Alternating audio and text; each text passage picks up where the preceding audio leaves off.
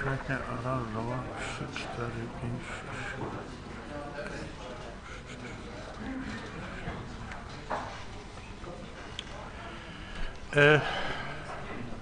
Proszę Państwa, otwieram 43. sesję Rady Miasta Lubartów. Witam szanownych radnych, witam gości, witam pana burmistrza wraz z gronem współpracowników. Witam wszystkich tych, którzy zechcą nas oglądać. Życzę udanych i spokojnych obrad. Proszę Państwa, przechodzimy do punktu drugiego, do przedstawienia porządku obrad. Otrzymali Państwo ten porządek w drodze przez nas przewidzianej wzajemnie. Czy są jakieś uwagi do jego treści? Nie widzę. Nie słyszę, zatem zamykam punkt drugi, przechodzę do punktu trzeciego, do sprawozdania z działalności burmistrza w okresie międzysesyjnym. Panie burmistrzu, zapraszam. Aha, jeszcze tylko dodam, że na podstawie przedstawionej mi listy obecności jest na sali 17 radnych, czyli stwierdzam, że sesja jest uprawomocniona do podejmowania uchwał. Dziękuję. Dziękuję bardzo Panie Przewodniczący, Szanowni Państwo Radni, media, pracownicy, drodzy mieszkańcy miasta Lubartów. Chciałem przedstawić sprawozdanie burmistrza miasta Lubartów z wydanych zarządzeń w okresie od 20 czerwca do 12 sierpnia 2022 roku.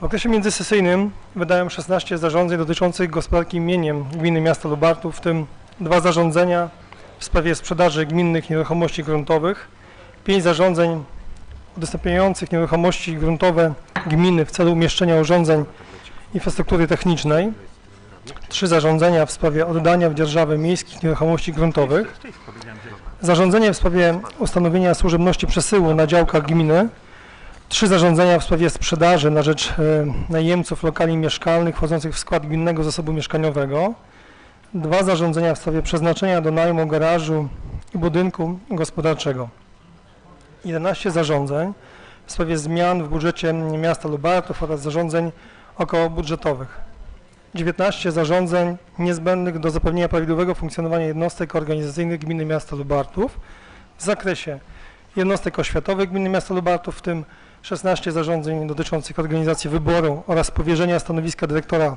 przedszkola miejskiego, między innymi przedszkola miejskiego nr 1 i 2 oraz dyrektora szkoły podstawowej nr 1 i 4, zarządzenie dotyczące awansu zawodowego nauczycieli zatrudnionych w miejskich placówkach oświatowych, zarządzenie dotyczące instytucji kultury gminy miasta Lubartów, w tym 2 zarządzenia w sprawie organizacji konkursu na stanowisko dyrektora Miejskiej Biblioteki Publicznej w Lubartowie, 5 zarządzeń dotyczących współpracy gminy miasta Lubartów z organizacjami pozarządowymi w celu realizacji zadań publicznych, w tym 3 zarządzenia dotyczące realizacji zadań w zakresie promocji miasta, zarządzenie dotyczące realizacji zadań w zakresie przeciwdziałania uzależnieniom i patologiom społecznym w ramach miejskiego programu profilaktyki i rozwiązywania problemów alkoholowych oraz przeciwdziałania narkomanii na rok 2022. Zarządzenie dotyczące ogłoszenia konkursu ofert na realizację zadań promocji miasta Lubartów o charakterze sportowym, 2 zarządzenia dotyczące organizacji pracy Komisji do Spraw Budżetu Obywatelskiego, 2 zarządzenia dotyczące powołania zespołu do spraw opracowania koncepcji inwestycyjnej pod nazwą Lubartów Zielone Miasto, przyjazne dla ludzi i klimatu, gminny program rewitalizacji dla gminy miasta Lubartów na lata 2022-2030. Ponadto wydałem zarządzenie upoważniające zastępcę burmistrza miasta Lubartów do prowadzenia spraw gminy miasta Lubartów podczas mojej nieobecności. Zarządzenie zmieniające wysokość opłat za korzystanie z gminnych obiektów i urządzeń użyteczności publicznej gminy miasta Lubartów. Zarządzenie w sprawie wyłączenia z ruchu ulicy Cmentarnej w związku z odpustem w parafii Świętej Anny. Zarządzenie w sprawie przeprowadzenia konsultacji społecznych, projektu uchwały w sprawie wyznaczenia obszaru zdegradowanego i obszaru rewitalizacji gminy miasta Lubartów. Zarządzenie w sprawie sprostowania oczywistej omyłki pisarskiej w zarządzeniu nr 8/791 na 2021 dotyczących składu osobowego Miejskiej Komisji Rozwiązywania Problemów Alkoholowych. Jednocześnie chciałem poinformować Państwa radnych, mieszkańców, że trwają w mieście Lubartów inwestycje miejskie. Zakończyła się już inwestycja, remont chodnika na ulicy Hutniczej. To jest pierwszy etap tego remontu. Chciałem również poinformować, bo w tym temacie jest wiele pytań mieszkańców z pozostałej części ulicy Hutniczej. My w granicach gminy miasta Lubartów zrealizowaliśmy swoje zadania, ale z racji współpracy z gminą Lubartów mam zapewnienie, że to już się stało faktem. Gmina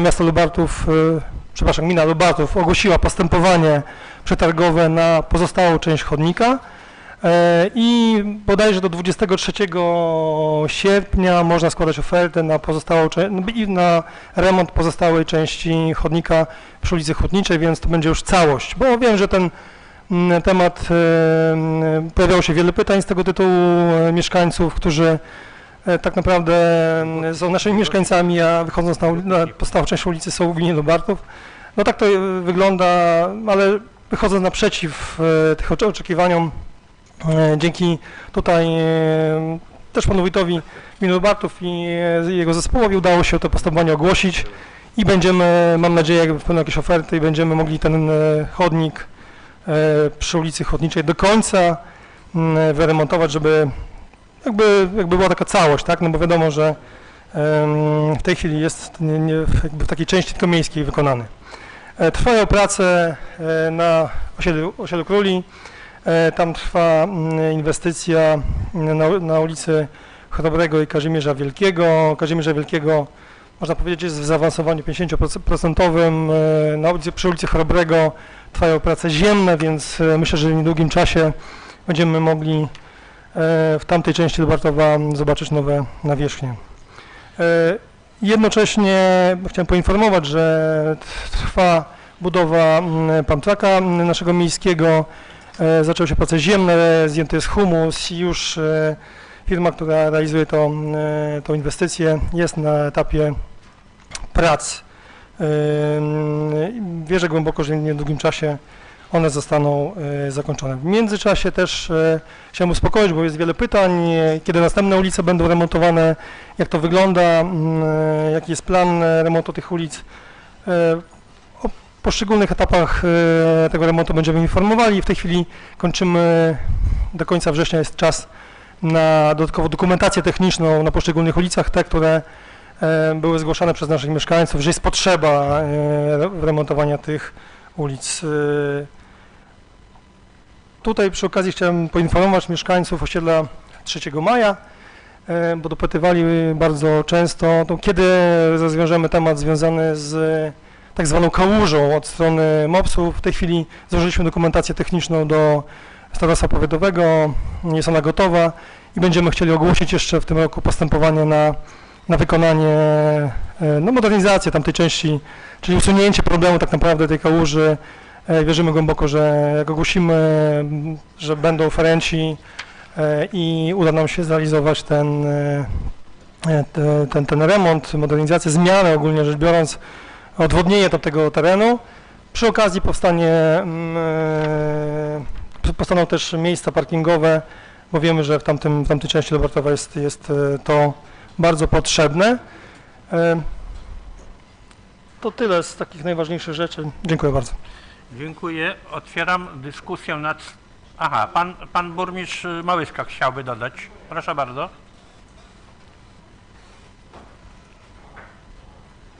Panie Przewodniczący, Wysoka Rado, Szanowni Państwo, w związku z tym, że ostatnia sesja wzbudzała wiele emocji, a przede wszystkim bardzo dużo emocji wzbudziła w szkole podstawowej nr 3 po wypowiedziach niektórych radnych. Bardzo proszę radnych o spokój, ponieważ słabo słychać. Proszę bardzo. W związku z tym społeczność szkoły podstawowej nr 3 poprosiła mnie o odczytanie wyjaśnień związanych z sytuacją, o której mówiono na poprzedniej sesji, związanej z incydentem w szkole podstawowej nr 3. Ale to wszystko w treści Państwu odczytam. Na sesji Rady Miasta Lubartów w dniu 22 czerwca 2022 roku radni zadali pytania dotyczące incydentu, który zdarzył się na terenie Szkoły Podstawowej nr 3 w Lubartowie. Potwierdzam fakt, że 28 kwietnia 2022 roku doszło do naruszenia nietykalności cielesnej nauczycielki przez ucznia.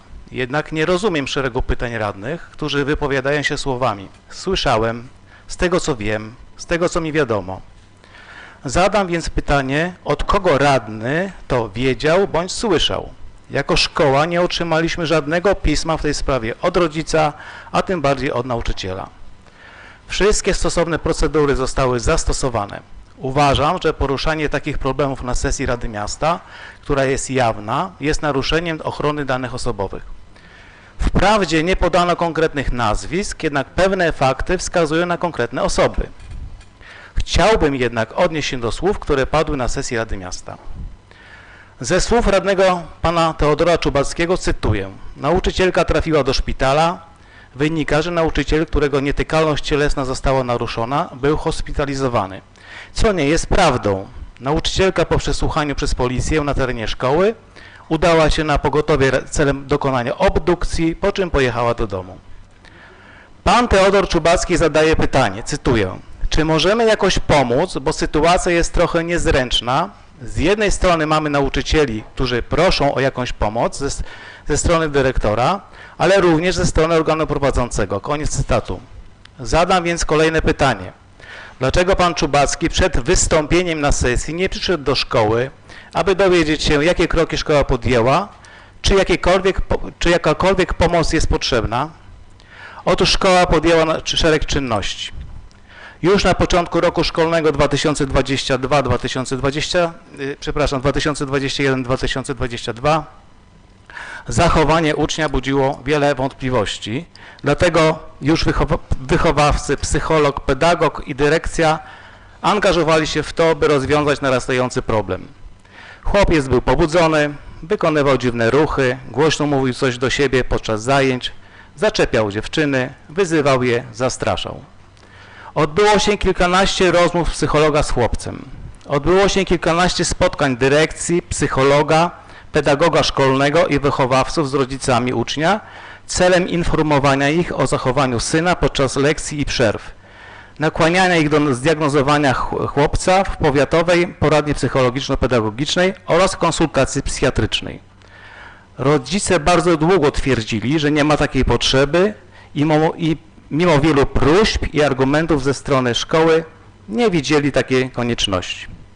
Monitorowano zachowanie chłopca celem konsultacji psychiatrycznej. Przeniesiono ucznia do klasy równoległej po tym, jak próbował pobić dziewczynkę. Odbyły się konsultacje pani psycholog z policjantem w celu przedstawienia sytuacji problemowej w szkole i sposobów jej rozwiązania. Odbyły się rozmowy psychologa z uczniami klas, do których uczęszczał uczeń. Odbyły się zajęcia psychoprofilaktyczne dotyczące emocji i asertywności prowadzone przez pracowników powiatowej poradni psychologiczno-pedagogicznej w klasie 6B, do której uczęszczał uczeń. Odbyły się zebrania rodziców w klasach, do których uczęszczał uczeń z dyrekcją szkoły i psychologiem w celu wyjaśnienia problemu. Konsultacja z kuratorem zawodowym w sprawie zachowania ucznia i dalszych działań. Przekazanie wniosku do sądu rodzinnego o wgląd w sytuację ucznia. Przydzielenie nauczycieli sprawujących opiekę nad chłopcem w czasie przerw celem zapewnienia bezpieczeństwa pozostałym uczniom. Organizacja i realizacja nauczania indywidualnego dla ucznia na terenie szkoły. Nasze starania doprowadziły do tego, że rodzice ucznia w końcu wyrazili zgodę na przebadanie chłopca przez poradnię psychologiczno-pedagogiczną w Lubartowie. Uczeń otrzymał opinię z dnia 28 grudnia 2021 roku w sprawie dostosowania wymagań edukacyjnych wynikających z programu nauczania do indywidualnych potrzeb edukacyjnych ucznia. Zgodnie z zaleceniami powiatowej poradni psychologiczno-pedagogicznej nauczyciele dostosowali wymagania edukacyjne do możliwości ucznia. Uczeń uczęszczał na dodatkowe zajęcia wyrównywania wiedzy z matematyki i języka polskiego. Od września 2021 roku uczestniczy w spotkaniach z psychologiem w poradni zdrowia psychosomatycznego Wiamet w Lubartowie. Od 7 października 2021 roku uczeń objęty jest opieką specjalisty psychiatry neurologa dziecięcego. Dnia 22 kwietnia 2022 roku uczeń został powtórnie przebadany i otrzymał orzeczenie o potrzebie indywidualnego nauczania. Natychmiast po otrzymaniu orzeczenia i wyrażenia zgody przez organ prowadzący zorganizowano uczniowi nauczanie indywidualne. Od 17 maja 2022 roku uczeń przebywał w szpitalu neuropsychiatrycznym w Lublinie. Z rozmowy telefonicznej dnia 22 czerwca wychowawcy klasy 6B z matką ucznia dowiadujemy się, że uczeń w przyszłym roku szkolnym nie będzie chodził do naszej szkoły. Cytuję pana Czubackiego. Z tego co wiem, dziecko przychodziło gdzieś tam z nożem do szkoły, że atakowało inne dzieci, a teraz była taka sytuacja, że zaatakowało nauczyciela. Znowu pojawia się pytanie, skąd pan Czubacki to wie? Jako dyrektor szkoły podstawowej nr 3 w Lubartowie wiem, że uczeń nie przychodził do szkoły z nożem i na pewno nikogo nim nie atakował. Jest to kompletnie nieprawdziwa informacja. Według pana Czubackiego Komisja Oświatowa powinna się tym problemem zająć. Uważam, że nie ma potrzeby, aby Komisja Oświatowa zajmowała się tym konkretnym przypadkiem, a tym bardziej radni podczas sesji, która jest jawna. Według mnie Komisja Oświatowa powinna zająć się narastającym problemem agresji słownej i fizycznej wśród dzieci, bo jak dowiadujemy się z wypowiedzi przewodniczącego Rady Miasta, pana Gregorowicza, nasz incydent nie jest odosobniony. Kolejna wypowiedź pana Teodora Czubackiego. Cytuję. On ma jakąś niepełnosprawność, natomiast pozostaje w szkole. Nie ma to żadnego znaczenia, czy uczeń ma jakąś niepełnosprawność, czy też jej nie ma. Zgodnie z artykułem 35 Prawo oświatowe nauka jest obowiązkowa do ukończenia 18 roku życia. To rodzic decyduje, do jakiej szkoły będzie uczęszczało jego dziecko. Dyrektor szkoły ma mu to umożliwić. Dziecko według rodziców jest zdrowe, w związku z tym uczęszcza do szkoły masowej. Odniosę się teraz do słów przewodniczącego Rady Miasta pana Gregorowicza, cytuję. To dyrektor powinien w pierwszej kolejności zareagować, skorzystać z przepisów. Taki uczeń powinien być wyrzucony. Być może organy ścigania też o tym powinny być zawiadomione. Burmistrz powinien być zawiadomiony, z tego wznoszę, że chyba nie. Otóż dyrekcja szkoły oraz jej pracownicy zrobili bardzo dużo. Wszystkie procedury, jakie w takich przypadkach powinny być zastosowane, zostały wdrożone. Policja była poinformowana dużo wcześniej o niepożądanych zachowaniach ucznia przed incydentem, który miał miejsce 28 kwietnia. Gdy tylko otrzymaliśmy zgodę rodziców, natychmiast wysłaliśmy chłopca na badanie do poradni i prosiliśmy o jak najszybsze przebadanie. Zalecenia wynikające z opinii były wdrożone. Jednak nie było to wystarczające. Prosiliśmy rodziców chłopca, aby przebadali go psychiatrycznie. Rodzice uważali, że terapia z psychologiem oraz leczenie w poradni psychiatrycznej jest wystarczające. W trosce o inne dzieci przydzieliliśmy uczniowi nauczycieli, którzy sprawowali nad nim opiekę na każdej przerwie, a rodzice chłopca zobowiązali się, że będą go osobiście przyprowadzać i zabierać ze szkoły. Nie mogąc wpłynąć na zgodę rodziców na przebadanie chłopca przez psychiatrę, wystąpiliśmy do sądu rodzinnego o wgląd w sytuację ucznia. Pani psycholog konsultowała się z policjantem w celu rozwiązania problemu. 28 kwietnia chłopiec był pobudzony. Przeszkadzał na lekcji muzyki. Nauczyciel wszedł na zaplecze, aby wziąć telefon i zadzwonić do rodziców, aby zabrali syna do domu. Wtedy chłopiec wbiegł za nauczycielką na zaplecze, zamknął drzwi i chciał nauczycielowi zabrać telefon. Podczas szarpaniny uderzył nauczycielkę w okolice nosa i w rękę. Nauczycielka krzyknęła do pozostałych uczniów, aby pobiegli po kogoś z dyrekcji. Gdy przyszła wicedyrektor pani Małgorzata Burzyńska, nauczycielka próbowała zadzwonić po rodziców chłopca, ale chłopiec wciąż to uniemożliwiał. Udało się do pani wicedyrektor, która poprosiła ojca chłopca o szybkie przybycie do szkoły. Potem zajęła się uczniem. Poprosiła go, aby usiadł i spokojnie porozmawiał. Chłopiec wyciszył się i wtedy razem z panią Burzyńską przeszli do jej gabinetu. Całe zdarzenie miało miejsce na zapleczu pracowni muzycznej. Po 20 minutach do szkoły przyjechała mama chłopca, która po rozmowie z wicedyrektor zabrała chłopca do domu. W tym czasie dyrektor szkoły, pan Marian Bober, wezwał policję celem złożenia zeznań przez nauczycielkę oraz wicedyrektor. Po tym zdarzeniu klasa otrzymała wsparcie psychologa. Uczeń pozostał w domu do momentu podjęcia nauki w trybie nauczania indywidualnego. Na zajęcia indywidualne chodził tylko tydzień, po czym rozpoczął leczenie w szpitalu psychiatrycznym w Lublinie. Zgodnie z obowiązującym prawem uczeń nie może być relegowany ze szkoły publicznej tylko decyzją dyrektora. Jako szkoła nie możemy być obojętni wobec słów, które padły na sesji Rady Miasta Lubartów w dniu 22 czerwca 2022 roku. Szkoła wdrożyła wszelkie procedury związane z funkcjonowaniem ucznia w szkole. Publiczne wiadomości powinny opierać się na sprawdzonych faktach, a nie na podstawie plotek. Podpisano dyrektor Szkoły Podstawowej nr 3 Marian Bober. Dziękuję bardzo. Dziękuję. Otwieram dyskusję nad tym, co powiedzieli panowie burmistrzowie. Tak? Pan radny Czubacki, zapraszam. Wezmę to pod uwagę.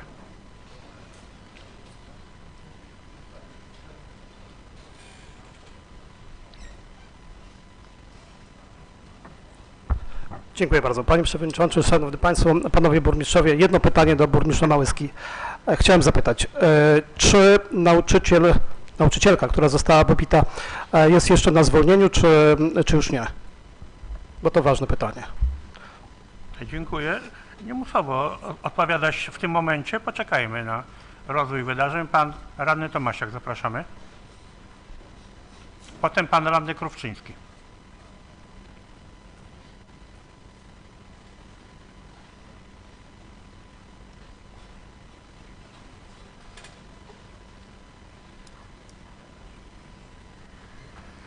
Szanowni radni, szanowni mieszkańcy Lubartowa, szanowne media. Cieszę się bardzo, że głos zabrał pan Tadeusz Małyska, bo w końcu będziemy mogli na sesji, rozumiem, zapytać o to, co się działo w okresie międzysesyjnym i nieściśle do tego, co mówił pan burmistrz. Dobrze, że również pan radny Czubacki miał okazję mógł zadać pytanie, ponieważ jak rozumiem, nie będziemy również tutaj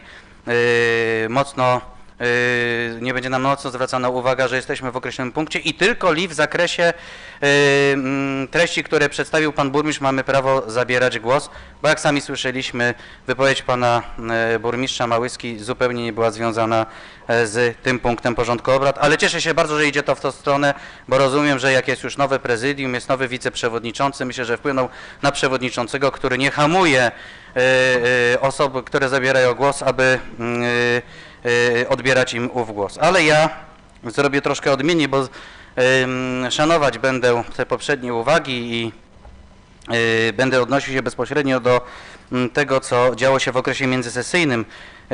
Mam takie pytanie, ponieważ w okresie międzysesyjnym oprócz tego, co powiedział nam pan burmistrz Krzysztof Paśnik, również były wydane dwie gazety Lubartowia. Chciałem się zapytać, czy pan burmistrz Małyska w tym okresie czasu nie sprawował swojej funkcji, nie było go w Urzędzie Miasta, bo przyjrzałem dwa ostatnie numery, na każdej stronie widzę zdjęcie pana burmistrza, natomiast na żadnej nie widzę, tak jakby był organ jednoosobowy tutaj w mieście, tak jakby nie było zastępcy. Chciałem się zapytać, czym to jest spowodowane, że nie ma pana Małyski obecnego w tymże periodyku oraz dlaczego między innymi ta sprawa, która została poruszona w tym punkcie przed chwilą, no nie została ona na łamach tej gazety przez wiceburmistrza również wyjaśniona, ale mam nadzieję, że po dzisiejszej sesji, chociaż jakaś przedostatnia strona, przynajmniej tam pod ogłoszeniami, gdzieś być może nazwisko pana Małyski się pojawi.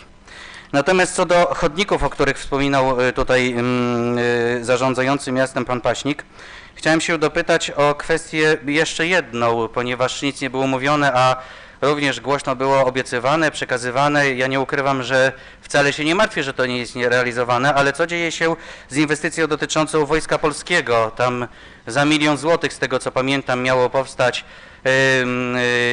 trochę parę metrów chodnika. Czy ta inwestycja jest realizowana? Na jakim to jest etapie? Pamiętam, że pan burmistrz osobiście protestował przeciwko miastu, że miasto tego nie wykonało, no i tam padły określone obietnice. Chciałem się zapytać, co się z tym dzieje. Natomiast również 22 grudnia 2022 2021 roku, to odnośnie Pamtraka, padła informacja, że na wakacje młodzież z tego Pamtraka będzie korzystała. No mamy końcówkę wakacji, młodzież z tego nie korzysta. Chciałem się zapytać, czy ta obietnica była obietnicą pustą i gdzie ta młodzież w takim wypadku ma jeździć, skoro to nie jest zrealizowane. Kolejne zapytanie związane jest z inwestycją dotyczącą ulicy 3 Maja, bo tutaj zostaliśmy poinformowani, że będzie realizowana pewna kwestia i zostanie zlikwidowany problem dotyczący zalewania tego osiedla. Jest to bardzo ważny problem, tam zawsze było to zalewane, no ale chciałem również wskazać, że odpowiednie komisje, w tym Komisja Planowania Przestrzennego i Budownictwa, z której zostaliśmy relegowani, zajmowała się między innymi tym problemem.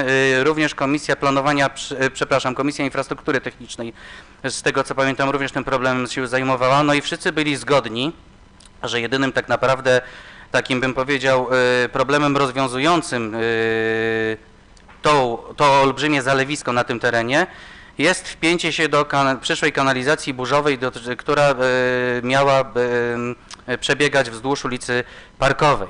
Ja nie widzę, żeby jakakolwiek kanalizacja burzowa powstała, więc chciałem się zapytać, co to za rozwiązanie jest zastosowane na ulicy 3 Maja, że problem ten zniknie. Oby to nie było tak, że zaplanowane zostaną studnie chłonne i nie wiem, jakaś drenaż, który jak wiemy w tym przypadku nie zda egzaminu, to po pierwsze. No a po drugie chciałem przypomnieć, że tego typu rozwiązania w Lubartowie na innych osiedlach były już stosowane i okazało się, że pieniądze na realizację tego typu przedsięwzięć były pieniędzmi wyrzuconymi w błoto. Więc chciałem się zapytać, jakie rozwiązanie tam techniczne będzie przygotowane do tego, żeby po prostu ten opad nie zalewał, żeby opady nie zalewały i nie tworzyła się ta słynna Zatoka Garbarska. Natomiast również zostaliśmy poinformowani przez pana burmistrza w sprawie oczywistych omyłek pisarskich. Ja pozwoliłem sobie zajrzeć do tych omyłek pisarskich, proszę państwa, i po pierwsze, no to zaskoczony jestem tym, że tych omyłek pisarskich jest aż tak dużo. Chciałem się zapytać, skąd aż tyle omyłek pisarskich znajduje się w tych zarządzeniach, czy nikt tego nie kontroluje? No i jeżeli ja słyszę, że oczywistą omyłką pisarską jest wpisanie imienia Katarzyna zamiast Krystyny, to dla mnie nie jest oczywista omyłka pisarska, ponieważ to świadczy, że do komisji alkoholowej została powołana zupełnie inna osoba o zupełnie innym imieniu. Gdyby to była jakaś literówka, no to jest oczywista omyłka pisarska, ale nie podanie błędnego imienia do zarządzenia. Więc jak jest definiowana, chciałem się zapytać jeszcze przez Urząd Miasta, oczywista omyłka pisarska. No jeżeli mówimy o zarządzeniach, to polecam szczególnie radnym zarządzenie z 14 lipca 2022 roku, aby spojrzeli, ile tych omyłek pisarskich było, bo tam one są skumulowane. Kolejne zapytanie związane jest z zarządzeniem numer 981 na 2022 i tutaj okazuje się, że z Komisji do Spraw Budżetu Obywatelskiego zostało odwołanych kilka osób. Został odwołany między innymi pan Piotr Raczyński, z którym miałem przyjemność rozmawiać, natomiast nie zostały odwołane pozostałe osoby. Wzbudziło to pewne wątpliwości co do tego, czy ta komisja, w jakim ona w ogóle powinna działać składzie. Ponieważ okazuje się, proszę państwa, ja zadaję pytanie panu burmistrzowi, myślę, że odpowie na te pytania, bo widzę, że nie uważa, ale mam nadzieję, że odpowie. Natomiast, proszę państwa, okazuje się, że pan Piotr Raczyński żadnej rezygnacji z zasiadania w tej komisji nie złożył. Nie złożył. Tak samo rezygnacji z zasiadania w tej i skoro nie złożył rezygnacji z zasiadania w tej komisji, to dlaczego z tej komisji został odwołany?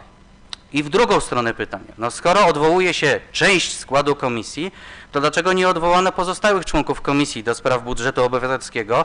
W tym również przypomnę, że w tej komisji zasiadają radni, którzy zostali wybrani do poprzedniego budżetu obywatelskiego, czyli na 2021 rok, a zasiadają również w Komisji do Spraw Budżetu Obywatelskiego na 2022 rok. Więc chciałem się zapytać, skąd wywodzone jest takie oto przekonanie ratusza, że jedne osoby są odwoływane, inne osoby nie są odwoływane. Bo w mojej opinii, no patrząc na to zarządzenie i patrząc szczególnie jeszcze na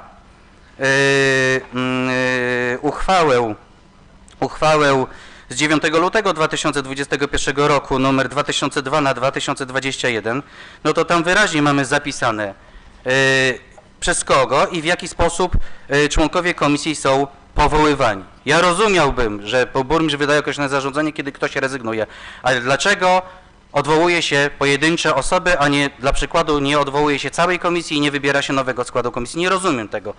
Proszę o odpowiedź. Skąd takie cząstkowe odwoływanie składu tejże komisji? Czy dlatego, że być może pan Raczyński wstrzymał się od głosu w chwili, kiedy były usuwane projekty w zeszłym roku?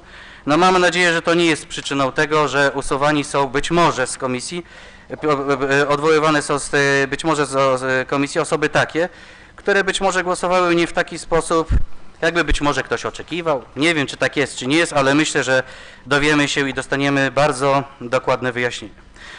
Kolejne zapytanie związane jest z kolejnym zarządzeniem, które wymienił pan burmistrz, a mianowicie z zarządzeniem numer 968 na 2022.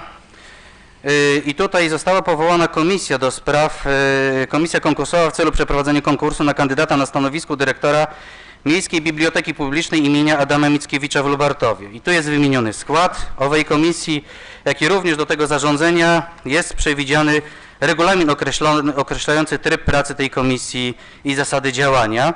No a ta komisja również była związana z zarządzeniem nr 963 na 2022, czyli w sprawie konkursu na kandydata na stanowisko dyrektora Miejskiej Biblioteki Publicznej. I teraz zapytania.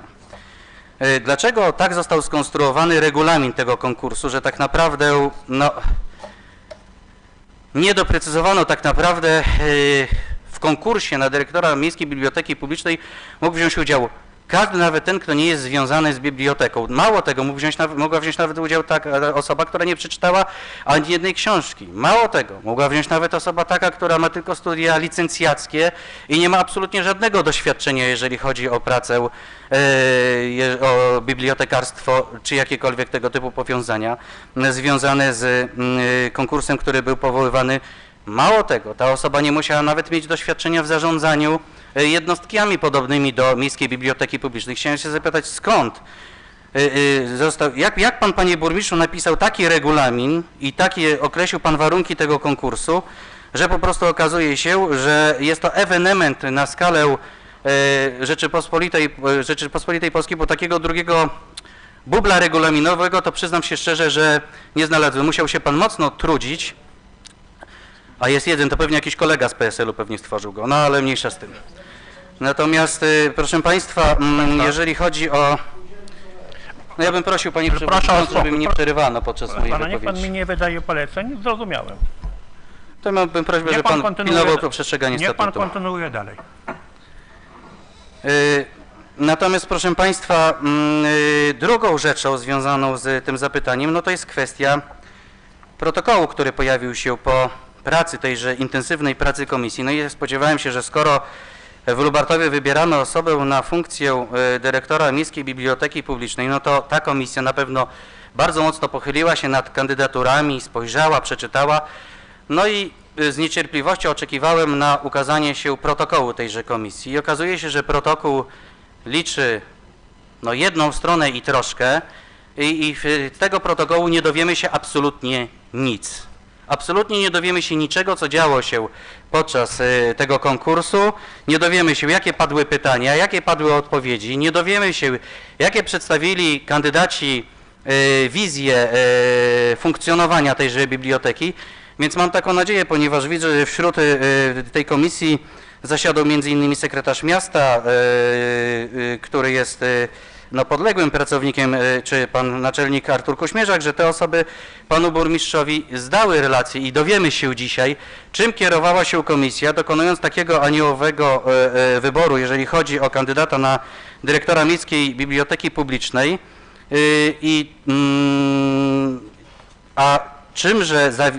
jakże słabo wypadli pozostali kandydaci, którzy ubiegali się o to stanowisko. Oraz kolejne zapytanie, ponieważ pan burmistrz wspomniał o zarządzeniach, natomiast nie znalazłem w tym okresie międzysesyjnym zarządzenia dotyczącego tego, co wydarzy się dalej, czyli w jaki sposób zostanie wyłoniony kandydat na tę zaszczytną funkcję, jaką jest dyrektor Miejskiej Biblioteki Publicznej imienia Adama Mickiewicza w Lubartowie. Dziękuję. Dziękuję. Pan Tomasz Krówczyński, zapraszam.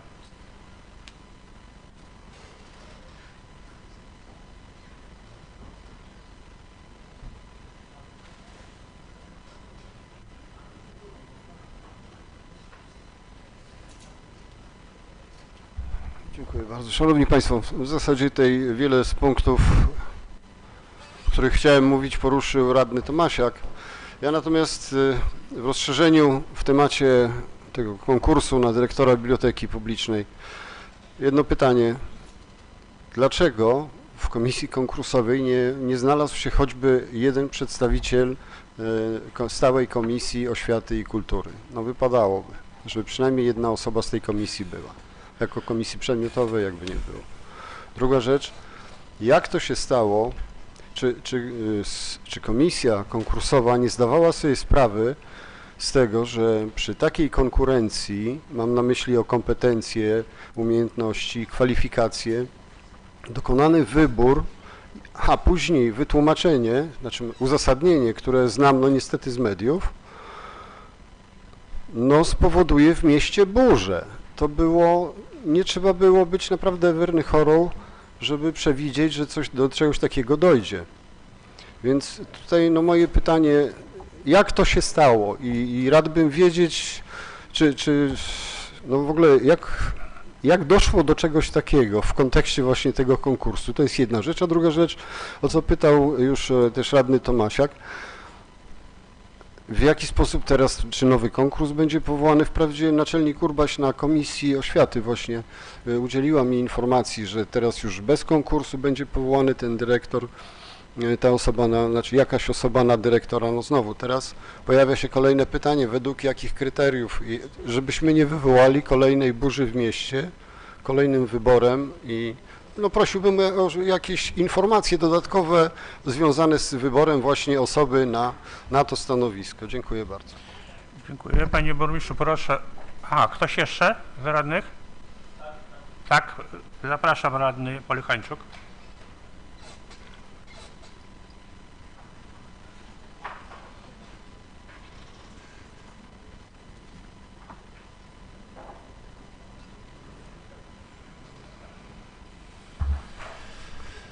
Panie Przewodniczący, Panowie Burmistrzowie, ja chciałem się dopytać, w jakim trybie Pan wiceburmistrz, zastępca burmistrza wygłosił ten list, oświadczenie Pana dyrektora, jak rozumiem, bo rozumiem, że tego typu oświadczenia się powinno w wolnych wnioskach i oświadczeniach wygłaszać, a nie w tym momencie, no, bo ja rozumiem, że pisma, które wpływają do radnych, do rady, są nam przekazywane w naszych teczkach.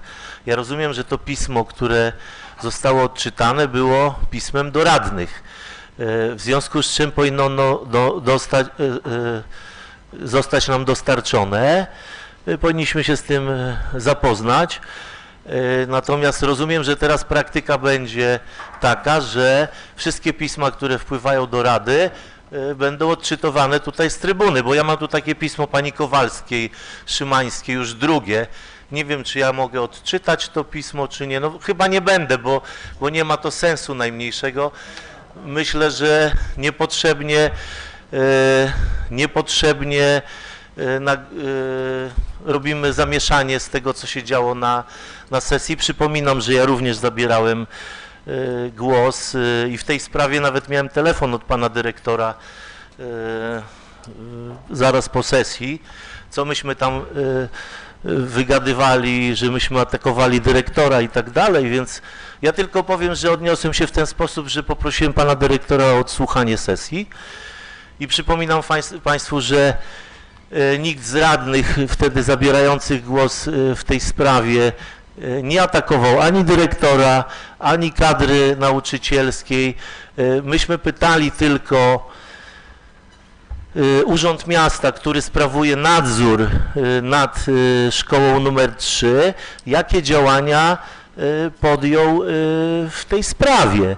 Nie padały tam żadne nazwiska, żadne szczegóły dotyczące zaistniałej sytuacji, w związku z czym próba oskarżenia Rady czy radnych o złamanie przepisów RODO jest w ogóle absurdalna, ale ja już to pominę, widocznie ktoś się nie zna na tych przepisach. Myślę, że więcej szczegółów dotyczących osób i ich zachowania padło w tym oświadczeniu niż na poprzedniej sesji, w związku z czym myślę, że tak po pierwsze proponowałbym się, zanim się odczyta takie pismo, zastanowić się nad sensem odczytania, a po drugie to proponowałbym się trzymać procedur i najpierw przekazać to pismo radnym, bo to pismo wyraźnie było skierowane do Rady. Ale widocznie komuś zależało na tym, żeby to jeszcze nagłaśniać niepotrzebnie. Ale nie tylko w tym celu przyszedłem tu do mównicy. Chciałem się dopytać w jednym bo pan burmistrz wymieniał liczbę rozporządzeń, które wydał. Liczba, powiem szczerze, czy ich było 15 czy 17, jest mało interesująca. Bardziej by mnie interesowały konkretne informacje, jakie to były rozporządzenia. Natomiast pan burmistrz wspomniał, że były to rozporządzenia dotyczące usprawniające pracę w jednostkach podległych burmistrzowi. Rozumiem, że chodzi o szkoły również. Ostatnio mówiliśmy o tym, że szykują się zwolnienia w szkole numer 3. Chciałbym się dopytać, czy te pana rozporządzenia w jakiś sposób wpłynęły na to, że ci nauczyciele nie zostali zwolnieni, bo rozumiem, że podpisywał pan pewnie jakiś plan organizacyjny pracy szkoły, być może arkusz, więc jeśli można dowiedzieć się, ilu nauczycieli straciło pracę, ilu pozostało, byłbym wdzięczny. I dotyczące jeszcze drugiego rozporządzenia, tam z zakresu promocji wydane rozporządzenie przydzielenia chyba bo dotacji 3000 zł jakiemuś tam stowarzyszeniu.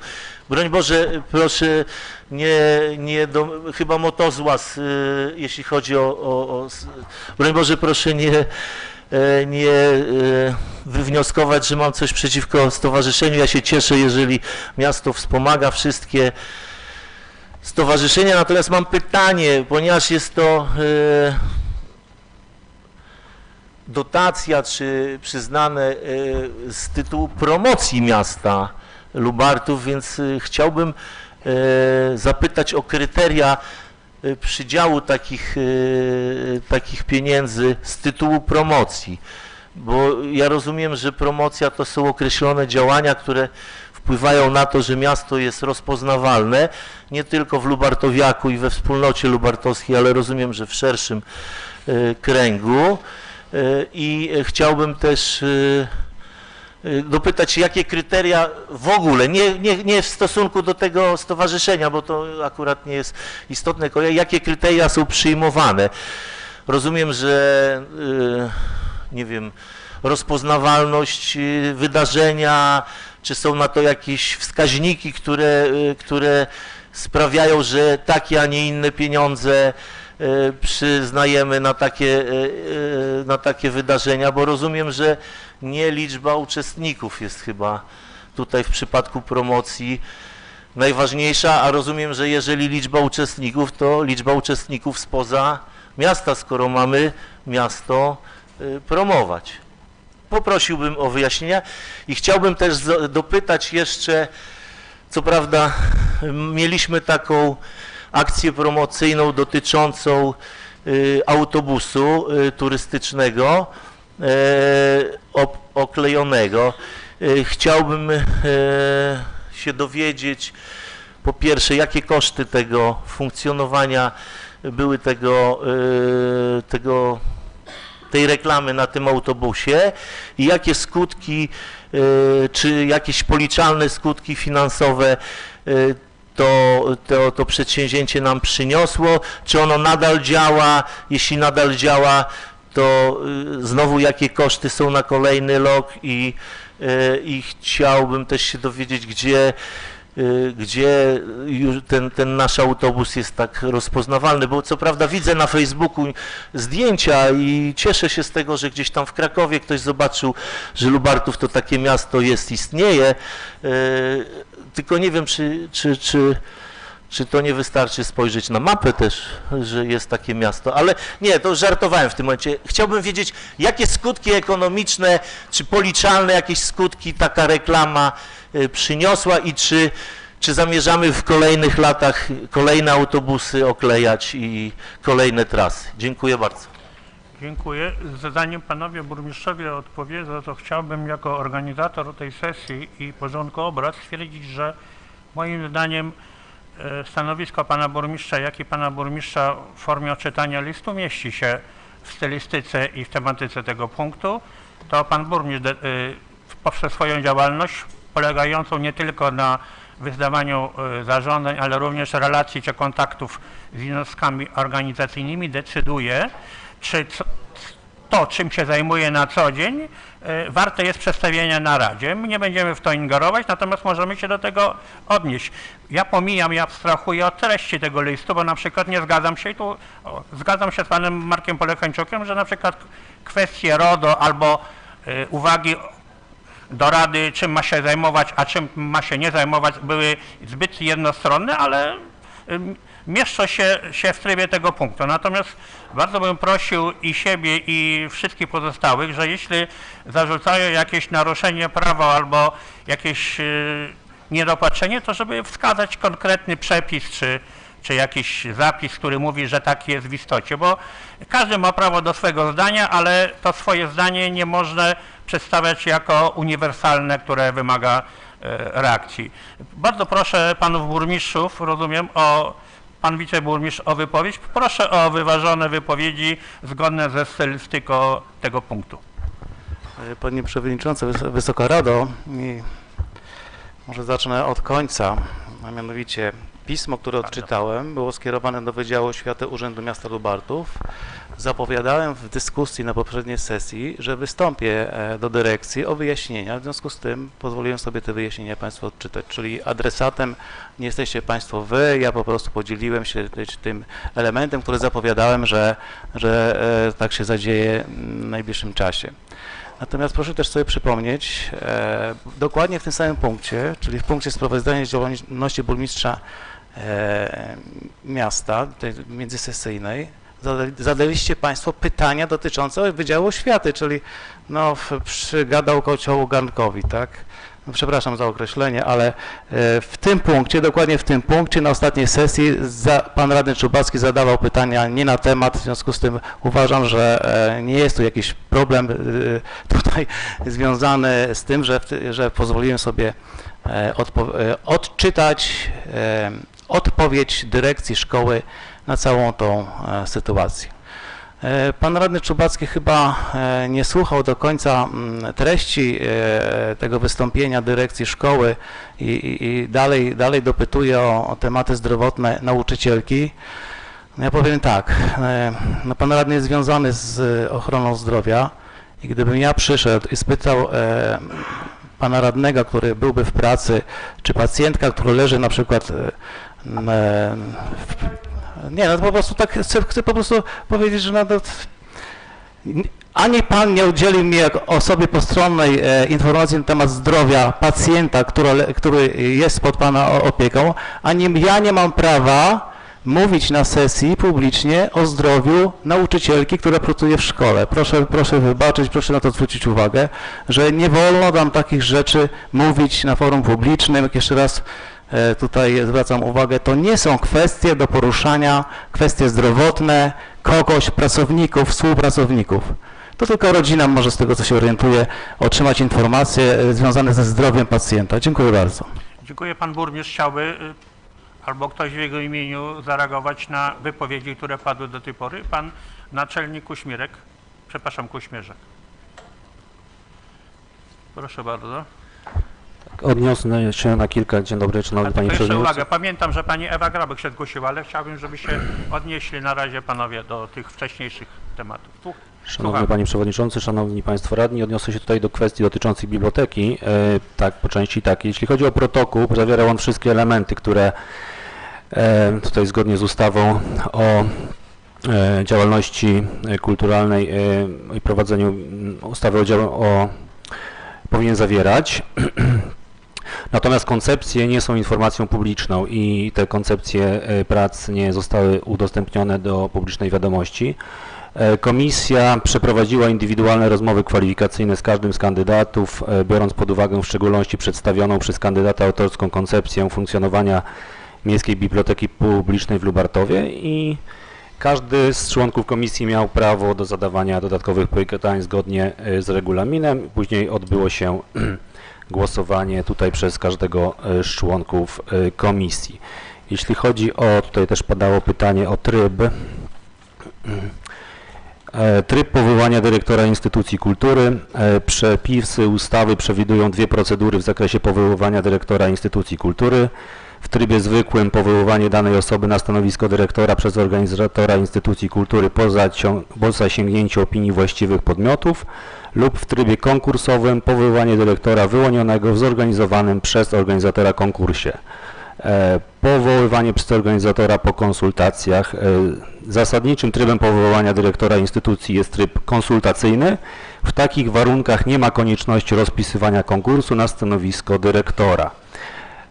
Jest to obowiązek konsultacji, warunkiem jest jednak przeprowadzenie stosownych konsultacji oraz uzyskanie opinii podmiotów wskazanych w artykule 15 ustawy o działalności kultury. Są nimi związki zawodowe działające w danej instytucji kultury, stowarzyszenia zawodowe twórcze i właściwe ze względu na rodzaj działalności prowadzenia przez instytucję. Tak, jeśli chodzi o promocję, pytania o promocję, jeśli chodzi o autobus, umowa została podpisana w ubiegłym roku na okres 1 roku na kwotę 19 000 złotych, w tym było oklejenie autobusu. Umowa nadal obowiązuje do któregoś września, nie pamiętam, do końca września bodajże. Umowa jest jest dostępna w trybie informacji publicznej, numer umowy jest podany w BIP-ie. Jeśli chodzi o zasięg, tutaj to autobus miał wykonać określoną liczbę kilometrów. Przez ten okres z jednej strony promuje tutaj strefę gospodarczą, z drugiej strony zaprasza tutaj w celach turystycznych do Lubartowa, między innymi tutaj tereny rowerowe. Pod tym kątem jesteśmy znani, święto rowerów i tak dalej, także zwróciliśmy uwagę na to, aby tutaj ten aspekt tutaj jeszcze podkreślić mocniej i żeby to było zauważalne w całej Polsce. Z jednej strony mamy strefę gospodarczą, z drugiej mamy tutaj rowery, ścieżki rowerowe. Natomiast jeśli chodzi o podsumowanie całej kampanii, oczywiście po zakończeniu tej roku opublikujemy ilości pasażerów, które zostały przewiezione, ilość kilometrów, które autokar wykonał, w jakich miastach był i takie pełne, bardzo szczegółowe dane. Tego mamy jak najbardziej dostęp. Natomiast nie jest przewidziane przedłużanie na kolejny rok, jest to umowa roczna, czyli jeżeli się skończy, nie będziemy planowali kontynuacji tej formy promocji. Natomiast jeśli chodzi o drugie pytanie dotyczące imprez 9 Motozłazu, do urzędu wpłynęło pismo z prośbą o dotację, o wsparcie tej imprezy promocyjnej, która odbywała się... Nie ostatnie, bo to było w zarządzeniu burmistrza do Motozłazu. To była dotacja na 3000 zł. Tak.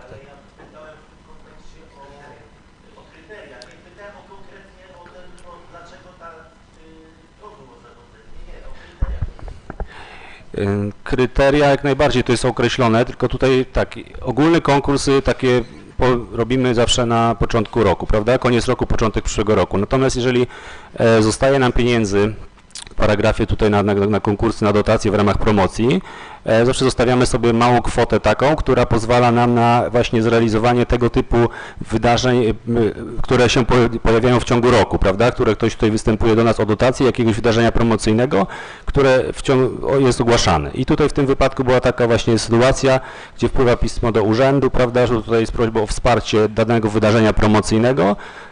i wtedy tutaj rozpisujemy tutaj konkurs na wsparcie tutaj tego wydarzenia. Jeżeli ono tutaj się wpisuje w to, że uznajemy, że ono, prawda, będzie tutaj dobrze promowało, będzie tutaj atrakcyjne dla mieszkańców, czy też przyciągnie tutaj okolicznych turystów, którzy będą chcieli przyjechać, zobaczyć to wydarzenie, czy też to będzie też atrakcyjne dla naszych mieszkańców, prawda, którzy tutaj jakby... I to wydarzenie akurat przebiegało przez kilka miast, także ten rajd jechał nie tylko przez Lubartów, więc on był szeroko, były plakaty wspólne, na których tutaj na trasie był Lubartów, więc uznaliśmy, że tutaj warto jak najbardziej to wydarzenie wesprzeć.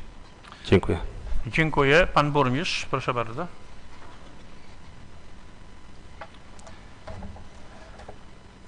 W uzupełnieniu informacji pana naczelnika, kryteria są bardzo proste. Zasięg imprezy. To była, akurat w przypadku Motozłazu, to była runda mistrzostw Polski pojazdów zabytkowych, czyli tak jak pan naczelnik powiedział, odbywała się to przez kilka miast województwa lubelskiego. To jest impreza cykliczna, odbywa się co roku, więc jeżeli chodzi o zasięg odbioru, byliśmy na trasie, tak? Tak samo jak było z festiwalem Singera. Też byliśmy wpisani jako jedno z miast w województwie lubelskim, tak? Bardzo udana impreza, gdzie jest finał w Lublinie, na Starym Mieście. Naprawdę warto się znaleźć w gronie tych miast, które, tak jak w przypadku Singera czy w przypadku Motozłazu, jest ograniczona liczba. Zasięg tego jest ciężko określić, bo oprócz pasjonatów jazdy motocyklami, również pasjonatów, nie wiem, pojazdów zabytkowych, byli nasi mieszkańcy miasta Lubartów, gminy Lubartów. Wiem, że startowali z Firleja, więc wielu wczasowiczów, więc jeżeli znajdujemy się na plakacie wspólnym, tak jak naczelnik powiedział, wtedy zakres jest duży. W przypadku jeszcze promocji na autobusie, który jeździ po całej Polsce, no tu pan radny wymienił Kraków. Okej, Kraków też był, natomiast był Polańczyk, nie wiem, Radom, Wrocław, Zakopane bodajże, z tego co my dostajemy informacje, filmiki, czy też różne zdjęcia z różnych miejsc Polski, w szczególności Polska Południowa, jak i centralna. Na tą chwilę ciężko jest określić zasięg, jeżeli chodzi o osoby, które się nie poruszają tym samochodem, bo to jest inna kwestia. Oprócz tego, że jest oklejenie, to również w autobusie na monitorach, które tam się znajdują, wyświetlany jest film promocyjny miasta Lubartów, który jest oficjalnym filmem promocyjnym miasta Lubartowa, więc oprócz pasażerów, i to będziemy wiedzieli po podsumowaniu tej kampanii, ile osób przejechało tym autobusem od początku do końca kampanii, to na pewno będziemy wiedzieli na 100%. Natomiast oprócz tego jeszcze osoby, które widzą ten autobus, no w Warszawie dajmy na to, tak, w stolicy Polski. To jeżeli chodzi o promocję. Chodzi o zasięg, o rozpoznawalność. Tutaj akurat skupiliśmy się na strefie gospodarczej plus na czymś, co nas wyróżnia, czyli wiadomo, że stawiamy na turystykę, stawiamy na miasto, myślę, że nie sposób się nie zgodzić. Jesteśmy silnym ośrodkiem w Polsce, jeżeli chodzi o kolarstwo. Jakby ścieżki rowerowe to są tym elementem. Mamy imprezę wieloletnią, o ogromnym zasięgu, więc myślę, że warto też na to stawiać, warto, żebyśmy byli rozpoznawani nawet przez pryzmat tej imprezy. Odpowiadając panu radnemu Tomasiakowi, no Bartowiak i pan burmistrz, proszę się zagłębić w lekturę tego periodyku, jak pan to nazwał, i dokładnie przeczytać. Na pewno pana burmistrza tam pan radny znajdzie. Bądź wspomnienie o tym, że pan burmistrz uczestniczy w wydarzeniach, bądź angażował się w wiele kwestii. Natomiast jeżeli chodzi o kwestię konkursu i regulaminu. Konkurs i regulamin był zgodny z prawem. Jakby nie był zgodny z prawem, to proszę pokazać, że nie był zgodny z prawem. Był zgodny z prawem, regulamin był skonsultowany z obsługą prawną, więc tutaj jest to dla mnie sprawa jasna. Tak jak pan naczelnik zaczął mówić, zamierzam skorzystać z artykułu 15 ustęp 1 ustawy o organizacji i prowadzeniu działalności, organizowaniu i prowadzeniu działalności kulturalnej po zasięgnięciu opinii związków zawodowych i stowarzyszenia branżowego, które działa w naszym rejonie. Ale to nie jest odosobniony przypadek. Chciałbym przypomnieć, że moi szacowni poprzednicy również korzystali z tego artykułu. Wspomnę tutaj w 2006 pana burmistrza Zwolińskiego, w 2014 pana burmistrza Bodziackiego. Ja również skorzystałem w 2019 roku z tego artykułu, przedłużając kadencję panu dyrektorowi Adamowi Banucha. W tym roku 19 lipca wpłynęło do nas pismo od pana dyrektora Adama Banuchy o rozwiązaniu stosunku pracy z dniem 29 sierpnia 2022 roku. Więc mamy mało czasu do tego, żeby ogłosić nowe postępowanie na konkurs. Dlatego zamierzam skorzystać z artykułu 15 ustawy, o której wspomniałem. Jeżeli chodzi o kwestie inwestycyjne, odwodnienie 3 maja.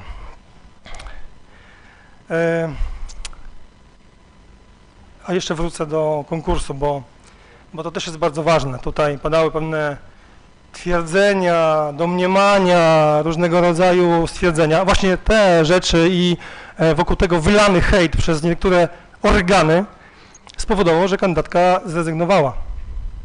Powinniśmy się nad tym zastanowić, bo niestety w ostatnim czasie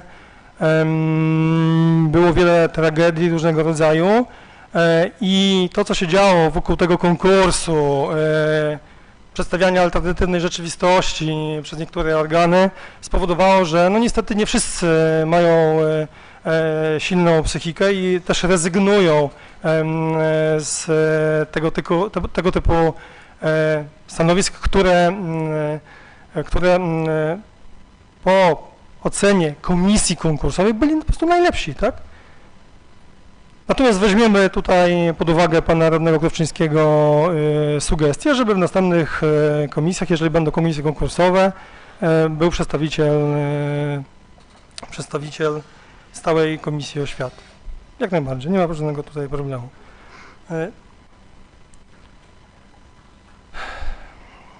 Jeżeli chodzi o PAMTRAK, myślę, że pan naczelnik uzupełni moją za chwilkę informację. PAMTRAK toczy się swoim torem. Mieliśmy problemy z uzyskaniem pewnych decyzji. Musieliśmy wyciąć kilkadziesiąt drzew samosiejek. To też chcę uspokoić, bo wiem, że wokół tej wycinki w mieście było dużo niepokoju, jeżeli chodzi o, że wycięliśmy tyle, ile musieliśmy. Powiem więcej. Firma, która wycinała drzewa, bodajże z tego co widziałem, nie wszystkie wycięła drzewa, które pierwotnie były przeznaczone do wycinki. Tam, gdzie nie kolidowały z tą inwestycją, gdzie no to zostały te drzewa, z tego co widziałem, zostawione, tak? Nie wszystkie zostały wycięte, te, które pierwotnie były oznaczone do wycinki, tak? To, co musieliśmy z tej samosiejek, jeszcze raz powtórzę, wycięliśmy. Natomiast to nie znaczy, że nie będziemy nasadzali drzewa. Chcemy zasadzać drzewa, kolejne drzewa wzdłuż ulicy Lubelskiej, tam gdzie jest koło tego miejsce, gdzie były wcześniej, ale z różnych przyczyn czy uschły, czy też były zniszczone, zdewastowane. Zamierzamy dosadzić kolejne setki drzew i to będzie, cały czas dosadzamy, co inwestycja dosadzamy, decyzje wykonujemy, czy inne organy, czy, no tak jak spółdzielnia mieszkaniowa też dosadza drzewa z racji decyzji, które wszyscy dosadzamy drzewa. Tych drzew jest coraz więcej. Oczywiście chciałoby się, żeby było jeszcze więcej, do tego zmierzamy po prostu, żeby tych drzew było jak najwięcej. I tutaj będziemy pewnie mieli za chwilę pewną propozycję dla Państwa radnych, ale na tą chwilę może na ten temat tyle.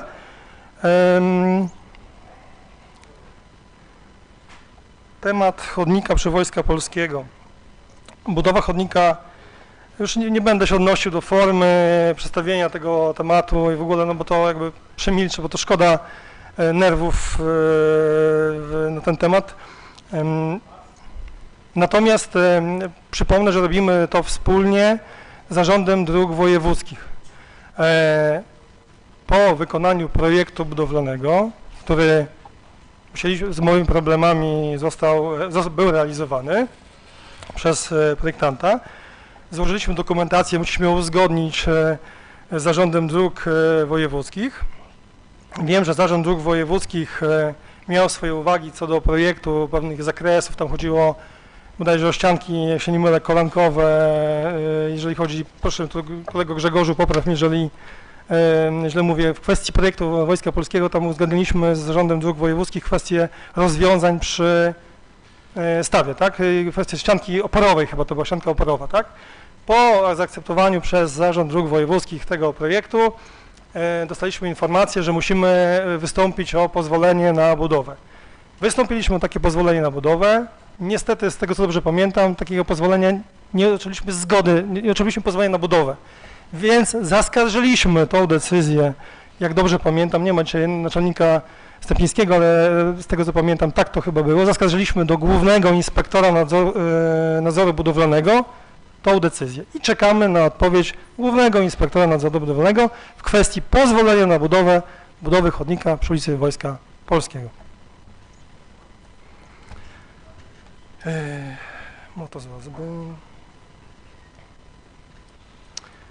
Odwodnienie 3 maja. Ja rozumiem, że rozwiązania, które są stosowane przez inne organy, niekoniecznie spełniają swoje cele. Najlepiej to zobaczyć u kogoś źdźbło, a u siebie belki nie widzieć. Natomiast te rozwiązania, które zostały zastosowane, były szeroko konsultowane z projektantem. Nawet tutaj poprosiłem o pomoc kolegę Grzegorza Jaworskiego, radnego Grzegorza Jaworskiego. Zrobiliśmy spotkanie z pracownikami odpowiedzialnymi za uzgadnianie tego projektu. Konsultacje trwały długo, szukaliśmy rozwiązania, bo miałem świadomość tego, że tam jest duża zlewnia wody i chcemy to rozwiązać kompleksowo. Tak jak powiedziałem w poprzedniej mojej wypowiedzi, dokumentacja już została uzgodniona z projektantem. Projektant tą dokumentację złożył do odpowiednich organów, co nie znaczy, że nie projektujemy odwodnienia. I tutaj proszę pana naczelnika Turowskiego o tam uzupełnienie informacji, bo pan naczelnik bezpośrednio nadzoruje tą kwestię odwodnienia, czy projektu samego, który też notabene z moimi problemami się rodził, tak to nazwę, bo doszło do zgonu projektanta, który projektował nam odwodnienie. I to też warto, żeby wszyscy wiedzieli, państwo radni, i mieszkańcy, i media, bo warto o tym mówić. Ja wiem, że mieszkańcy się denerwują, że zalewa i w ogóle. My od czasu, kiedy zaplanowaliśmy projekt tego odwodnienia, my go, można powiedzieć, że zrealizowaliśmy, tak? Ten projekt, który nas najbardziej interesuje, czyli odprowadzenie z tamtej części Lubartowa wody. I wiem, że się podnosiły głosy, dlaczego 3 maja ulica nie jest robiona. No dlatego nie jest na razie jeszcze robiona, jeszcze zaznaczam, bo na początku chcemy zrobić odwodnienie, żeby potem nie było tak, że odwrotnie robimy, nie? Na początku nawierzchnia, a potem odwodnienie. Wierzę głęboko i projektant zrobił wszystko, co w jego mocy, żeby to rozwiązanie, które w tej chwili jest zastosowane, odebrało te wody, ale zarazem dodatkowo chcemy się zabezpieczyć dodatkowo, że daje nam możliwość, jak zbudujemy, bo w pierwszej kolejności zbudujemy odwodnienie tej części właśnie tam, gdzie jest ta duża zlewnia na ulicy 3 Maja przy przedszkolu naszym i MOPS-ie, ale równocześnie w kolejnym etapie, bo to też potrzebne nam są środki, będziemy budowali odwodnienie od kolektora potem ulicą Parkową, ulicą Chopina, wejdziemy w ulicę 3 Maja i dojdziemy do miejsca połączenia tego miejsca, które w tej chwili będziemy odwadniali i najwyższego punktu ulicy 3 Maja. I dodatkowo jeszcze zabezpieczymy tamtą część ulicy, która tą wodę nam zrzuca, tak? Myślimy w kolejnym etapie, już tutaj jesteśmy po rozmowach z Grzegorzem Jaworskim, radnym Grzegorzem Jaworskim, żeby jeszcze zebrać wodę z ulicy Harcerskiej, tak, która, no, co by nie mówiąc, tam jeszcze też się pojawia z racji położenia, ukształtowania tamtej ulicy. Więc działamy kompleksowo, ale realizacja tych wszystkich zamierzeń inwestycyjnych będzie oczywiście w etapach, no bo nie możemy wszystkiego na raz zrobić, tak?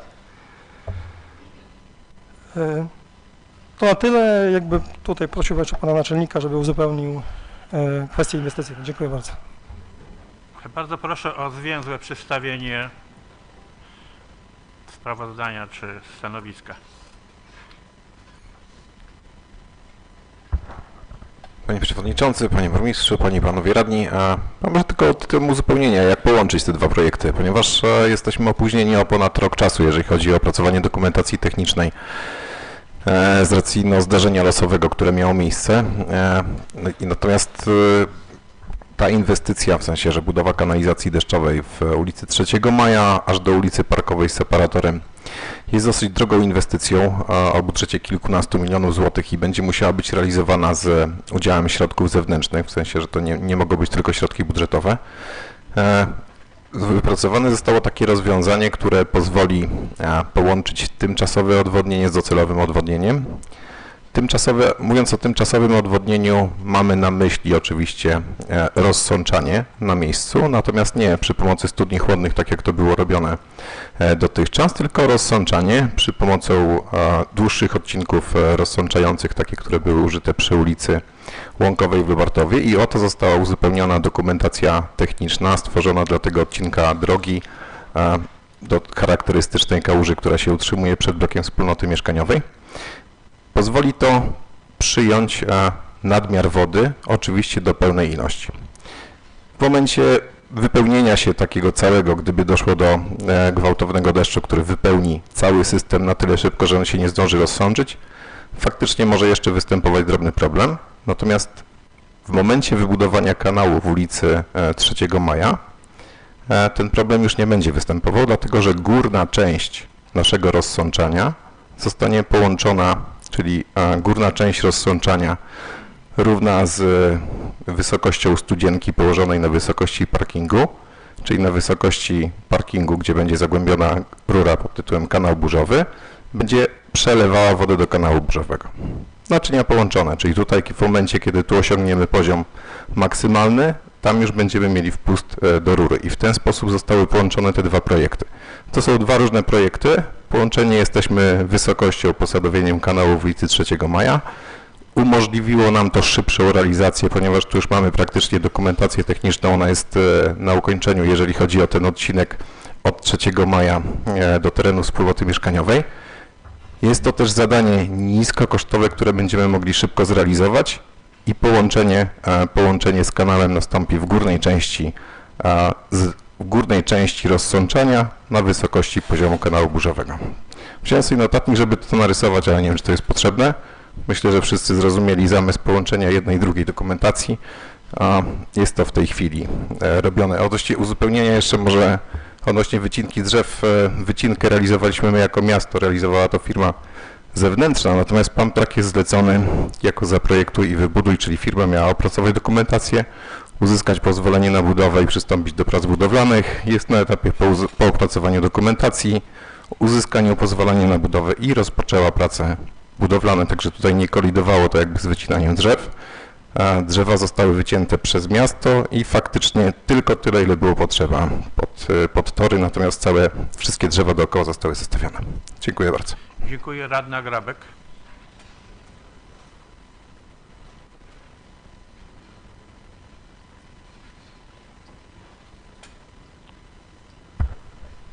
Panie Przewodniczący, Panie Burmistrzu, w trakcie sprawozdania Pana nic nie usłyszałam na temat takiej inwestycji, jeżeli chodzi o osiedle Kopernika. Ulica Monte Cassino i generała Andersa. Z tego, co jest mi wiadomo, bo docierają do mnie takie informacje, że w ostatnie czasy to jeden z mieszkańców nawet sobie taczką musiał sam przewozić na tą ulicę kamienie i uzupełniać dołki. Ja wielokrotnie tutaj już mówiłam o tym problemie, no nic w tej sprawie się nie dzieje, jeżeli chodzi o te dwie ulice i z tego, co również mi przekazywano, to nie będą wykupywane działki na poszerzenie jednej z ulic. Czy to jest prawdą? I dlaczego tak opieszale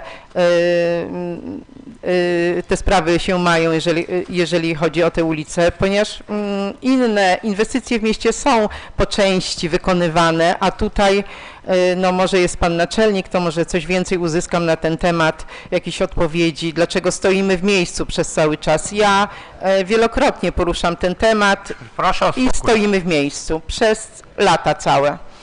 Nie tylko miesiące, tylko całe lata. A druga kwestia, to chciałam poruszyć temat Wojska Polskiego, ale już tu pan burmistrz odpowiedział, że czekamy na pozwolenie na budowę. tej inwestycji, tak? Czyli jeżeli tylko uzyskamy pozwolenie na budowę, to przechodzimy do realizacji. Tak mam to rozumieć, panie burmistrzu?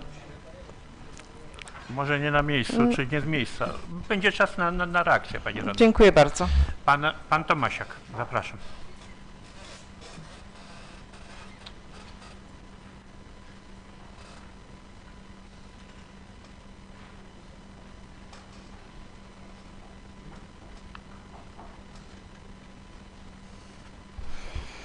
Szanowni mieszkańcy Lubartowa, szanowni radni, szanowne media, tutaj zostały dwie rzeczy omówione w trakcie omawiania tego sprawozdania.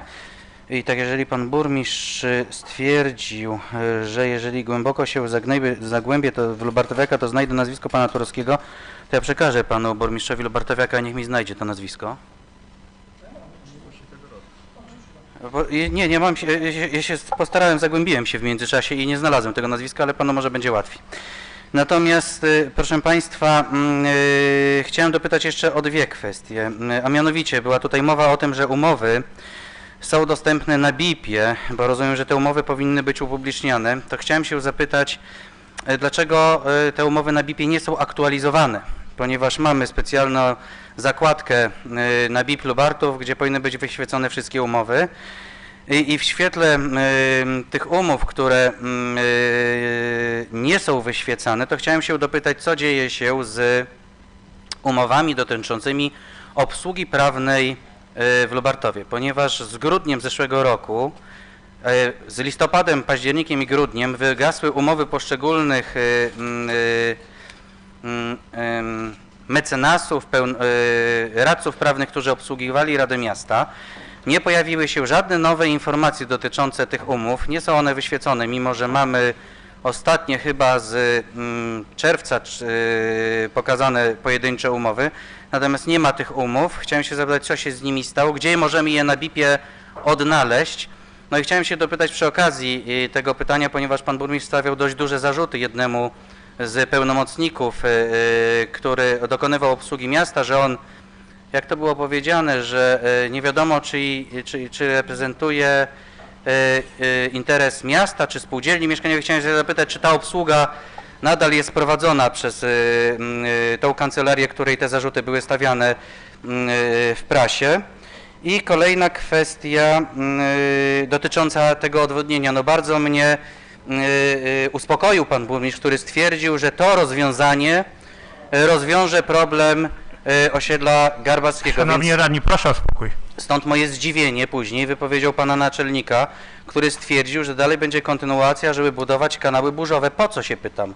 Skoro takie rozsączniki, jak tutaj usłyszałem przed chwilą, czy też drenaże, one mają w 100% zaspokoić odwodnienie miasta i mało tego, mają działać, z tego co zrozumieliśmy, jak klocki Lego, które będą po kolei, jak się będą napełniały, upadały i będzie się napełniała kolejna studzienka, aż dojdzie do ostatniego klocka. Ciekawe, co się stanie, kiedy ostatnia ze studzienek zostanie napełniona i przepełniona. No to będzie również ciekawie wyglądało, ale skoro to jest perpetuum mobile, rozumiem, Lubartowa, na bolączki dotyczące z odwodnieniem, to chciałem się zapytać, po co w takim wypadku będą realizowane pozostałe przedsięwzięcia w postaci dużych, kilkudziesięciomilionowych inwestycji, gdzie tu słyszałem, że przy małych środkach będzie można problem po prostu rozwiązać.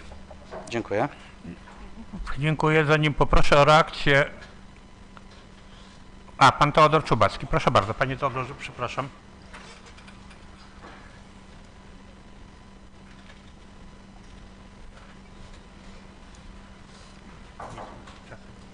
Dziękuję bardzo, panie przewodniczący. Gwoli podsumowania, ja się bardzo cieszę, że temat szkoły podstawowej został poruszony tak naprawdę i w taki sposób się rozwinął. Taka była moja intencja i taka była intencja osób, mieszkańców, którzy się do mnie z tym tematem zwrócili. Z uwagi na to, że mieszkańcy są naszymi pracodawcami, mamy obowiązek tymi tematami się zajmować i mówienie nam dzisiaj, czego nie powinniśmy, a czego nie powinniśmy zaczepiać na sesji, jest po prostu nieeleganckie. Ja rozumiem, ja szanuję bardzo pana dyrektora Bobera, natomiast ani ja nie wchodzę w kompetencje pana dyrektora, ani pan dyrektor nie powinien sugerować, jakimi tematami zajmują się radni na sesji Rady Miasta tak naprawdę. Natomiast no, cieszę się, że temat został poruszony, bo tak naprawdę wszystkim i Państwu, i mi zależy na tym, żeby nasze dzieci w szkole podstawowej nr 3, która jest największą szkołą podstawową w Lubartowie, mogły swobodnie się uczyć, a kadra mogła swobodnie pracować. Dziękuję bardzo. Proszę Państwa, zanim padnie jakaś reakcja ze strony władz miasta, to bardzo proszę, o wyważone wypowiedzi i trzymające się tematyki tego punktu. Twierdzę, że zaczynamy zbliżać się do ich granic i będzie niezbędna, mam nadzieję, że nie moja interwencja, żeby przywrócić właśnie ramy naszej sesji. Panie burmistrzu, proszę bardzo.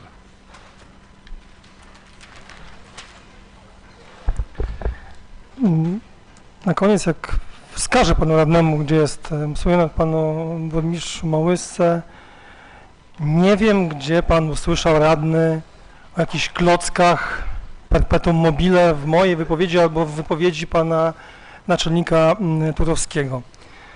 Mówiliśmy o dwóch rozwiązaniach. Pierwsze rozwiązanie to jest rozwiązanie, które chcemy zrobić szybko, bo zależy nam na tym, żeby jak najszybciej to zbudować. Mamy w budżecie środki na to, w tym tegorocznym budżecie i chcemy jeszcze w tym roku to zrobić. Chcemy ogłosić szybko postępowanie, żeby do końca roku to zrobić. Natomiast mówiliśmy o tym również, że chcemy odwodnić ulicę 3 Maja. Tutaj od obecnie powstającego obiektu, który kiedyś należał do Gamy, a teraz to będzie prywatna działalność, w dół ulicy 3 Maja w kierunku ulicy Chopina i potem do ulicy Parkowej, bo wiemy, że tam też są problemy z odwodnieniem tej części miasta. Niestety to rozwiązanie przy MOPS-ie nie rozwiąże problemów przy Harcerskiej i w tej części ulicy 3 Maja, o której mówimy.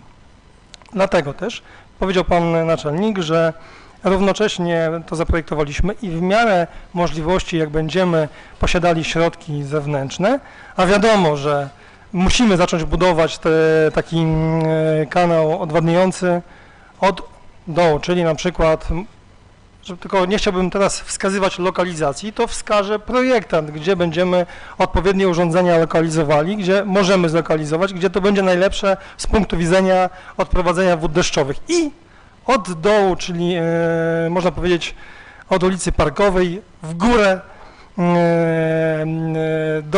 przez ulicę Chopina, wejdziemy do ulicy 3 Maja i dojdziemy do miejsca, gdzie dodatkowo jeszcze zbierzemy, mam nadzieję, że z największego, wierzę tak, że tak będzie, bo tak powinno być, z największego punktu na ulicy 3 Maja tą wodę, czyli wzmocnimy ten sposób odwodnienia.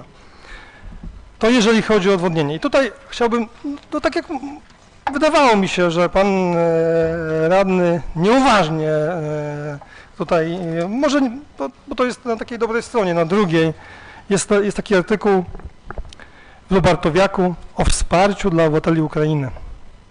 Jest takie zdanie,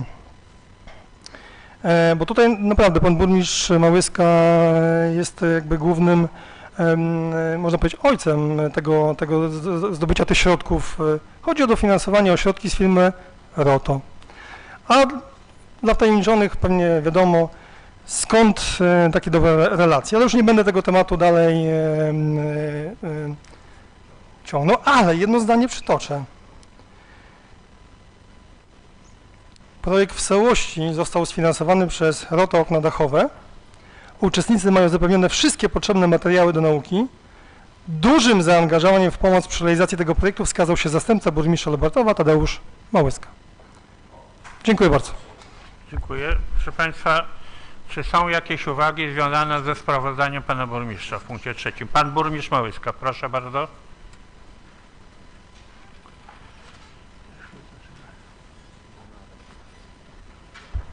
Panie Przewodniczący, Wysoka Rado, już tak na koniec chciałbym podsumować. Myślę, że pan radny Czubacki będzie musiał otrzymać ode mnie ten dokument, który odczytałem, albo nie, żeby mógł sobie odczytać, co jest kwintesencją tego mojego wystąpienia i wystąpienia tak naprawdę dyrekcji Szkoły Podstawowej nr 3. Nie chodzi o to, żeby radni nie zajmowali się tematami szkoły. Należy poruszać te tematy szkoły, tylko należy to robić oczywiście w odpowiednim miejscu, z odpowiednim nastawieniem i udzielać prawdziwych informacji. Tutaj no, sesja Rady Miasta to jest miejsce publiczne. I odczytam ostatni punkt.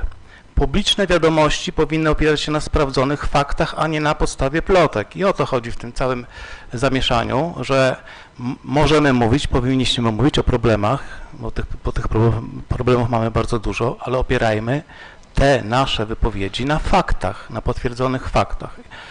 Natomiast drugie pytanie padło, tutaj radny pytał, ilu zwolniliśmy nauczycieli, pytał o bilans taki związany z organizacją roku szkolnego przyszłego tak naprawdę, który rozpocznie się 1 września. Na dzień dzisiejszy nie będę podawał takich danych, ponieważ jeszcze przez cały czas pracujemy nad arkuszem organizacyjnym. Mamy bardzo dobre wiadomości, jeżeli chodzi o kadrę tutaj nauczycieli zatrudnionych w Lubartowskiej Oświacie. Naprawdę będziemy mieli się czym pochwalić, ale zrobimy to na najbliższej sesji Rady Miasta w ramach sprawozdania z działalności oświatowej. I podzielę się z Państwem tymi informacjami szczegółowo. Natomiast udało nam się tak dobre wyniki osiągnąć, jeżeli chodzi o koordynację w zatrudnieniu nauczycieli w Lubartowskiej Oświacie, tylko dzięki dobrej opinii szkół.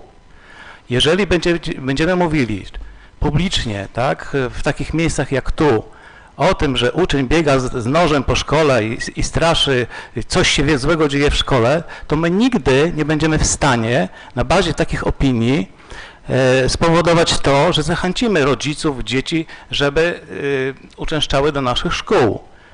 No, dla równowagi powiem, dlaczego w liceum ogólnokształcącym, którego organem prowadzącym jest miasto Lubartów, planowaliśmy 7 klas pierwszych, a udało nam się skompletować 11 i dzięki temu będziemy mogli odpowiednie ruchy kadrowe przeprowadzić tak, że nauczyciele nie stracą pracy, i na tym to wszystko polega. Mówmy dobrze o szkołach, nie wprowadzajmy mieszkańców w błąd, nie straszmy biegającymi uczniami po korytarzach szkoły i o to chodziło w przesłaniu, w tej odpowiedzi dyrektora Szkoły Podstawowej nr 3.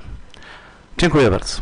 Pan radny Tomasiak, potem pan radny Jaworski i radny Polechańczuk.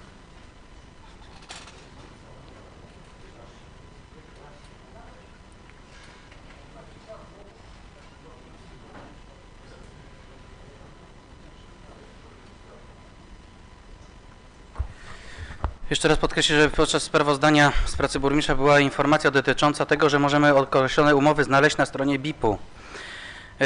Ja teraz jeszcze odświeżyłem sobie tę stronę, gdzie mamy rejestry umów cywilnoprawnych i tam ostatnia umowa jest z 31 grudnia 2021 roku. Ja prosiłbym, żeby pan burmistrz wskazał nam, gdzie te umowy odnajdziemy, o których była mowa w sprawozdaniu z pracy pana burmistrza na stronie Urzędu Miasta, w której zakładce w BIP-ie, bo w zakładce umowy cywilnoprawne nie odnajdujemy tych umów. I ja jednocześnie dopytałem o umowy związane z obsługą prawną. Prosiłbym również o odpowiedź, bo tam mamy informację, że te umowy kończą się właśnie z październikiem, listopadem i grudniem. Dziękuję. Pan radny Jaworski i szykuje się pan radny Polechańczuk.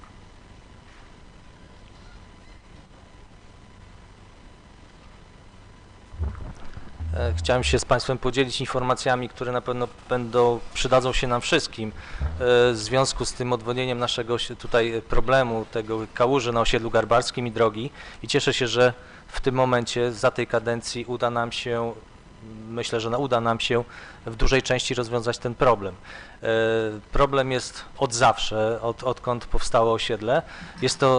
Występuje tam najniższy punkt, gdzie wiadomo, że woda musi spłynąć w ten najniższy punkt, bo nie popłynie do góry.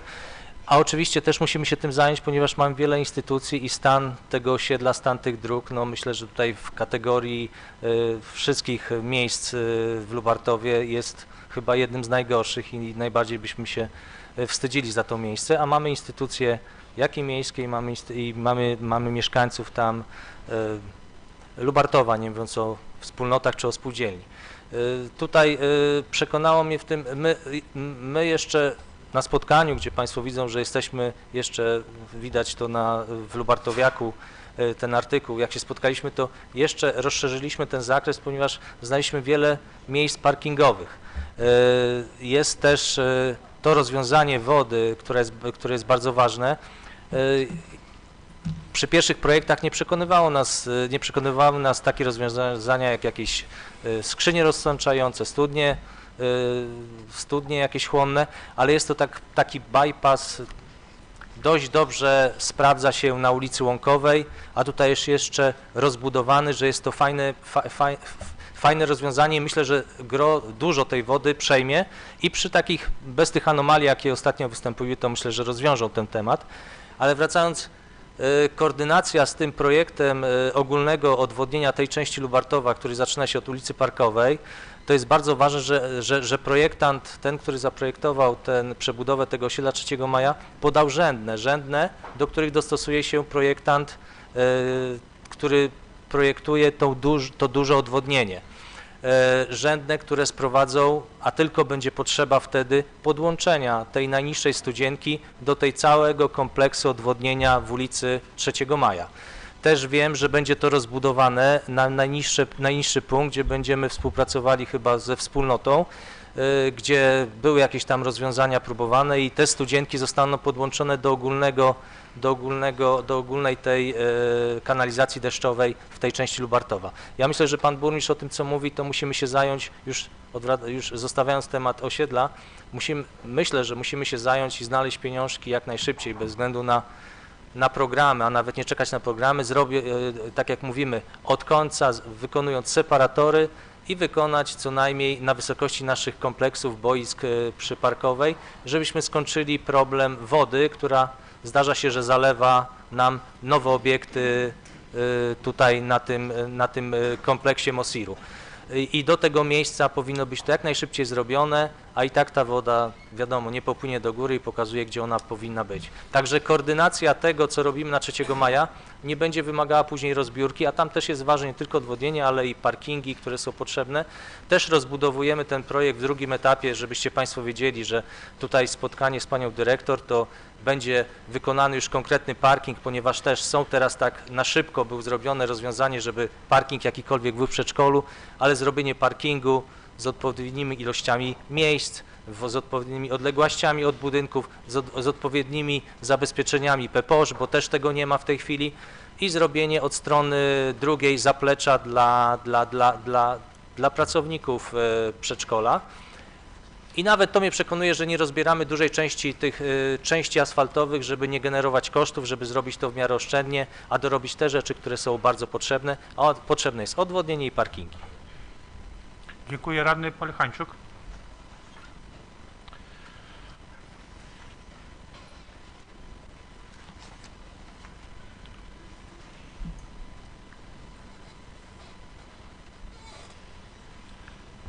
Panie Przewodniczący, Panowie Burmistrzu, ja mam taką prośbę do Pana Zastępcy Burmistrzego, żeby nie namawiał nas do złego, bo powiem tak, pierwszy raz słyszę od urzędnika, który wykonuje prawo, które tworzy Rada, że słuchajcie, nie mówcie o pewnych rzeczach, bo robicie szkole i tak dalej, że tu dzieci, rodzice nie będą zapisywać dzieci. No ja nie przypominam sobie, żeby jakiekolwiek złe słowa padały na temat szkoły w poprzedniej dyskusji. Cały czas, nie wiem, macie Państwo jakąś tendencję do obawy przed trudnymi pytaniami, bo tak albo wyrzucacie radnych z komisji jednej albo z drugiej, bo śmią zadawać trudne pytania.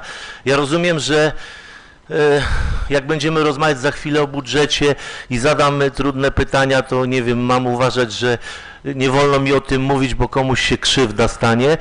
Ja przypominam Państwu, jak rozmawialiśmy na temat dotacji dla szpitala w pierwszym otwarciu w grudniu 2021 roku. Wtedy mówiliśmy, że potrzeba jest kwoty 300 000 na zakup sprzętu. Notabene pytanie, co się z tym dzieje, jak to wygląda w tym momencie, czy już ten sprzęt dotarł, czy nie, bo to już minęło 9 miesięcy, już niektóre dzieci się urodziły od czasu, a przypominam, że tam był też ultrasonograf dla małych dzieci, więc może skorzystają. Natomiast przypominam Państwu, ile nieprawdziwych słów wylaliście na temat zadłużenia szpitala i dyrekcji, która nie potrafi zarządzać, bo nie wiadomo, co się, przypominam słowa niektórych, nie wiadomo, co się z tymi pieniędzmi stanie, że one przypadną i tak dalej, i tak dalej. Wtedy krzywdy nikomu nie robiliście. My tak naprawdę ani słowa o dyrektorze, ani myśmy tylko zadali pytanie, co w związku z tym, czy to prawda, że takie zdarzenie miało miejsce i co w związku z tym zdarzeniem zrobił Urząd Miasta jako organ nadzorujący pracę szkoły. I taka była intencja, żadna inna. Państwo niepotrzebnie przekręcacie kota ogonem, próbujecie nakręcać jakąś tam, nie wiem, sytuację, że radni to nie wiadomo, że jeszcze namówiliście do tego chyba dyrektora, bo po tym piśmie to tak zrozumiałem, że to... Natomiast, no żartuję oczywiście, proszę sobie... Spokojnie, proszę zachować spokój. Proszę Państwa, ja jeszcze raz... Proszę zachować spokój. Proszę Państwa, pan radny Polichańczuk ma głos. Chciałbym prosić, żeby mu nie przeszkadzać. Dziękuję bardzo, Panie Przewodniczący, za super reakcję. Jeszcze raz powtarzam, nie nakręcajcie atmosfery niepotrzebnie. Radni wypowiadają się tylko w trosce o dobro szkoły i tylko tego dotyczyły pytania związane z jak zareagował na tą całą sytuację Urząd Miasta. Taka była intencja. Niepotrzebnie ta cała dyskusja na ten temat. Dziękuję bardzo. Proszę Państwa, dziękuję. Bardzo proszę o trzymanie się tematyki. Uważam, że moje uprzedzenia wcześniejsze, że dochodzimy do granicy, niestety się ziściły. Natomiast napomnienie o trzymanie się jakby porządku obrad i właściwej dyskusji, trzymanie się faktów dotyczy każdej z stron tej debaty. Więc jeśli na przykład są uwagi, żeby nie mówić tego albo nie mówić takiego, to powiem tak. W Polsce istnieje wolność słowa i każdy używa argumentów w ramach dyskusji moderowanej przez kogoś, kto prowadzi dyskusję, w tym przypadku mnie, w taki sposób, za który bierze sam odpowiedzialność. Natomiast co do treści można dyskutować i nawet się nie zgadzać. Ja na przykład nie zgadzam się z tym, co powiedział pan radny Polichańczuk, ale nie zamierzam z tego powodu wyjmować pistoletów, bo ich nie mam, choćby dlatego, że stwierdził, że wyrzucono w tej Radzie, w tej kadencji radnych za to, że zadają trudne pytania. Zaprzeczam, żeby w tej kadencji jakikolwiek radny został wyrzucony i w ogóle wyrzucony za cokolwiek, a tym bardziej za zadawanie trudnych pytań.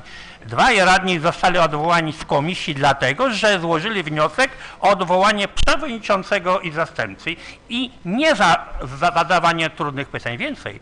Sesja jest po to, ale i komisje, żeby te pytania zadawać. Dlatego umiejmy się różnić pięknie, natomiast nasze subiektywne zdanie nie musi być uniwersalną prawdą i nie jest, łącznie z moim. Dlatego, proszę Państwa, proponuję skończyć już ten punkt, zamykać, bo naprawdę wiele... Podnosi pan... Muszę pan naczelnik? Musi pan, panie naczelniku, przepraszam. Ale musi pan... Nie musi, ale to pani radna Pasikowska może.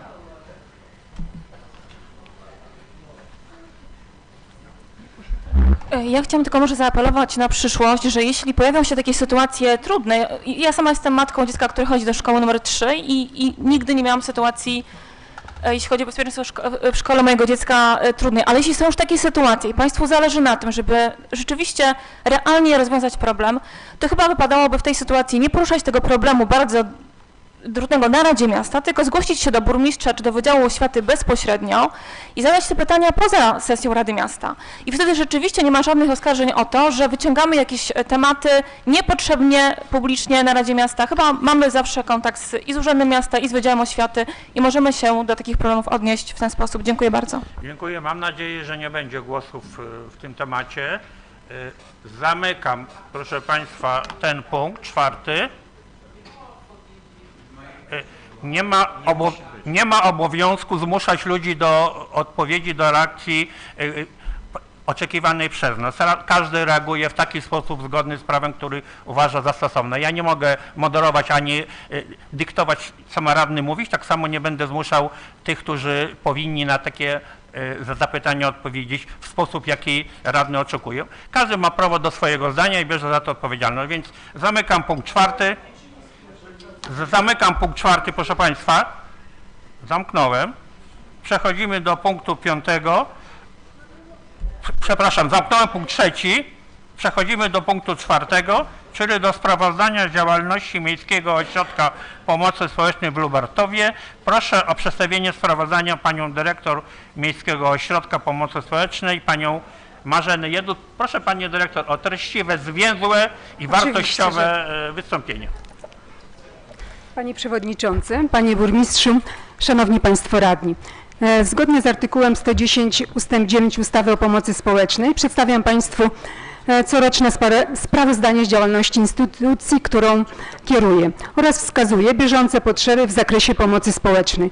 Przedłożone sprawozdanie prezentuje dane, które w pełni obrazują działalność MOPS w Lubartowie.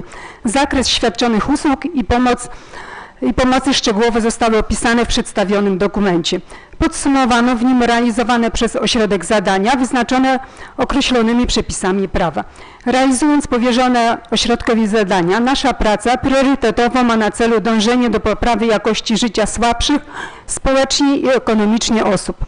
Wypełniając swoje zadania, MOPS w Lubartowie kieruje się zasadami pomocniczości i subsydiarności, mając na względzie szeroko rozumiany interes społeczny mieszkańców miasta, a także zasadami celowości i gospodarności wydatkowanych środków finansowych.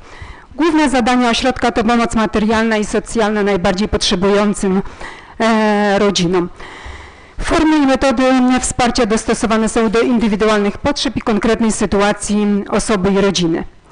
W 2021 roku MOPS realizował następujące świadczenia. Wypłacał zasiłki okresowe, celowe, stypendia szkolne, zasiłki rodzinne, świadczenia opiekuńcze, zasiłki pielęgnacyjne, świadczenia pielęgnacyjne, jednorazowe zapomogi z tytułu urodzenia dziecka, świadczenia rodzicielskie, świadczenia realizowane dla kobiet w ciąży, fundusz alimentacyjny, dodatki mieszkaniowe, świadczenia wychowawcze, świadczenia Dobry Start. Oprócz udzielonych świadczeń finansowych realizujemy wsparcie, które dotyczy organizacji i przyznawania usług opiekuńczych, kierowanie do domów pomocy społecznej, sprawianie pogrzebu osobom samotnym, zapewnienie schronienia dla osób bezdomnych w schroniskach, opłacanie składek na ubezpieczenia zdrowotne, społeczne i emerytalno-rentowe. Ponadto potwierdzenie prawa do świadczeń opieki zdrowotnej finansowanych ze środków publicznych. Prowadzimy również postępowania wobec dłużników alimentacyjnych.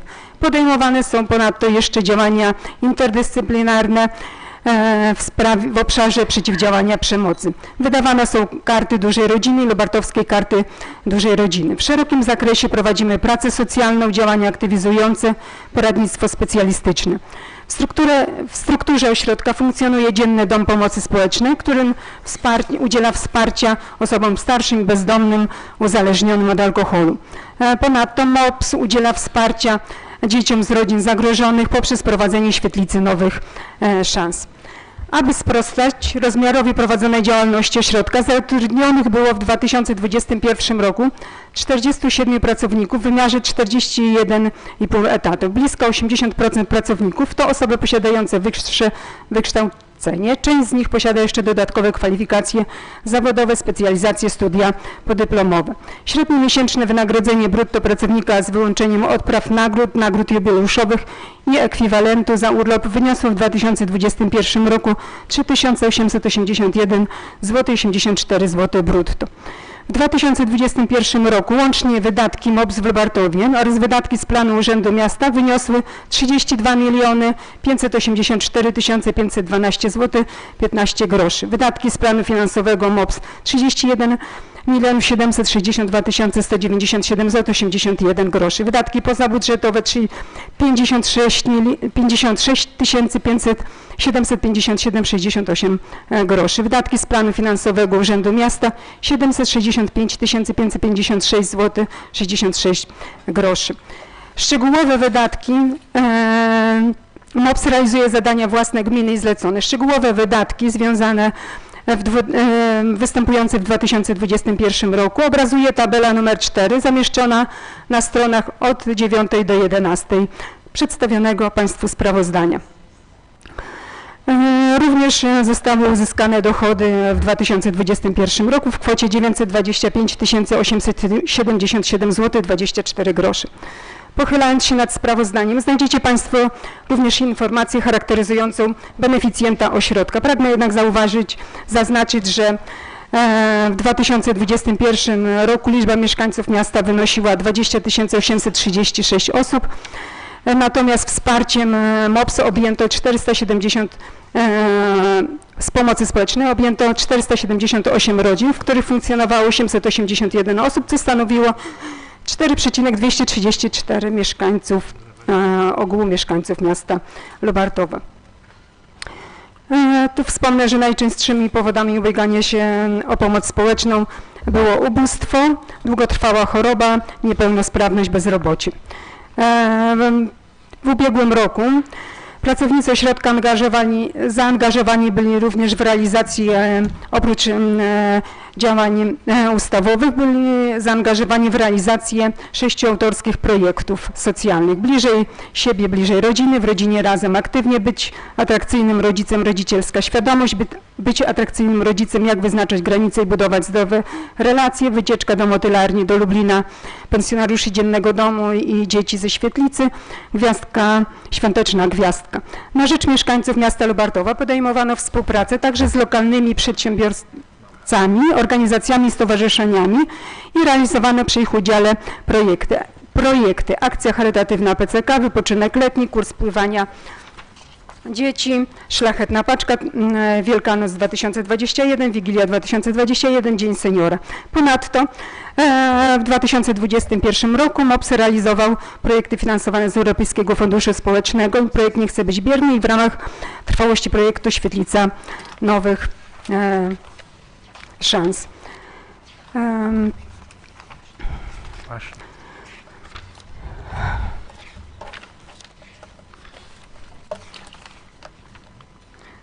W 2021 roku ponadto realizowano programy z ogłaszanych konkursów ministerialnych. To jest opieka wytchnieniowa, asystent osobisty osoby niepełnosprawnej, program Opieka 75+, program Posiłek w szkole i w domu i Europejski Program Pomocy Najbardziej Potrzebującym FEAD oraz rządowy program Asystent Rodziny na 2021 rok. Potrzeby w zakresie pomocy społecznej. W trosce o zabezpieczenie potrzeb naszych mieszkańców wskazuje na konieczność zapewnienia środków finansowych na zadania zlecone i własne, w ramach których wypłacane są świadczenia z pomocy społecznej oraz świadczenia socjalne. Istotne w planowaniu budżetu jest zagwarantowanie środków na usługi opiekuńcze, domy pomocy społecznej, ponieważ zainteresowanie tą formą pomocy systematycznie wzrasta. Wynika to z tendencji demograficznych oraz kryzysów rodziny. Pragnę zaznaczyć, że średni miesięczny koszt utrzymania w domu pomocy społecznej w powiecie wynosi 4300. Zasadne również jest kontynuowanie udziału w programach zewnętrznych finansowanych z Funduszu Solidarnościowego, programów ogłaszanych przez Ministerstwo Rodziny. Konieczne jest również zabezpieczenie środków w budżecie gminy na współfinansowanie kosztów pobytu dzieci w pieczy zastępczej. Z uwagi na obligatoryjny charakter realizacji zadania, który jest obciąża gminę, niezbędne jest również zabezpieczenie środków na zatrudnienie specjalistów z zakresu terapii rodzinnej z uwagi na zwiększającą się liczbę dzieci umieszczanych w pieczy zastępczej i problemów w rodzinie. Ważne jest również, aby zabezpieczyć środki na zasiłki celowe, uwzględniając konieczność zabezpieczenia mieszkańców miasta w opał, opierając się na analizie aktualnych cenach nośników energii. Słowem podsumowania, pragnę zauważyć, że pracownicy ośrodka swoją postawą, a także zaangażowaniem spełniają standardy polityki społecznej realizowanej na terenie Lubartowa, budując zaufanie mieszkańców do sektora pomocy społecznej. Dziękuję Państwu za uwagę. Dziękuję. Otwieram dyskusję w tej sprawie. Pan radny Krówczyński, zapraszam.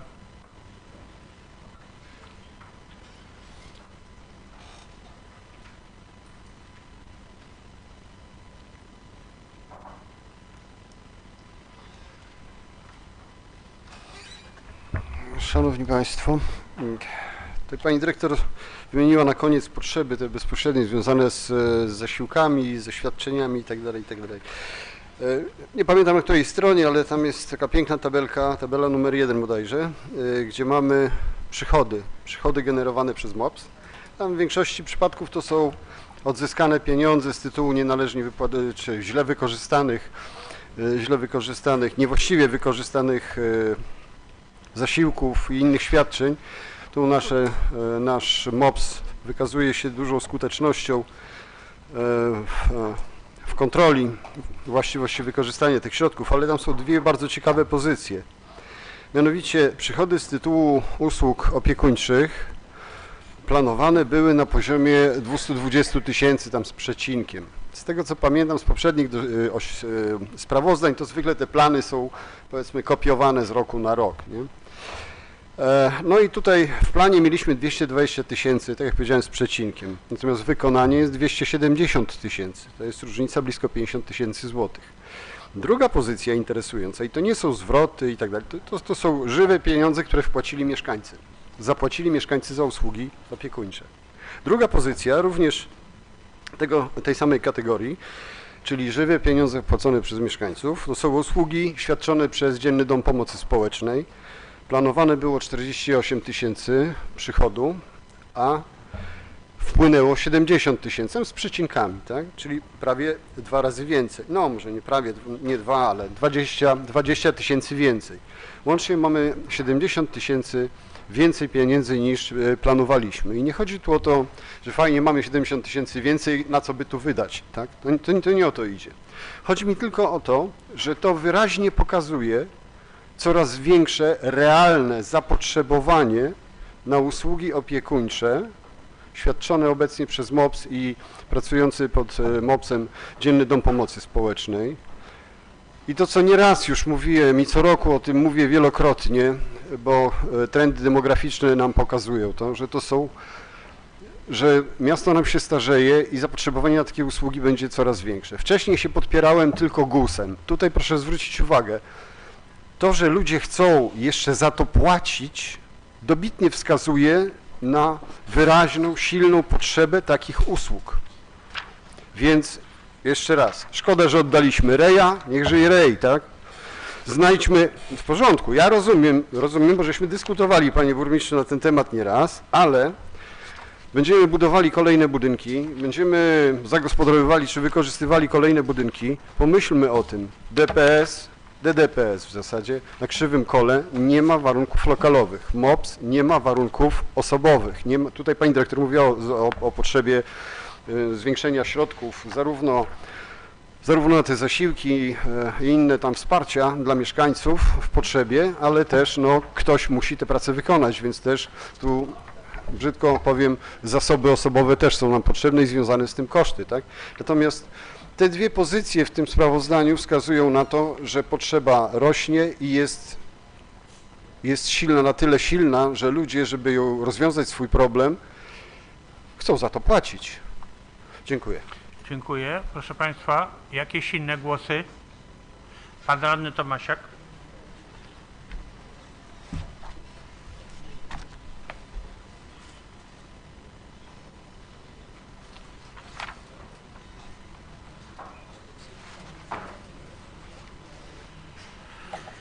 Szanowni radni, szanowni mieszkańcy Lubartowa, szanowne media, tutaj radny Krówczyński wskazał, jak rozumiem, ważną działalność prowadzi MOPS. Ja natomiast bardziej praktycznie się dopytam. Na stronie 11 tego sprawozdania mamy informację dotyczącą ilości pracowników, jacy tam są zatrudnieni, jest to 47 osób.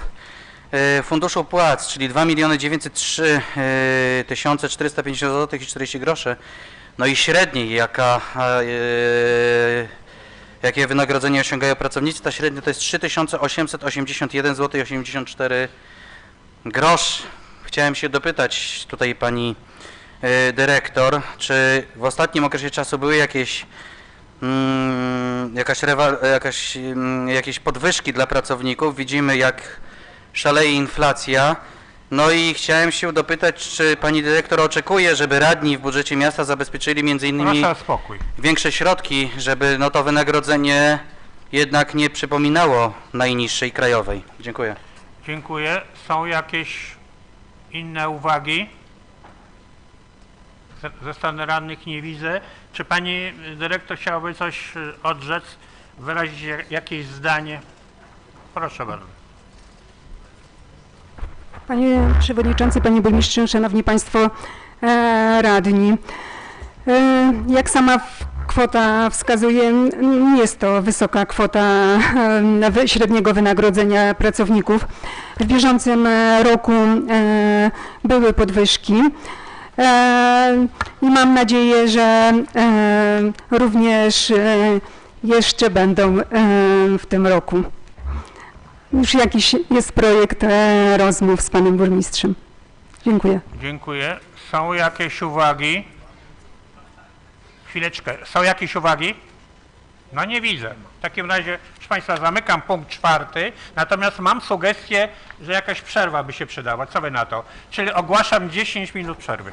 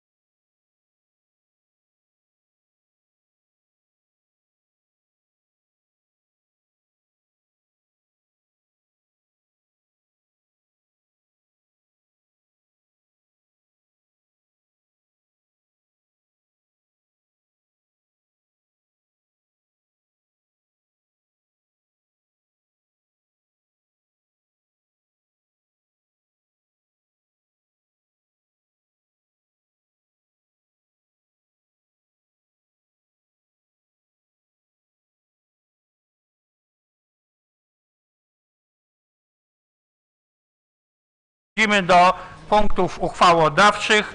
Mamy przed sobą punkt 5.1, który dotyczy wyrażenia zgody na utworzenie przez gminę miasto Lubartów Stowarzyszenia Lubelskiego Obszaru Metropolitalnego. Proszę o przedstawienie projektu uchwały naczelnika Wydziału Strategii Rozwoju i Funduszy Zewnętrznych pana Piotra Turowskiego. Pan Piotr Turowski jest na sali? Nie przyszedł. Nie ma go. No nie. Ryba psuje się od czego? Od końca. Od końca? Pan Piotr Turowski.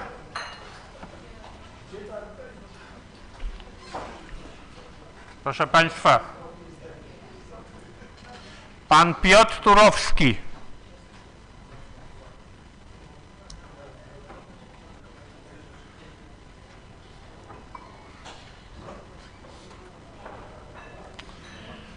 Proszę Państwa, muszę wyrazić tutaj dezaprobatę dla jakości obsługi naszej Rady.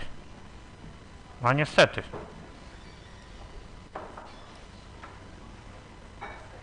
Pani Moniko, gdzie pan Piotr Turowski? No proszę Panią, to on nie zna czasu, który przedstawiłem?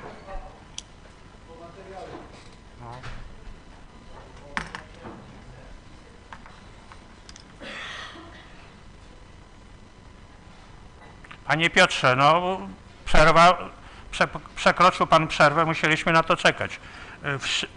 Rozpoczyna Pan, zagaja Pan dyskusję dotyczącą zgody miasta Lubartów, Stowarzyszenia Lubelskiego Obszaru Metropolitalnego w złej atmosferze. Niech Pan tą atmosferę naprawi. Słuchamy. Szanowni Państwo, bardzo przepraszam. Efekt braku zegarka oczywiście i punktualności Rady. Przedłożyliśmy pan burmistrz przedłoży pod obrady uchwałę w sprawie wyrażenia zgody na utworzenie przez gminę miasto Lubartów Stowarzyszenia Lubelskiego Obszaru Metropolitalnego. Jest to kontynuacja współpracy miasta Lubartów z miastem Lublin w zakresie obszaru funkcjonalnego, który tworzyliśmy w latach 14-20, natomiast obecnie zmiana nazwy podyktowana jest zmianą dokumentu strategicznych województwa lubelskiego, gdzie jest to już Lubelski Obszar Metropolitalny. Jest to też obszar większy niż dotychczas. Dotychczas stworzyliśmy go w 16 gmin. Teraz będą to 22 gminy i nowością jest współpraca w zakresie powiatów, które dołączyły, wykorzystując część alokacji przeznaczonej na Lubelski Obszar Metropolitalny i na realizację inwestycji terytorialnych. Łączna alokacja ZIT-LOM, czyli Lubelskiego Obszaru Metropolitalnego, przewidziana aktualnie w dokumentach strategicznych województwa to 66 621 361 euro na całą perspektywę, z czego miasto Lubartów będzie mogło zgodnie z algorytmem, który nam przysługuje, wykorzystać 1 737 749 euro, czyli niecałe 8 milionów złotych. Jest to trochę mniej niż mieliśmy w poprzedniej, znacznie mniej niż mieliśmy w poprzedniej perspektywie, z uwagi na to, że środki przeznaczone na instrument terytorialny stanowią około 60% środków przeznaczonych w poprzedniej perspektywie finansowej oraz z uwagi na fakt, że część środków będzie możliwa do wykorzystania bezpośrednio przez powiat, czyli jakby 25% naszej alokacji może być wykorzystane na działania realizowane przez powiat, oczywiście na terenie miasta i gminy Lubartów. Dziękuję bardzo. Dziękuję serdecznie. Ta uchwała nie wymagała zaopiniowania przez żadną komisję. Czy mimo to któraś się wypowiedziała w tej sprawie? Nie widzę. W takim razie otwieram dyskusję. Proszę pan Jacek Tomasiak.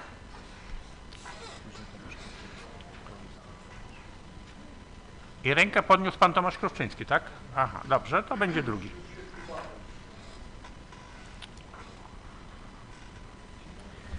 Szanowni radni, szanowni mieszkańcy Lubartowa, szanowne media, chciałem dopytać o kilka kwestii, bo faktycznie dane, które podał pan Turowski, no są takie, bym powiedział, zniechęcające, jeżeli chodzi o tą kwestię, jeżeli można powiedzieć, że 8 milionów złotych, które rozumiem, że w ramach utworzenia tego stowarzyszenia byłoby przypisane dla miasta Lubartowa, proszę, ale Panie radny, proszę, panowie i panie, proszę o spokój. Panie radny, proszę. Ale porównując to z poprzednią perspektywą, no to różnica jest diametralnie odmienna, z tym, że tutaj ja chciałem dopytać o kilka innych kwestii, bo my mamy tutaj taką uchwałę, rozumiem, mocno już nie intencyjną, bo coś się tworzy realnie. Jest zgoda, upoważniamy burmistrza, żeby utworzył, przystąpił do Stowarzyszenia Lubelskiego Obszaru Metropolitarnego. No i rozumiem, że w ślad za tym będzie tworzony również statut. W świetle tego statutu będą jakieś zapisy, a być może ten statut już jest przygotowany, jakiś szkic albo jakieś założenia statutowe, tak żebyśmy pan burmistrz mógł nas z nim zapoznać, to po pierwsze. No i po drugie, czego ja się obawiam w ramach tego obszaru metropolitarnego, no bo w poprzedniej perspektywie to chyba było około 20 milionów, z tego co pamiętam, jeżeli chodzi o te środki, które spłynęły do Lubartowa. Teraz ma spłynąć 8. I czego się obawiam? Obawiam się czegoś takiego, żeby nie było tak jak w poprzedniej perspektywie, że funkcjonowanie gminy w obszarze metropolitarnym będzie uniemożliwiało innym podmiotom aplikacje o środki zewnętrzne. Było tak w przypadku poprzedniej perspektywy, gdzie w regulaminach wprost zapisano i wykluczono instytucje w związku z tym, że gmina była już w obszarze metropolitarnym. I tutaj prosiłbym, żeby rozwiać te wątpliwości, ponieważ przyznam się szczerze, że no jeżeli by tak miało być, to ja osobiście jako radny byłbym przeciwko temu, bo wówczas w tej poprzedniej perspektywie no uniemożliwiono sięgnięcie po środki, które były, tak naprawdę wystarczyło napisać projekt, nie pobłędzić błędów formalnych, aby otrzymać te środki. Natomiast jak będzie to w tej perspektywie, jak będzie to realizowane, jak są przygotowane również obostrzenia dotyczące funkcjonowania w tym obszarze metropolitarnym. O co pytam? Czy jeżeli miasto przystąpi do tego obszaru, nie znajdzie się taka oto sytuacja, że funkcjonowanie w tym obszarze i, tak jak słyszymy, 8 milionów środków, które są przeznaczone do Lubartowa, będzie powodowało, że inne podmioty zostaną wykluczone z o wiele większego dofinansowania. To jest jedna rzecz. No i druga rzecz. Jak będzie w tej perspektywie, bo ja rozumiem, że tutaj już jest jakieś ramowe porozumienie chyba uzgodnione pomiędzy tymi gminami, które wchodzą w skład tego obszaru. Chciałem się dopytać, na jakie cele miasto będzie mogło te środki wziąć, bo tak jak słyszeliśmy w poprzedniej perspektywie, no przypadło nam zielony LOW i mobilny LOW, bo na to środki były przeznaczone. No jak to wyszło? Tak wyszło. Kilkanaście milionów pompowane w park. Widzimy, a w zasadzie nie widzimy tych środków, które zostały tam władowane w takiej ilości kapitału. No i teraz, żeby się nie skończyło też również, że tak naprawdę najsilniejsze podmioty, które będą jednostkami, które będą w tym składzie obszaru, w tego stowarzyszenia, przepraszam, będą znowu największymi beneficjentami tak zwanych mocno twardych projektów typu drogi, typu właśnie odwodnienia, typu budowa różnego rodzaju unowocześnień komunikacyjnych, jeżeli chodzi o wnętrza swoich miast, czy też rewitalizację centrów miast, tak jak było między innymi w Lublinie, a tym mniejszym gminom, tu widzimy w wysokości 8 milionów, no zostaną nie dość, że przyznane o wiele mniejsze środki niż w poprzedniej perspektywie, to jeszcze palcem zostanie wskazane tak naprawdę, w jakim obszarze te środki mają być wydawane. Dziękuję. Dziękuję. Pan Tomasz Krówczyński.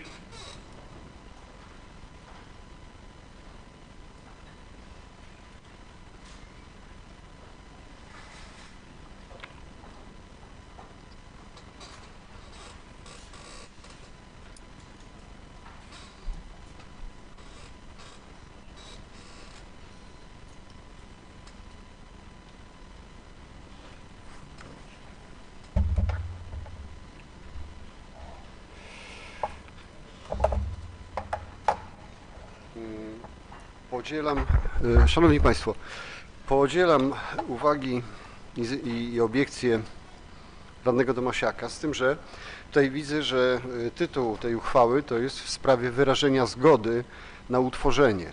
Tak? Więc tu będzie pierwsze pytanie.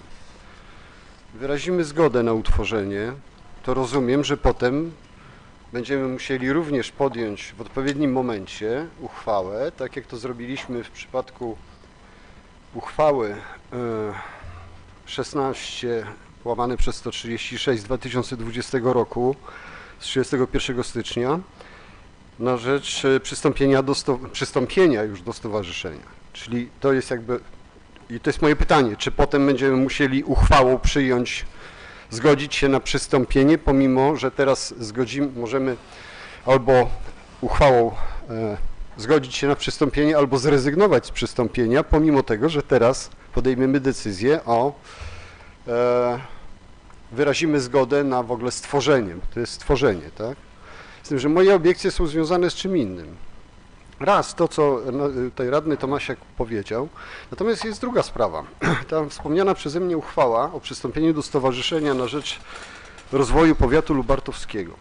W tej chwili, z tego co udało mi się w BIP-ie znaleźć i czego byłem świadkiem jako radny już, to w 2019 przystąpiliśmy do Lubelskiej Regionalnej Organizacji Turystycznej. Zresztą sam o to wnioskowałem, lobbowałem za przystąpieniem do tej organizacji na rzecz wsparcia promocji miasta i tak dalej. I potem pojawił się temat tego w 2020 Stowarzyszenia na rzecz Rozwoju Powiatu Lubartowskiego. I teraz w przypadku tych dwóch stowarzyszeń czy organizacji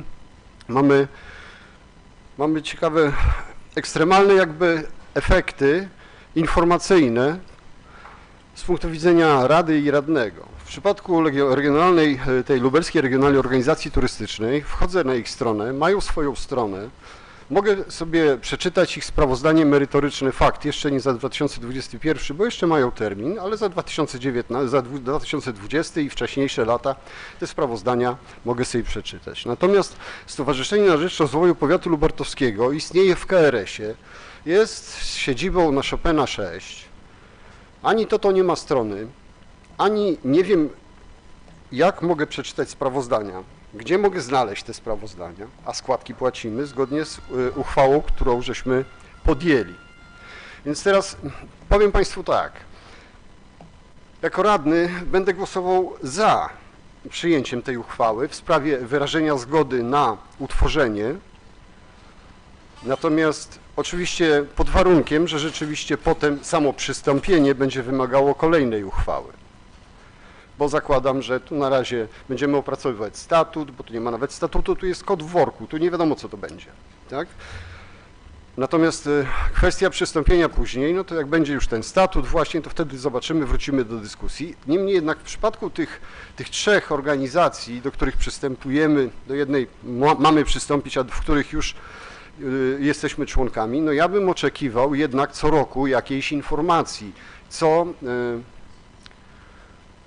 z naszej perspektywy, co pozytywnego zadziało się z racji członkostwa w tych organizacjach. W przypadku organizacji turystycznej, tej regionalnej organizacji turystycznej, no to na koniec roku no chciałbym usłyszeć jakieś sprawozdanie, że przez członkostwo w tej organizacji zyskaliśmy to. Ta organizacja bardzo prężnie działa, można na jej stronie sobie to obejrzeć. Natomiast w przypadku Stowarzyszenia na rzecz Rozwoju Powiatu Lubartowskiego wiem, że musimy płacić składki, wiem, że tam jest nasz przedstawiciel, nie wiem, kto jest przedstawicielem, nie wiem, ile tych składek płacimy i nie wiem, co oni dla nas zrobili. I teraz obawiam się, że tutaj, no dobra, tu się zgodzę, tak, w sprawie wyrażenia zgody. Zgodzę się na utworzenie, ale potem, jeśli w ogóle przystąpimy do tej organizacji, to chciałbym takie sprawozdanie też co roku obejrzeć, wysłuchać, żebym przynajmniej wiedział, co my z tego mamy. Oczywiście z możliwością wystąpienia z tej organizacji, jak z każdej innej, do której zgodziliśmy się przystąpić. W tej organizacji tutaj jest proponowana składka w wysokości 1,5 zł od mieszkańca, to wychodzi około tam 34 tysiące z groszami rocznie, tak? Nie są to jakieś straszne pieniądze, niemniej jednak w relacji do budżetu miasta rzecz jasna. Nie? Natomiast jeżeli mamy tylko płacić składkę i zrobić sobie przy naszym godle, naszym herbie miasta jeszcze jakieś tam logo, że jesteśmy członkami tej organizacji, to trochę za mało, za 34 tysiące można troszkę więcej pieniędzy zrobić. Czy tam 32, tak, no mniejsza 32, 34, tego rzędu, no 2000, tak, akurat na znaczki do klapy. Dobrze, także jeszcze raz, za przystąpieniem No tak, ale potem chciałbym, zresztą w odniesieniu do wszystkich organizacji, w których jesteśmy członkami, no chciałbym pod koniec roku usłyszeć jakieś sprawozdanie, zobaczyć jakieś sprawozdanie, żeby móc ocenić, czy warto w tych organizacjach być. Dziękuję. Dziękuję. Chciałem sam jako radny zabrać głos i powiedzieć tak, że w zupełności popieram w tej części wypowiedź pana radnego Krówczyńskiego, że w tych organizacjach, w tych stowarzyszeniach, gdzie żeśmy dobrowolnie zgłosili akces wiążący się z uiszczaniem składek w zamian za jakieś domniemane korzyści, to faktycznie uważam, że pan burmistrz jako wykonujący nasze uchwały powinien na koniec okresu obliczeniowego dać sprawozdanie. I dobrze było, panie burmistrzu, gdybyśmy dokonali kwerendy organizacji, do których należymy składkowo, co z tego wyszło. Także dobrze w odpowiednim czasie i trzymajmy się tego i tutaj dziękuję panu radnemu Krówczyńskiemu, że mogę go w tej sprawie wesprzeć, bo się do pewności zgadzam. Natomiast też interesuje mnie to, co powiedział radny Tomasiak, jeśli chodzi o rozproszenie obaw, że akces do obszaru metropolitarnego wiąże się z ryzykiem, że nie będą inne organizacje w ramach tego naszego miasta nie będą mogły aplikować o środki, dlatego że należą do tego obszaru. Z tym, że tutaj mam obawę i chciałbym, żeby, jeśli pan naczelnik może, żeby je rozproszył, ale mam też i trochę taką dygresję sam do siebie i do nas, że my nie powinniśmy do końca wyrażać swoje obawy, że może coś tam nam zaszkodzi. Jeśli jesteśmy posiadani wiedzy, że jakieś akcesy do obszarów metropolitarnych spowodowały, że zablokowanie środków z tego tytułu innym podmiotom, to dobrze, żeby pokazać jakie, gdzie. Jest to możliwe w dobie internetu. Dobrze byłoby pokazać negatywne skutki takich kroków. Jeśli tych skutków nie ma, to przypomina mi to trochę jakby straszeniem rzeczy. Muszę udowadniać, że garba nie mam, ale faktycznie sprawa jest na tyle ważna, że dobrze, żeby sprawdzić, czy już teraz wiemy, że akces do tego obszaru blokuje aplikację środków właśnie organom, które są zameldowane, czy istnieją na terenie tego związku. I tak jeszcze trzecia uwaga, to moja jest taka, że trochę dokonałem kwerendy wśród organizacji czy sił politycznych związanych z tym obszarem metropolitarnym, zarówno po stronie Platformy Obywatelskiej, jak i Prawa i Sprawiedliwości. I zarówno jedna organizacja, jak i druga, nie będę tu podawał nazwisk, ale jeśli ktoś mnie przymusi w chwili próby, to może powiem, to są ważne osoby, które pracują w tego typu aplikacji środków i obydwie siły namawiały mnie usilnie, żeby właśnie należeć, żeby nie ominąć szansy, którą daje aplikacja. Z takich znanych mi osób, które są pośrodku, ale które na przykład są dla mnie bardzo miarodajne, bo doświadczone już od 30 lat w pracy samorządowej, to jest na przykład starosta lubelski Zdzisław Antoń, były wójt Niedźwicy Dużej, który właśnie namawiał nas usilnie, żeby zgłosić akces do tego związku metropolitarnego. Ze strony Platformy też człowiek zatrudniony w Urzędzie Marszałkowskim na ważnym stanowisku związanym z aplikacją też mnie do tego namawiał, więc powiem tak, chciałbym, żeby pan naczelnik Turowski, jeśli może, rozproszył uwagę z mego punktu widzenia, związaną z obawą, że akces w tym związku, w tym stowarzyszeniu może zablokować inne aplikacje. Panie naczelniku, proszę się odnieść do tej części wypowiedzi, które tu padły.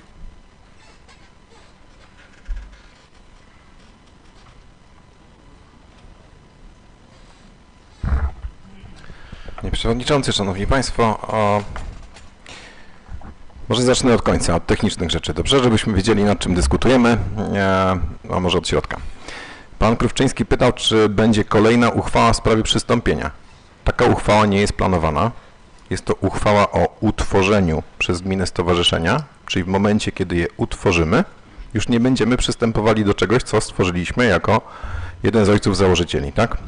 Czyli ta uchwała jest jedyną uchwałą, jaką planujemy w sprawie przystąpienia do stowarzyszenia. To dzisiaj Państwo zadecydujecie o tym, czy przystępujemy do Stowarzyszenia Lubelskiego Obszaru Metropolitalnego, czy nie. Czyli ta uchwała jest jedyną uchwałą o przystąpieniu, kolejnej nie będzie. Dzisiaj jest podejmowana ta decyzja. Nie wydaje mi się, żebyśmy właściwie się porównywali, jeżeli chodzi o Stowarzyszenie Lubelskiego Obszaru Metropolitalnego, do przystępowania do stowarzyszeń typu LROD czy Stowarzyszenia Rozwoju Powiatu. Z jednej prostej przyczyny. Stowarzyszenie Lubelskiego Obszaru Metropolitalnego jest zawiązywane stricte w celu konsumpcji środków przewidzianych w danej perspektywie finansowej w regionalnym programie operacyjnym Fundusze dla Lubelskiego w określonej kwocie, czyli kwocie 66 milionów euro z hakiem, którą wcześniej przytaczałem. Dotychczas nie musieliśmy posiadać stowarzyszenia, funkcjonowaliśmy na zasadzie porozumienia gmin. Takie porozumienie było w ramach Lubelskiego Obszaru Funkcjonalnego zawarte z miastem Lublin.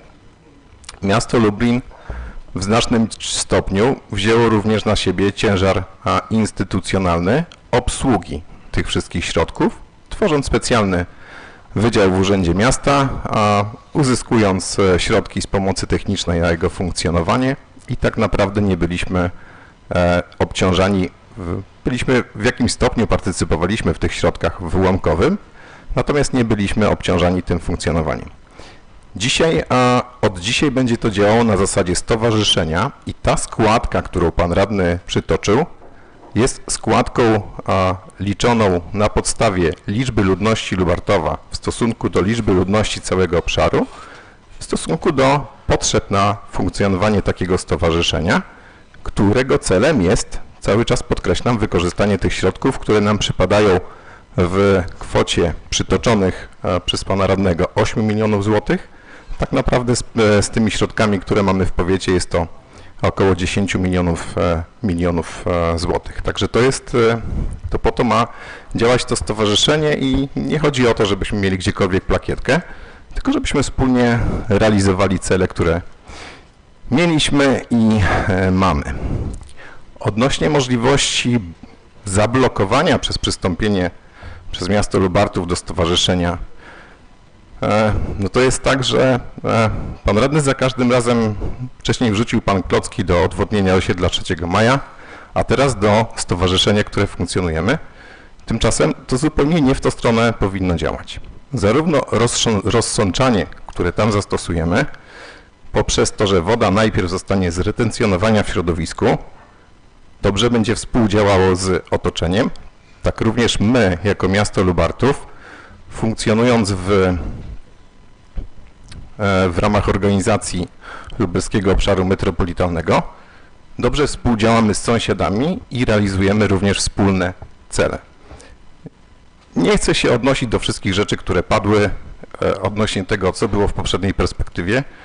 Park miejski, ścieżki rowerowe, to, że inne miasta realizowały twarde inwestycje, a my miękkie, to są oczywiste nieprawdy. Mamy do czynienia z sytuacją, kiedy realizowaliśmy inwestycje takie jak ulica Lubelska na odcinku od ronda z drogą krajową do ronda z ulicą kolejowo-piaskową. Poza tym ulica Piaskowa, ulica Łąkowa, ulica Batalionów Chłopskich to są twarde inwestycje, które zostały zrealizowane w ramach Lubelskiego Obszaru Funkcjonalnego i środków zintegrowanych inwestycji terytorialnych. Faktycznie pieniążków było więcej.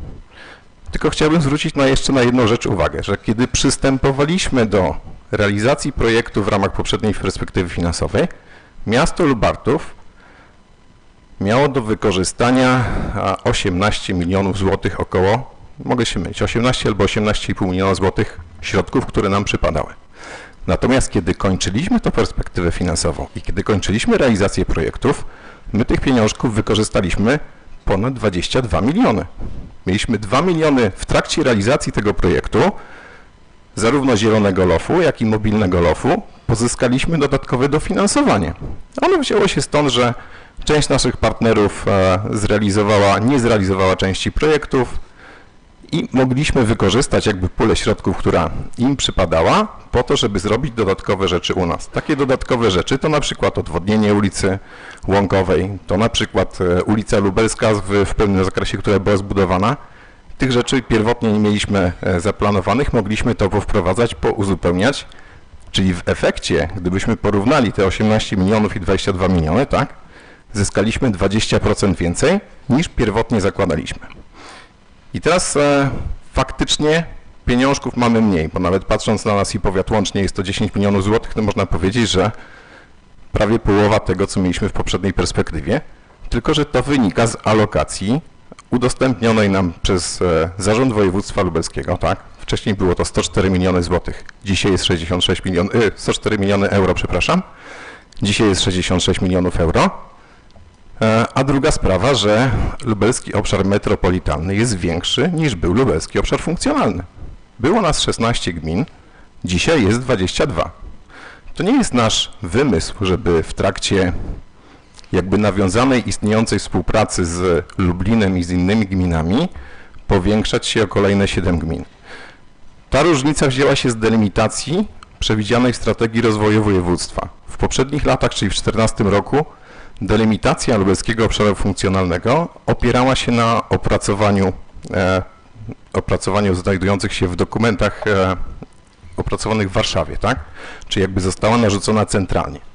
Natomiast dzisiejsza alokacja, czyli dzisiejszy obszar lubelski, obszar metropolitalny, liczy 22 gminy z racji tego, że to jest jakby wynik działania województwa, czyli na poziomie zarządu województwa zadecydowano, że lubelski obszar metropolitalny liczy 22 gminy.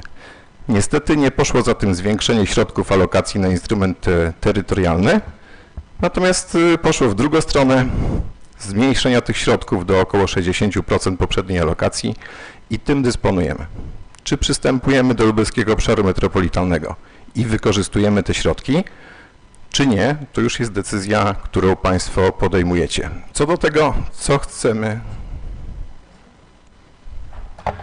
Tak, oczywiście są to środki bezkonkursowe. To może tego faktycznie nie powiedziałem, że nie musimy aplikować dodatkowo, startować w konkursie z innymi gminami w konkursach ogłaszanych przez Zarząd Województwa Lubelskiego, czyli nie musimy aplikować o pieniążki. Te pieniążki są przyznawane na instrument terytorialny, który pozyskujemy na podstawie strategii określającej cele nasze wspólne cele jako 22 gmin i 5 powiatów, bo tyle wspólnie liczymy. W poprzedniej perspektywie skupiliśmy się na parku miejskim, ale również na ścieżkach rowerowych, czyli na usprawnieniu mobilności miejskiej, na parkingach Park and Ride, które budowaliśmy, i na parkingach Bike and Ride. To były takie główne cele, które moglibyśmy tak na dobrą sprawę zamknąć jednym wspólnym słowem środowisko. Bo zarówno jakby Park and Ride, Bike and Ride, poprawa płynności ścieżek rowerowych, ta próba jakby przewartościowania mobilności miejskiej po to, żeby ten rower stał się elementem tego systemu miejskiego jako możliwości przemieszczania się. Jest to działanie zmierzające po pierwsze po temu, żeby społeczeństwo było odrobinę zdrowsze, kiedy jedzie rowerem, a nie samochodem, a po drugie po temu, żeby ta emisja dwutlenku węgla była mniejsza niż kiedy się przemieszczamy samochodami osobowymi. I to była kanwa. Natomiast park miejski, który został wyremontowany jako element części naszego środowiska, ja to wielokrotnie podkreślałem na sesji, jeżeli chcemy pozyskać inwestorów, a ich skutecznie pozyskujemy, tak, to pamiętajmy o tym, że ci ludzie przeprowadzają się niejednokrotnie do Lubartowa z częścią swojego życia, z zamiarem zostania w tym mieście, w tym otoczeniu. I to nie jest tak, że my mamy mieć fajne miejsce pod fabrykę, w sensie, że działkę o określonych wymiarach kwadratową, która jest świetnie uzbrojona i ma dostęp do wszystkich potrzebnych mediów, tylko mamy mieć też miejsce, które oferuje temu człowiekowi i jego pracownikom, którzy będą w tym zakładzie przebywali na stale, możliwość spędzania wolnego czasu, uczęszczania do szkół, wygodnego przemieszczania się po mieście, czyli to wszystko, co robimy, jak tak podnosi, czyli takie podnoszenie standardu usług dostępnych na terenie miasta, jest cały czas robione w połączeniu z tym ekosystemem pozyskiwania, tworzenia nowych inwestycji i temu ma służyć. Na co chcielibyśmy przeznaczyć środki w tej perspektywie finansowej? Wpisaliśmy je wspólnie z gminą, ponieważ tych środków jest niewiele. Wspólnie z gminą zostały one zapisane jako rozwój transportu publicznego na terenie miasta i gminy. I teraz, jeżeli wykorzystamy środki z Narodowego Funduszu Ochrony Środowiska, które pozyskaliśmy na zakup taboru pojazdów elektrycznych i ładowarek do tego, środki w ramach perspektywy instrumentu terytorialnego będziemy mogli przeznaczyć na dalszą budowę park and ride'ów, budowę skrzyżowań czy ścieżek rowerowych na terenie miasta, bo takie przeznaczenie wpisaliśmy, czyli to usprawnienie infrastruktury w zakresie przebudowy skrzyżowań, po to, żeby ten transport mógł być realizowany i się przemieszczać. Chciałem też uspokoić odnośnie jednej rzeczy, która od paru lat mamy do czynienia z powtarzaną nieprawdą, że przystąpienie przez miasto do lubelskiego obszaru funkcjonalnego zablokowało niektórym podmiotom możliwość aplikowania do programu. Nie zablokowaliśmy tym możliwości aplikowania o środki unijne. Chodzi oczywiście o spółdzielnię mieszkaniową w tym przypadku, bo tego dotyczyło pytanie, że spółdzielnia nie mogła złożyć o termomodernizację, jeżeli wydaje mi się, że osiedla Popiełuszki. Natomiast z uwagi na to, że znajdował się zapis wykluczający ten podmiot, czyli spółdzielnię, ze względu na fakt, że ona jest zlokalizowana na terenie obszaru funkcjonalnego. Taki zapis faktycznie się znajdował, tłumaczyłem to wielokrotnie. On wynikał z tak zwanej linii demarkacyjnej pomiędzy programami, czyli pomiędzy Regionalnym Programem Operacyjnym Województwa Lubelskiego a Programem Operacyjnym Infrastruktura i Środowisko, który jest programem krajowym. I ten zapis linii demarkacyjnej wyklucza możliwość aplikowania takiej spółdzielni faktycznie w Regionalnym Programie Operacyjnym, natomiast umożliwiał aplikowanie w Programie Operacyjnym Infrastruktura i Środowisko. I to jest prawda. Natomiast wszystkie inne rzeczy mówiące o tym, że przystępując blokujemy, są nieprawdziwe. Przystępując stwarzamy sobie i innym nowe możliwości. Stowarzyszenie, które zostanie powołane, nie musi ograniczać się do wydatkowania środków z perspektywy finansowej. Jeżeli mamy stowarzyszenie, możemy myśleć o chociażby wspólnych zamówieniach energii, wspólnych zamówieniach innych nośników, które są nam potrzebne, czyli zwielokrotniamy swój potencjał zakupowy po to, żeby czerpać z tego oszczędności. To jest jeden z przykładów tego, co może robić stowarzyszenie. Może aplikować o środki inne niż Regionalny Program Operacyjny Województwa Lubelskiego, tak? Czy środki krajowe, czy środki bezpośrednio z Komisji Europejskiej, czy inne instrumenty, które łatwiej jest pozyskiwać w większej grupie. To są wszystkie rzeczy, które może robić stowarzyszenie. I tutaj ja nie widzę takiej sytuacji, żebyśmy przystępując do wspólnej realizacji instrumentu terytorialnego, tak, który jest dedykowany dla nas w programie operacyjnym, blokowali komukolwiek taką możliwość, bo my tego nie blokujemy. Stwarzamy nowe możliwości miastu, dajemy sobie nowe możliwości rozwoju, współpracujemy z gminami nie tylko sąsiednimi, ale tymi, które są od nas bardziej odległe, jesteśmy częścią większej jedności. Oczywiście nie, jakby decyzje są wypracowywane wspólnie. Statut, o który Państwo pytali, też jest w jakimś stopniu przygotowany. Jeżeli ktoś ma ochotę zapoznać się z projektem takiego statutu, chętnie go udostępnię i nawet tworzenie takiego statutu wymaga dyskusji na poziomie kilku jednostek, tak? Natomiast to jest normalne, także jest to wymiana poglądów, następuje pomiędzy jednostkami. Także tyle daje nam stowarzyszenie. Możliwości blokowania, jeszcze raz powtórzę, nie widzę. Dotychczas nie blokowaliśmy. Ja nie mogłem tego głębiej wyjaśnić, ponieważ po poprzednich wypowiedziach na sesji, kiedy wystąpiłem do spółdzielni z prośbą o udzielenie informacji, takich informacji nie uzyskałem, także nie mogłem się do tego odnieść bardziej merytorycznie niż mówiąc na poziomie ogółu. Dziękuję bardzo. Dziękuję. Pan radny Kural. Przygotowuje się pan radny Krówczyński. Panie Przewodniczący, Szanowna Rado, Panowie Burmistrzowie. Pierwsze moje pytanie dotyczy samego tytułu uchwały, bo uchwała jest w sprawie wyrażenia zgody na utworzenie przez gminę miasto Lubartów Stowarzyszenia Lubelskiego Obszaru Metropolitalnego. Tu już mi coś nie pasuje, dlatego że podczas wystąpienia przed chwilą słyszeliśmy, że chodzi o przystąpienie do stowarzyszenia. I teraz tak, Bo gdyby tutaj było, że utworzenie przez gminę miasto Lubartów oraz te pozostałe 15 gmin, to można wymówić o utworzeniu, ale chyba dalej chodzi jednocześnie o przystąpieniu. W związku z tym, no, wydaje mi się, że trzeba zmienić tytuł, dlatego że mówię, tu rozmawiamy o różnych rzeczach, bo tu były pytania, czy jeżeli dzisiaj wyrazimy zgodę, czy podejmiemy tą uchwałę, to jest to równoznaczne z utworzeniem tego stowarzyszenia, bo wydaje mi się, że sama gmina miasto Lubartów takiego stowarzyszenia nie może utworzyć, bo tu musi być współpraca. W związku z tym pierwsza rzecz to no chyba trzeba by było się pochylić i zastanowić się, czy nazwa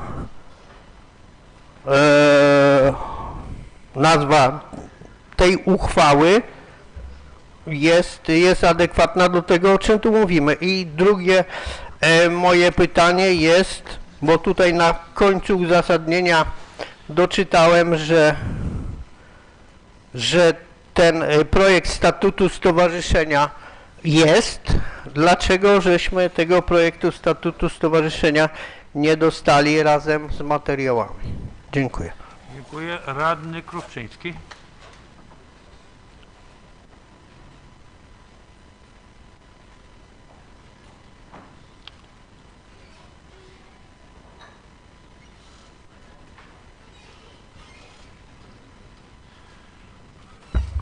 Szanowni Państwo, a w zasadzie Panie Burmistrzu, wpadnę jutro do Pana i powiem tak.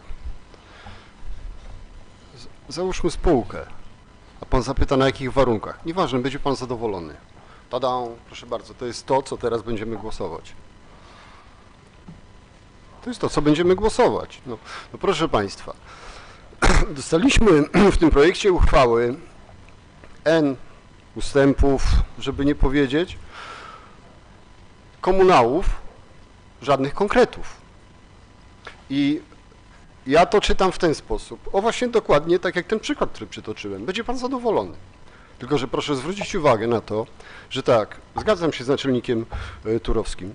To jest do konsumowania, tak? Ale może zajmować się też inną działalnością. Może, owszem. Ale nawet do tej konsumpcji, no to chciałbym się dowiedzieć, jak dużą łyżkę dostanę. To jest jedna rzecz. Druga rzecz, na jakich zasadach będę do stołu dopuszczony. Kolejna sprawa, jeśli ja muszę sobie pół tej łyżki sam sfinansować, to co się stanie w sytuacji, kiedy dostaniemy środki jako stowarzyszenie, potrzebny będzie wkład własny, a mnie na to nie będzie stać. I ja tego nie wiem i mam to teraz głosować i mam głosować za, dlatego zadałem to pytanie, czy to jest głosowanie o utworzenie, bo utworzenie nie jest jednoznaczne z przystąpieniem, absolutnie. Mogę sobie tworzyć różne byty, ale nie muszę do nich przystępować.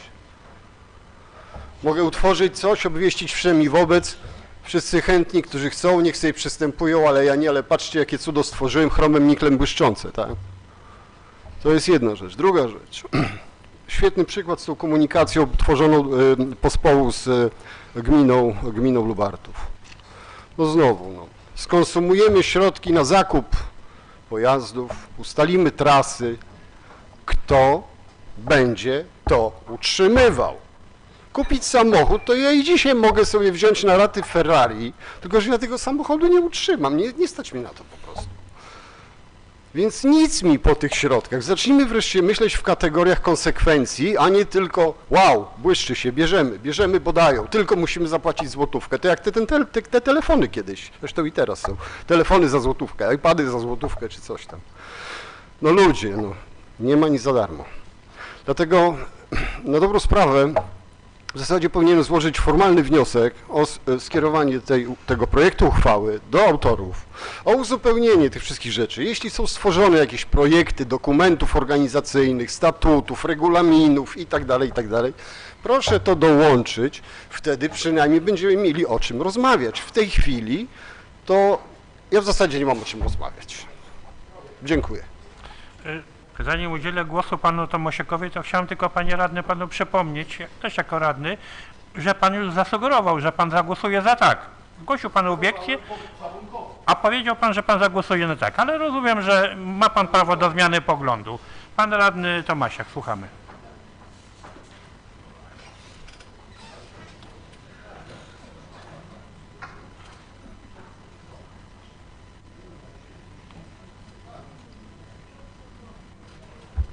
Szanowni radni, szanowni mieszkańcy Lubartowa, szanowne media, w zupełności zgadzam się z tym, co powiedział radny Krówczyński.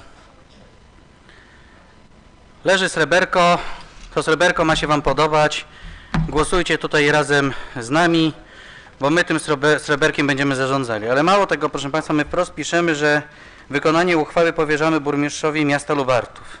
Ja przyznam się szczerze, że w świetle tego, co dzieje się w Lubartowie, no boję się powierzyć panu burmistrzowi wykonanie kolejnej uchwały, bo boję się, że konsekwencje zarządzania tymi projektami będą takie same jak zarządzania miastem, czyli katastrofa. Natomiast no, pan burmistrz mówi, że same sukcesy. Ciekawe, kto te sukcesy zauważa, chyba tylko Lubartowiak i on sam. Natomiast proszę państwa, jeżeli chodzi o ów obszar metropolitalny, jeszcze usłyszeliśmy taką kwestię, że no proszę zwrócić, no dostaliśmy środki, zostały nam wydatkowane, no i teraz skoro te same sukcesy, to zerknijmy na ten sukces. No zerknijmy na park miejski. Ależ sukces. Prawie 14 milionów wpompowane w pewien teren, gdzie z parasolką musimy dzisiaj maszerować po tym parku, gdzie wielokrotnie nam wskazywano, że zostanie to stworzona enklawa dla odpoczynku dla nas wszystkich, że miało to być to, o czym powiedział przed chwilą pan radny Turski. Tu przyjeżdżają biznesmeni, chcą pampować pieniądze, rozumiem, w Lubartowie, tworzyć miejsca pracy, pójść do parku i wyjść z odchodami ptaka na głowie, ale nie tylko to. No, co pan taki zdenerwowany, panie burmistrzu? Chwileczkę, proszę państwa. Natomiast, proszę państwa... Wróćmy, może chwilkę. Proszę państwa, proszę używać argumentów o charakterze merytorycznym. Tak, i tutaj radny Bednarski powiedział, że kocoboły ktoś wypowiada, więc proszę państwa, jesteśmy radnymi i mamy prawo... Proszę o spokój. ...owe kocoboły wypowiadać, tylko przeciwko tym kocobołom, przeciwko wypowiadaniu takich kocobołów powinna pójść treść merytoryczna. Ja nie przypominam sobie, że radny Bednarski wyszedł i merytorycznie podczas tej kadencji zabrał głos. Ale panie radny, zaczął pan... Chwileczkę, radny Bednarski. Jeśli będzie pan chciał zabrać głos, to proszę się zgłosić i jak udzielę, to będzie pan mówił. Proszę o spokój, panie radny, niech pan kontynuuje. Dziękuję. Mnie na tej sesji nikt nie trzyma, nikt mnie tutaj nie przymusza, żebym przychodził i żebym wysłuchiwał, jak to określił radny, kocobołów innych osób i na pewno nie będę mówił, że... Muszę pana przywołać do rzeczy, panie radny. Niech pan wróci do meritum. Do meritum. Więc... wydano kilkanaście milionów złotych i okazuje się, że te rodziny, które udadzą się do tego parku miejskiego, no nie mają nawet gdzie pójść do toalety, nawet nie mają gdzie pójść z dziećmi, pobawić się na jakimś placu zabaw, że proszę państwa, to co było, tego nie ma, więc mamy tam do tego parku tylko i wyłącznie pójść, klepać się, żeby komary nas nie gryzły i chronić się, żeby ptaki nas po prostu nie zaatakowały w sposób... Panie radny, muszę pana przywołać do rzeczy. Jaki związek ma debata o tym, co jest w parku, z planowanym tym punktem, który dotyczy przystąpienia do Stowarzyszenia Związku Metropolitarnego? Niech pan wróci do meritum. Bo przypomnę, że w związku z tym, że w obszarze metropolitalnym funkcjonowaliśmy, przed chwilą zostało przywołane, że mogliśmy między innymi wziąć kilkanaście milionów złotych na park. To nie były moje słowa, to wypowiedział ktoś inny, więc zostało to przywołane jako przykład tego, że powinniśmy dalej w to brnąć.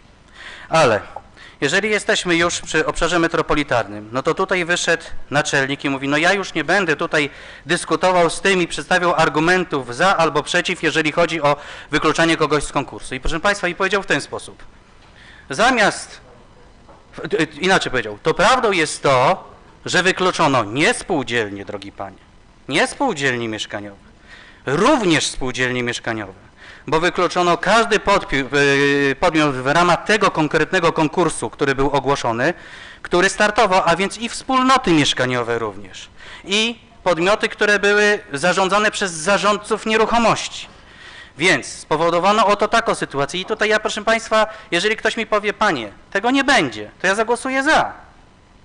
Zagłosuję za, tylko nie słyszę odpowiedzi takiej, żeby wyszedł ktoś i powiedział, tak, po tamtych doświadczeniach wtedy, kiedy był spór, my, mając to na uwadze i tym bardziej mając byłego przewodniczącego Rady Nadzorczej, który no z chęcią należy przypomnieć, co mówił w tamtym okresie czasu właśnie na temat tego poprzedniego obszaru metropolitarnego i co obiecywał, że co się nie znajdzie w kolejnych tego typu uchwałach i w kolejnych tego typu przedsięwzięciach, no to przecież nie kto inny, tylko on stawiał te zarzuty i one były podstawne, to nie były bezpodstawne zarzuty.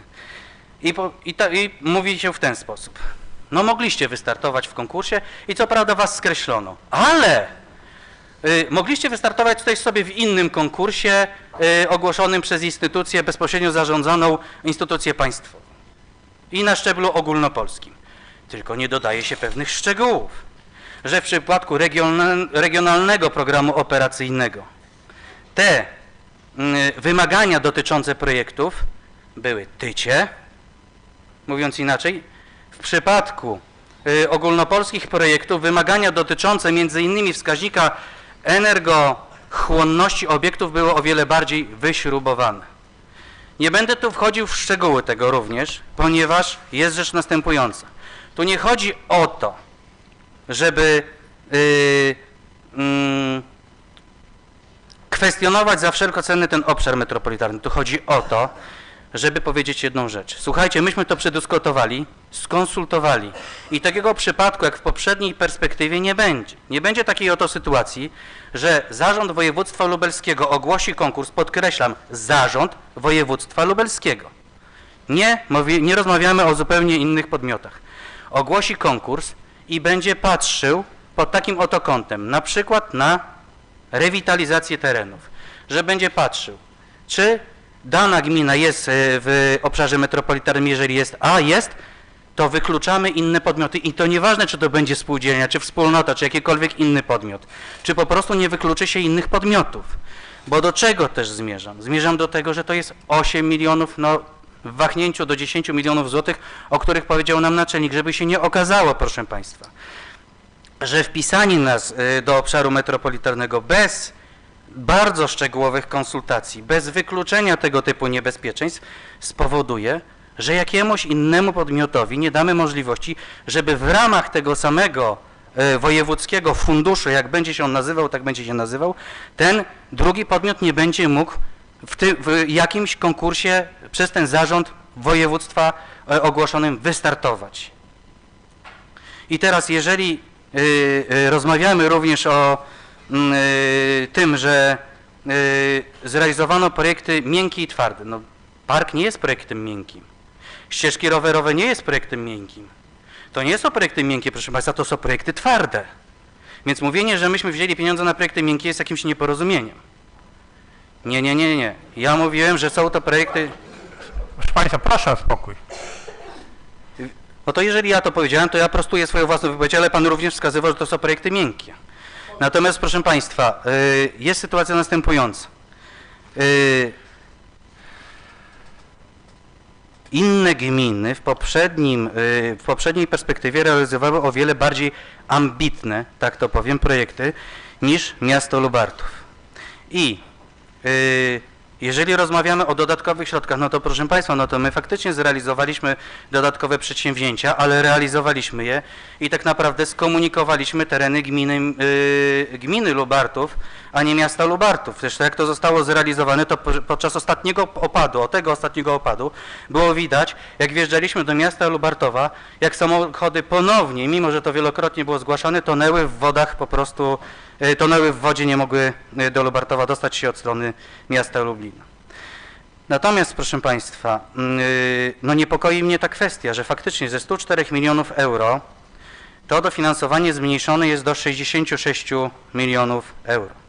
No i kolejna rzecz, rozwój transportu publicznego. Teraz ja bym chciał również dopytać jeszcze o jedną rzecz, bo jeżeli słyszę o rozwoju transportu publicznego i o tym, o czym powiedział radny Krówczyński, o tym, że łatwo je skupić, trudniej jest to później utrzymać, to ja chciałbym, żeby może nas nieco bardziej dokładnie poinformowano, jakie oprócz jak usłyszałem, że będą rozbudowywane ścieżki, będzie udrożniany ruch w mieście, chciałbym się zapytać, co jeszcze jest planowane, jeżeli chodzi o skonsumowanie tych, rozumiem, 10 milionów złotych.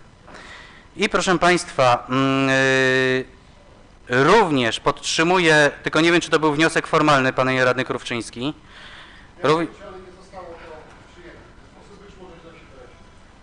To ja również, jeżeli pan pozwoli, to zgłoszę wniosek formalny, aby zdjąć dzisiaj z porządku obrad ten punkt, przesłać do podmiotu, który ów projekt przygotował, ponieważ jak słyszeliśmy, komisja nad tym nie pracowała, a również do Komisji Infrastruktury oraz do Komisji Planowania i Porządku Publicznego, tak żeby te komisje mogły się merytorycznie na tym zająć oraz aby uzupełniono dokumenty, które są podstawą do tego, żeby można było nad taką uchwałą głosować. Bowiem, proszę Państwa, w dniu dzisiejszym to jest kupowanie kota w worku. Bo my nie wiemy, to tak jak powiedział radny Krówczyński, no jest położone to sreberko, weź to sreberko, bo ja Cię zapewniam, że to sreberko będzie Cię cieszyło, jak będzie stało w Twoim domu. Także no nie można kupować kota w worku, dlatego składam wniosek formalny, tak jak wcześniej to wskazano. Chwileczkę, niech pan zostanie jeszcze, panie radny, bo chciałbym dopracować pański wniosek formalny. On skorzysta z paragrafu 33 punktu 9, który brzmi, że wnioskiem formalnym jest pomysł na odesłanie projektu uchwały do komisji lub projektodawcy, tak. Więc tu spełnia kryteria, ze wskazaniem celu i zadania do wykonania. Proszę o określenie celu i zadania, tak żeby to był jednoznaczny cel i zadanie, które nie podlega potem komentarza czy interpretacji. Uzupełnienia tego projektu uchwały o brakujące dokumenty w postaci statutu oraz o wykaz przedsięwzięć, które będą realizowane w ramach Stowarzyszenia Lubelskiego Obszaru Metropolitarnego. Może jeszcze chwilkę i pan zostanie, bo dopracujemy to. Bo pan mówi, że rozumiem, że celem odesłania jest uzupełnienie materiałów o statut, ale i o wykaz zadań, które będą. Ja rozumiem, że wykaz zadań... planowane. Będą planowane. Właśnie, wykaz zadań planowanych. Pytanie, czy zadania planowane już są na jakimś szczeblu, czy jesteśmy w stanie określić, czy taki plan istnieje? No przecież pan... to tym gorzej, jeżeli nie ma tego. No to właśnie, żeby uzupełnić o te planowane inwestycje, a jeżeli ich nie ma, to żeby je stworzyć, żebyśmy wiedzieli, na czym pracujemy. Czy wymaga otrzymanie środków, posiadanie planu w momencie ich otrzymania? Panowie, czy chodzi o to, czy... Może nie wymaga, ale jako radny składam taki wniosek. Proszę pana, zaraz ponieważ ja go poddaję pod głosowanie, to muszę wiedzieć, czy on spełnia kryteria statutu. Na razie tego nie widzę. Czyli tak, statut ma być dołączony i wykaz planowanych inwestycji. Czy taki wykaz planowanych inwestycji objętych aplikacją o te środki mieści się w przepisach tego statutu? Czy wiemy o tym, czy nie? Ale ja nie mówię, ale to jest obok statutu, a nie łącznie ze statutem. Niech pan mi nie wkłada, ja wiem, jaki wniosek składam, a pan nie będzie mówił, czego ja chcę. Panie radny, ja poddaję pod głosowanie i nie widzę polemiki, czy pola do polemiki. No to niech pan nie polemizuje, tylko niech pan przegłosuje wniosek. Proszę pana, skończyłem. To spełnia warunki. Proszę pana, bardzo pana proszę o zaprzestanie już uwag. To poprosi o obsługę prawną, jak jeżeli nie radzić jako prezydium. No właśnie, proszę państwa, ja już skończyłem i dziękuję panu, już nie mam do pana uwag, natomiast sprawdzam w tej chwili od strony formalnej, czy wniosek spełnia wymogi wniosku formalnego w trybie paragrafu 33 punkt 9. Panie mecenasie, ponieważ tak, ma być statut i planowany wykaz inwestycji objętych aplikacją w ramach tego stowarzyszenia. Czy to spełnia wymogi wniosku formalnego? Dobra, w porządku, dziękuję. Proszę państwa, zgodnie ze statutem 2 głosy za, 2 głosy przeciw. Proszę państwa, kto jest za poparciem wniosku formalnego pana radnego? Zapraszam, panie radny Krówczyński.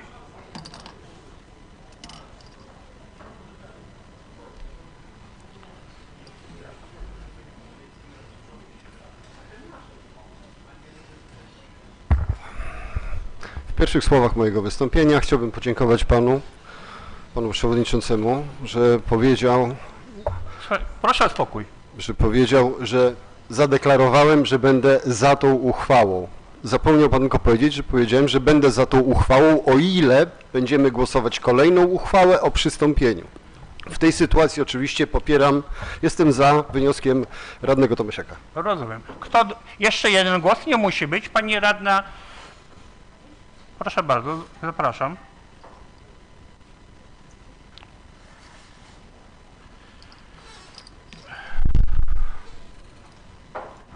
Witam burmistrzów przy mnie. Jestem za. Rozumiem. Dziękuję. Teraz 2 głosy przeciw. Kto jest przeciw temu wnioskowi formalnemu? Nie widzę. Nie ma takiego... Aha, pani radna, proszę bardzo, zapraszam panią.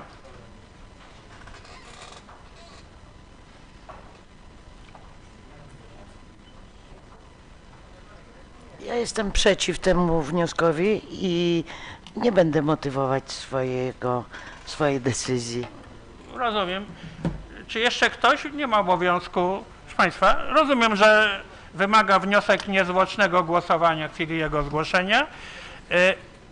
Ja go sformułuję w ten sposób, że będziemy procedować wniosek pana radnego Tomasiaka, który brzmi tak, żeby odesłać do projektodawcy projekt tej uchwały o dodatkowe materiały typu statut i planowany wykaz przedsięwzięć objętych aplikowanym środkiem. Czy dobrze się wyraziłem? Ale nie, w momencie muszę dokończyć procedowanie formalne. Czyli pan wniosek zgłosił za późno. Proszę państwa, otwórzmy kworum. Proszę państwa, jakiś... O, proszę bardzo, proszę nacisnąć kworum.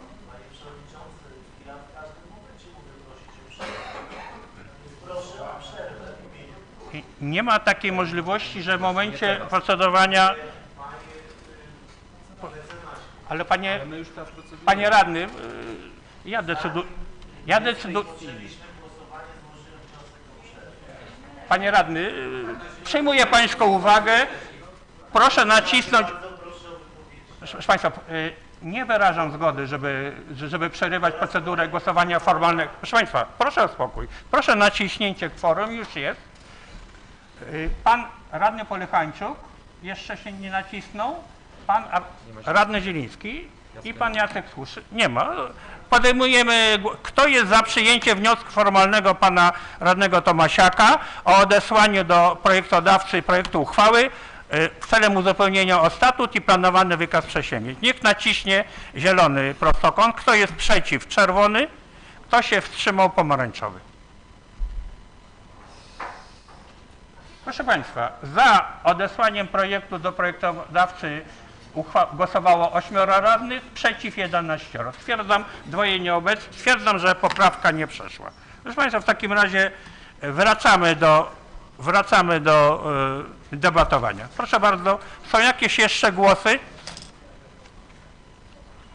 Są jakieś jeszcze głosy? Aha, w tej chwili dobrze. Ile minut pan chce? Ile? Proszę państwa, ogłaszam przerwę 10 minut.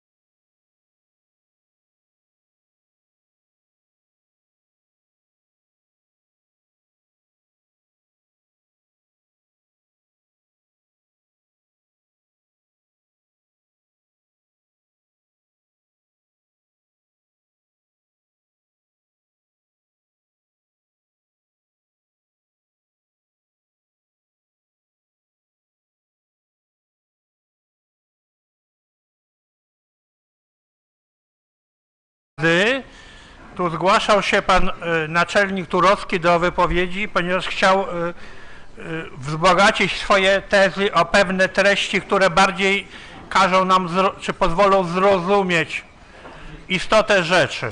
Także proszę, żeby nie umknęło nic, co jest ważne dla dobra wspólnego. Panie naczelniku. Panie Przewodniczący, Szanowni Państwo. Proszę Państwa, proszę o uwagę, o skupienie.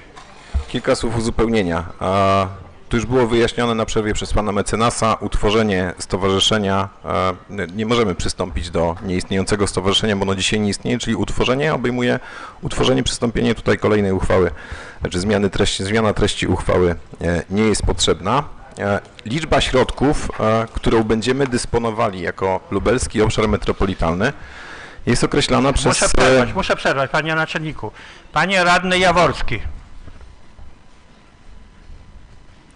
Jest określana przez marszałka województwa, czyli przez zarząd województwa i to nie od nas zależy, że to jest 66 milionów, a było 104 miliony. To jest po prostu decyzja podjęta na poziomie programu regionalnego. Tych środków na instrument terytorialny Lubelski Obszar Metropolitalny będzie 66 milionów euro i tutaj jakby lobbować za tym, żeby tych środków moglibyśmy mieć więcej, możemy.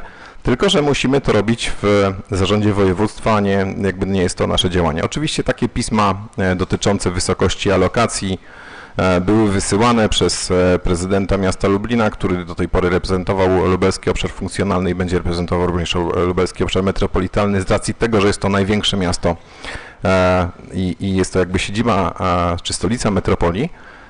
I takie pisma były popierane również przez pana burmistrza Lubartowa, czy wójtów i burmistrzów innych miejscowości, natomiast na dzień dzisiejszy one nie wpłynęły jakby znacząco na zmianę decyzji po stronie województwa. Ta alokacja wynosi 66 milionów, do wykorzystania 66 milionów euro i tyle możemy z tego wynieść, ile wynosi nasz udział procentowy, który w całym budżecie stanowi całe 2,62%.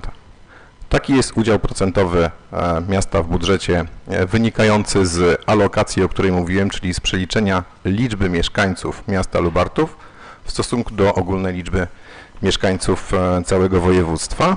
Natomiast nasze zgłoszenie, które wykonaliśmy w ramach takiej wstępnej fiszki, ponieważ te środki, żeby korzystać z tych środków, musi być zatwierdzona strategia, czyli instrument terytorialny, w którym zostaną opisane inwestycje, oczywiście podzielone na priorytety i my taki akces bardzo ogólny na tym etapie realizacji złożyliśmy. I w tym naszym akcesie jest zapis m.in. środki w zależności od potrzeb przeznaczymy na zakup przebudowy dróg i skrzyżowań, rozbudowę infrastruktury przystankowej, parkingi Park and Ride oraz ogólnodostępne stacje ładowania pojazdów. To w kontekście tego projektu transportowego, o którym mówiliśmy. To są środki, na co chcemy przeznaczyć te ponad 1,5 miliona euro, które przypada na Lubartów w ramach tych wspólnych przedsięwzięć. Nie wiem, czy... jeszcze jedna rzecz, że to nie jest tak, że my jesteśmy pierwszą gminą, która podejmuje taką uchwałę. Ona jest podejmowana jako 10., 11. bądź 12. uchwała. Treść takiej uchwały jest tożsama bądź analogiczna we wszystkich gminach. Błędem jest, że gdzieś tam faktycznie nie dołączyliśmy statutu. W uzasadnieniu jest napisane, że został wypracowany i ten statut w momencie wysyłania uchwały był gdzieś technicznie, po prostu nie zgraliśmy tego, że ten statut nie został udostępniony, natomiast on jest dostępny cały czas. Jeżeli potrzeba, można się z nim zapoznać w każdej chwili. Tutaj, a poza tym, że to jest jakby kolejny element współpracy i budowania czegoś, co było wcześniej obszarem funkcjonalnym, dzisiaj się nazywa obszarem metropolitalnym. Jesteśmy w obszarze oddziaływania Lublina i w obszarze oddziaływania tego Lublina będziemy. No tutaj można mówić, że inne gminy miały bardziej spektakularne projekty, jeżeli chodzi o infrastrukturę. No faktycznie dworzec metropolitalny w Lublinie zawsze jest bardziej taki zauważalny, bo on kosztuje 350 milionów złotych czy 400 i przeznacza znacząco środki, które Lublin pozyskał z alokacji instrumentu terytorialnego. Oni dodatkowo pozyskali inne środki, dołożyli do tego środki budżetowe. Gdybyśmy popatrzyli na strukturę tych środków, to te 100 parę milionów złotych, które przeznaczyli na dworzec jako instrument terytorialny, to będzie stanowiło około 40% chyba docelowych wydatków, czyli resztę to jest budżet miasta Lublina czy inne instytucje. No jest to spektakularne, no ale Lublin też jest beneficjentem tych środków w ramach ZIT-u w 54%, a my w nieco ponad 2%, czyli skala naszego oddziaływania, czy jakby skala tego, co robimy, spektakularność tej skali będzie też odrobinę mniejsza. Dziękuję. Dziękuję. Są jakieś uwagi? Nie widzę. Zamykam dyskusję. Proszę o i przechodzimy do procedury głosowania. Proszę o naciśnięcie kworum. Dobrze. Proszę Państwa, kto jest za przyjęciem uchwały w sprawie wyrażenia zgody na utworzenie przez gminę miasto Lubartów Stowarzyszenia Lubelskiego Obszaru Metropolitarnego, niech naciśnie zielony prostokąt.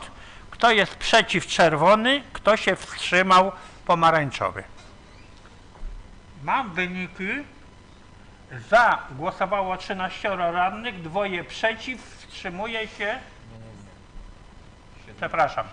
Za 13, przeciw 7, no 2, 7, wstrzymuje się 0. Stwierdzam, że uchwała została przegłosowana.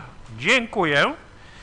Proszę przejść teraz razem ze mną do punktu 5.2, czyli do upoważnienia dyrektora Miejskiego Ośrodka Pomocy Społecznej w Lubartowie do prowadzenia postępowania w sprawach świadczeń pomocy materialnej o charakterze socjalnym. Proszę o przedstawienie projektu uchwały panią dyrektor Miejskiego Ośrodka Pomocy Społecznej w Lubartowie, Marzenę Jedut.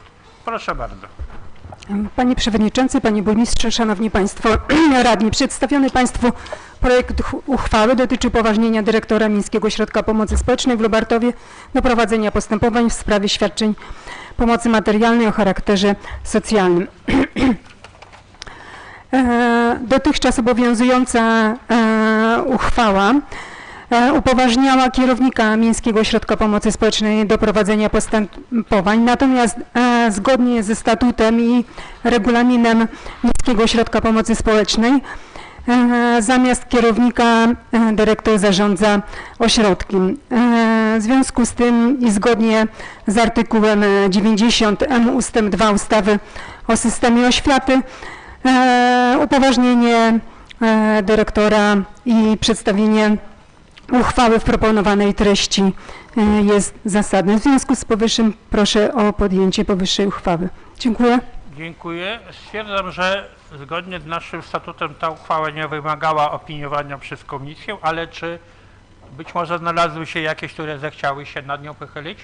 O, to pani Ela się zgłasza, słuchamy.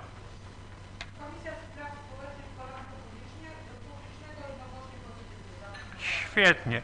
Czy ktoś inny łaskawie zechciał się obrócić w kierunku tej uchwały? Nie widzę. W takim razie otwieram dyskusję. Patrzę na tablet, nie widzę, na salę też nie widzę. Czyli co? Zamykamy dyskusję, tak? Tak. W takim razie proszę nacisnąć kworum.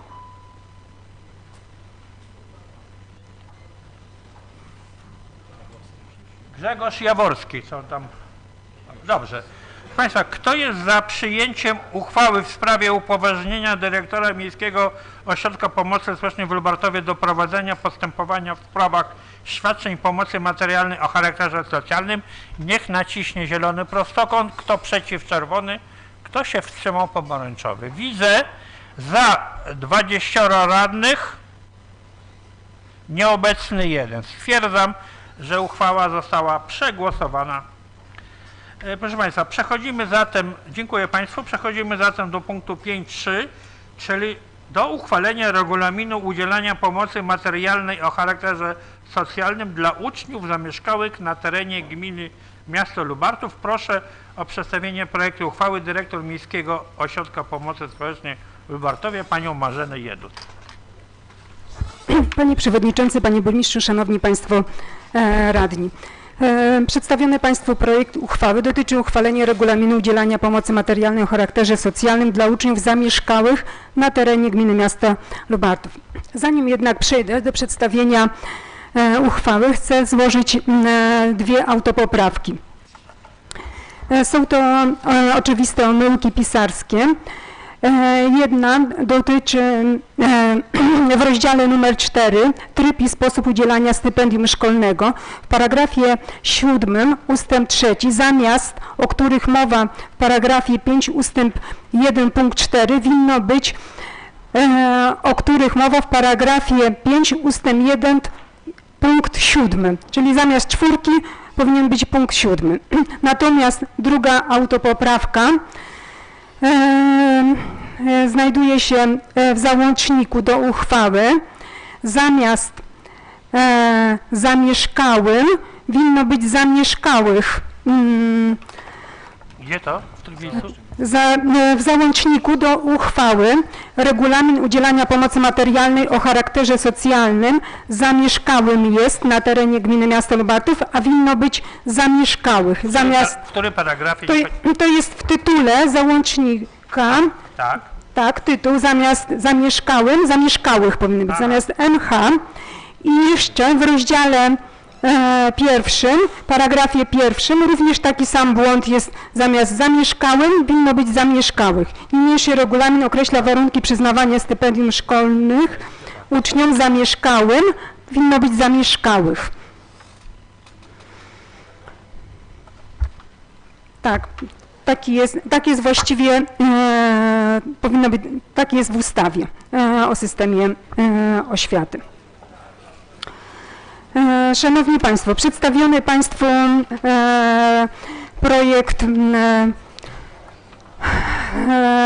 projekt uchwały dotyczący regulaminu.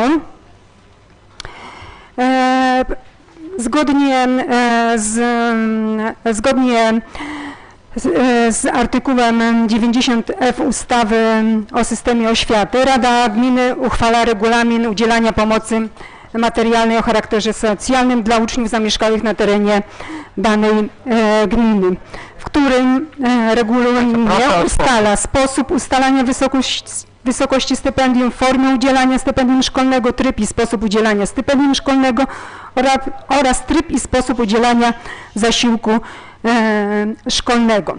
Obowiązujący regulamin udzielania pomocy materialnej o charakterze zamieszkałym był przyjęty uchwałą w 2011 roku. Od tego momentu nie było żadnych zmian w związku z tym, że aktualne warunki ekonomiczne, obowiązujące ceny podręczników, przyborów szkolnych, opłat za zajęcia pozalekcyjne znacznie wzrosły, więc zasadne jest podniesienie wysokości stypendium szkolnego z uwagi na to, że tak jak wspomniałam, nie była zmieniana wysokość od 2011 roku.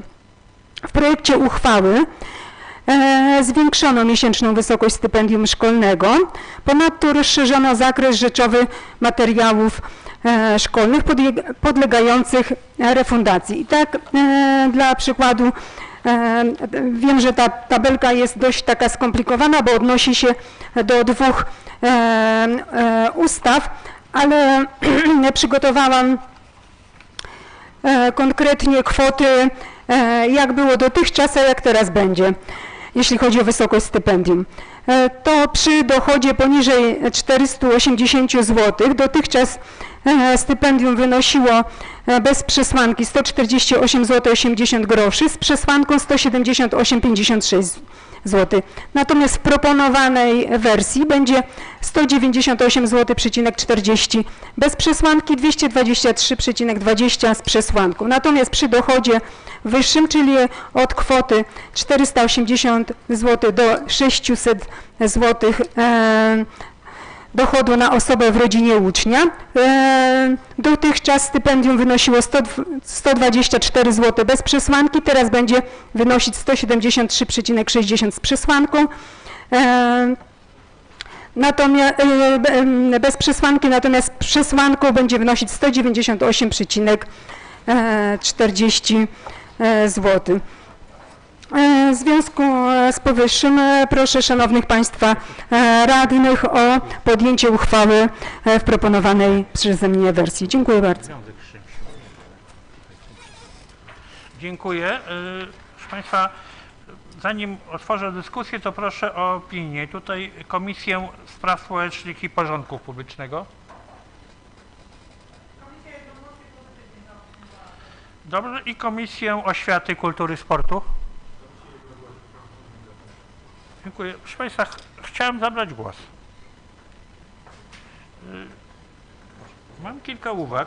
Mam kilka uwag do tekstu.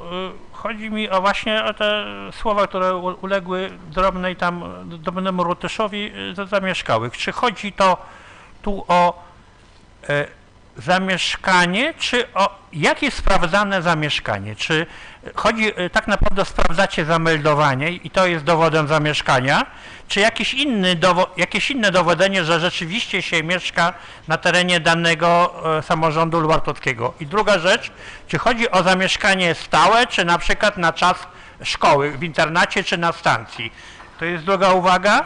A trzecia to te progi trochę wydaje mi się jakieś, no powiem jasno, absurdalne teraz, bo jeśli granica jest na przykład zrozumiałem 500 zł, to jak 4 osoby w rodzinie, to dochód 2000 na 4 osoby, płaca minimalna jest znacznie większa, czyli to dotyczy rodzin, gdzie praktycznie nikt nie pracuje albo nie pokazuje swoich dochodów, więc trochę tak naprawdę pomagamy tym, którzy nie są w stanie sobie w ogóle pomóc, że to jest już jakieś progi, które się nie sprawdzają w życiu, chyba że czegoś nie wiem.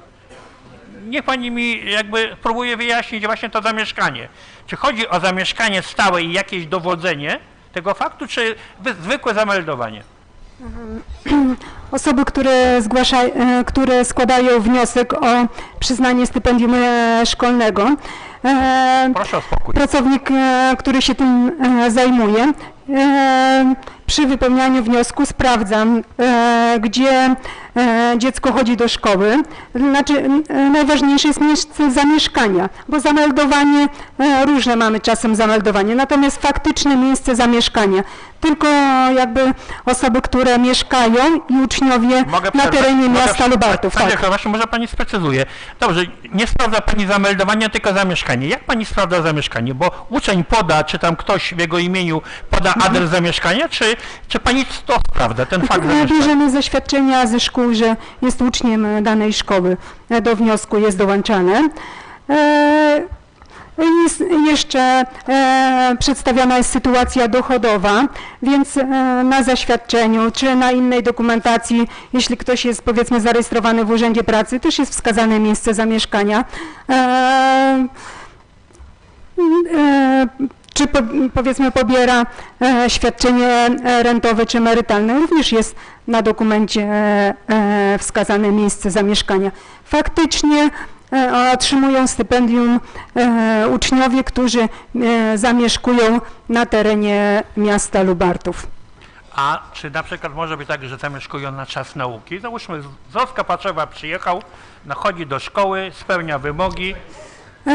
Nie, liczy się miejsce zamieszkania też rodziców, bo tu jest brana cała sytuacja rodziny, więc zdarza się też, że refundujemy te stypendia szkolne uczniom, którzy chodzą do Lublina, do szkoły, czy gdzieś tam do kija. Dobrze, ja pani dziękuję. Pan Marek Polechańczuk chciałby zabrać głos.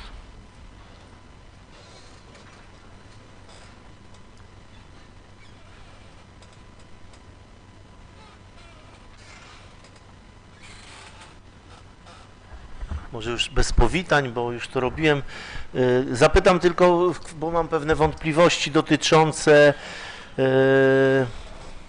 wydatków związanych ze stypendium i tu jest tak, opłat za udział, punkt 6, opłat za udział w zajęciach nauki języków obcych, sportowych lub innych zajęciach edukacyjnych, w tym związanych z profilem szkoły. Chciałem tu wyjaśnić, czy to chodzi tylko o zajęcia organizowane przez szkołę, czy również organizowane przez różne instytucje, no tak na przykład jak MOSIR, czy jakieś tam inne stowarzyszenia.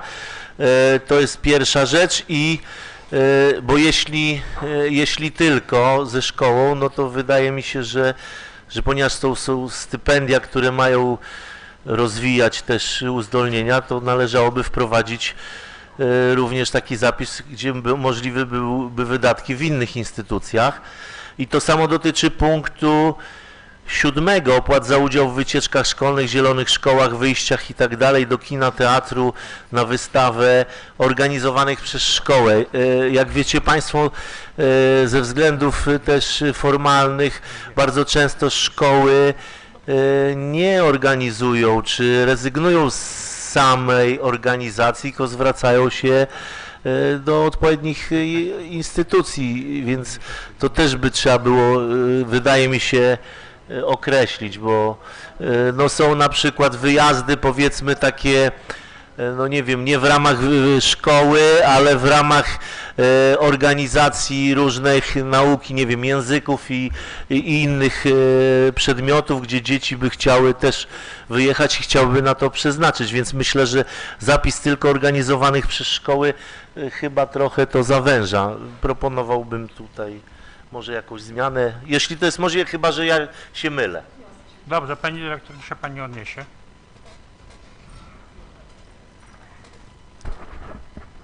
Pytanie dotyczące punktu 7. Opłaty za udział w wycieczkach szkolnych, zielonych szkołach, wyjściach do kina, teatru, na wystawę lub innych imprezach organizowanych przez szkołę.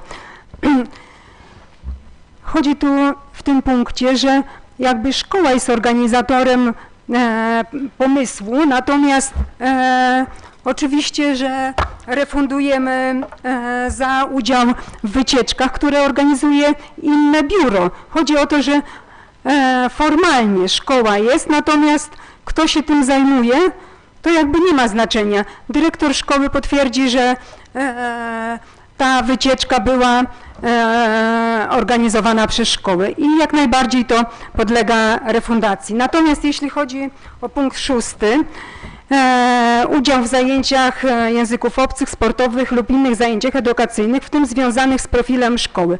Różne są szkoły sportowe, są szkoły językowe, informatyczne, więc jakby dodatkowe koszty związane z tymi zajęciami jak najbardziej podlegają refundacji.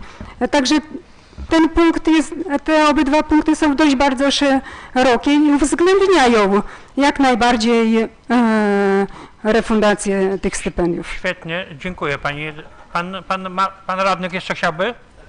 Proszę bardzo, niech pan sprecyzuje może coś tutaj.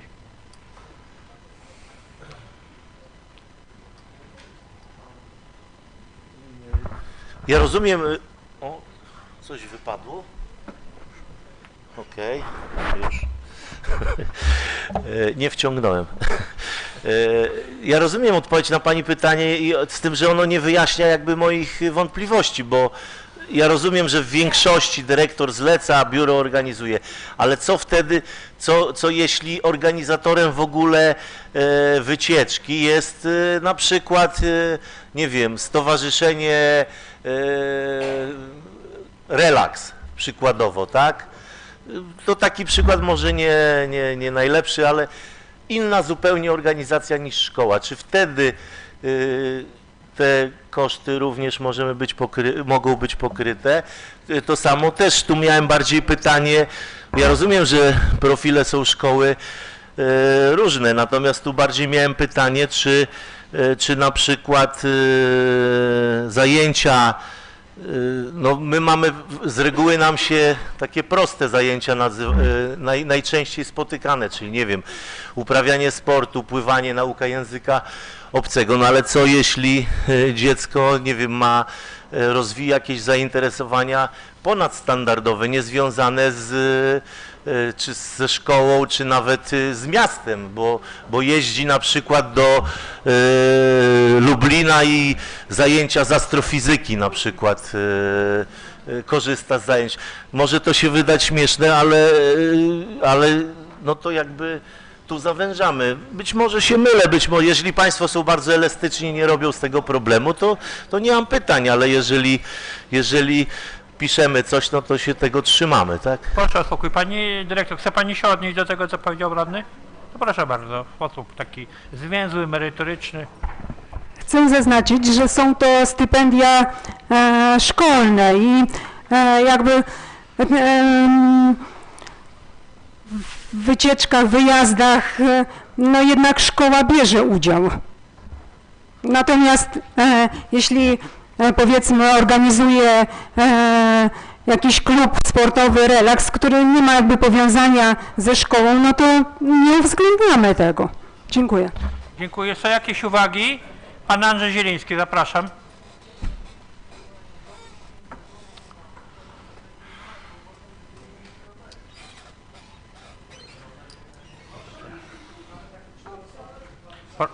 Proszę Państwa, proszę o spokój. Panie Przewodniczący, Wysoka Rado, Panie Burmistrzu, dla mnie to sformułowanie jest proste i czytelne.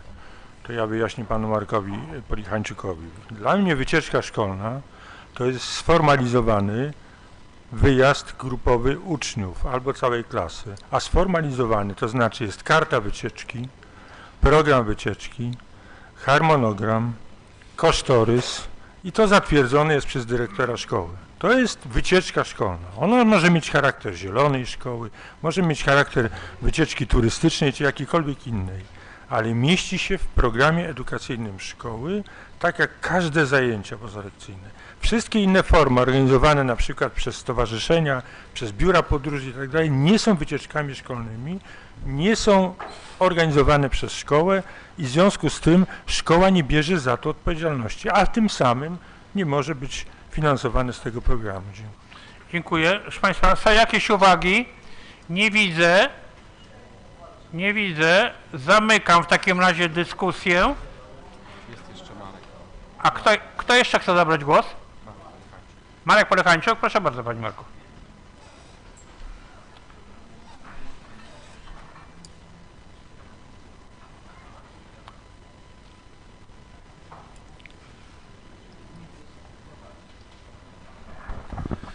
Dziękuję za pouczenie.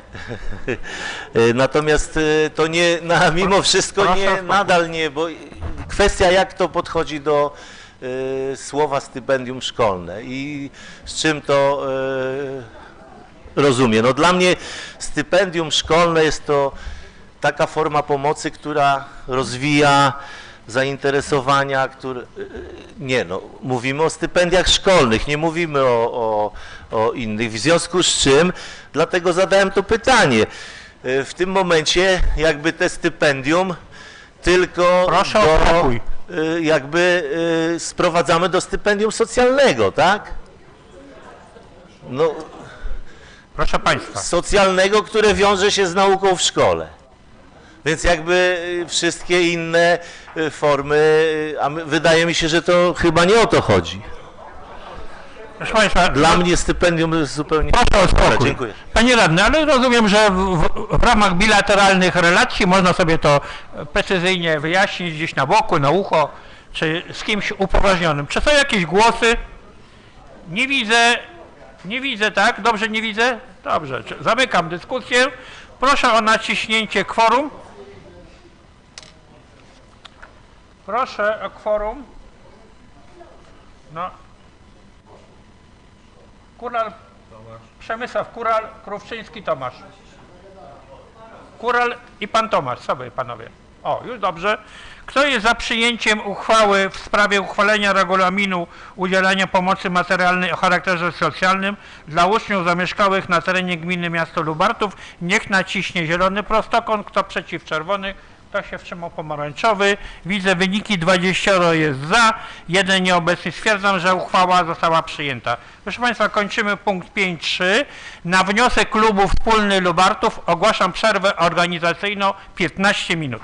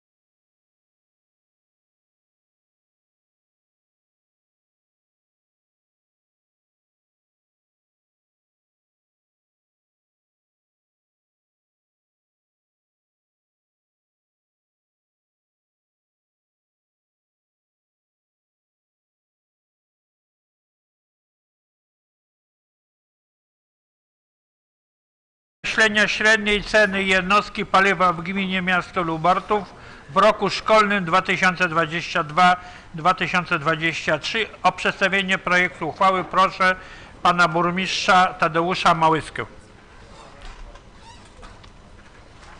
Panie Przewodniczący, Wysoka Rado, jak co roku przed rozpoczęciem roku szkolnego Rada Miasta musi podjąć stosowną uchwałę, w której określa się średnią cenę paliw w mieście miasto Lubartów, na podstawie której będą rozliczane koszty dowozu dzieci niepełnosprawnych przez rodziców, którzy we własnym zakresie to zadanie gminy miasta Lubartów realizują.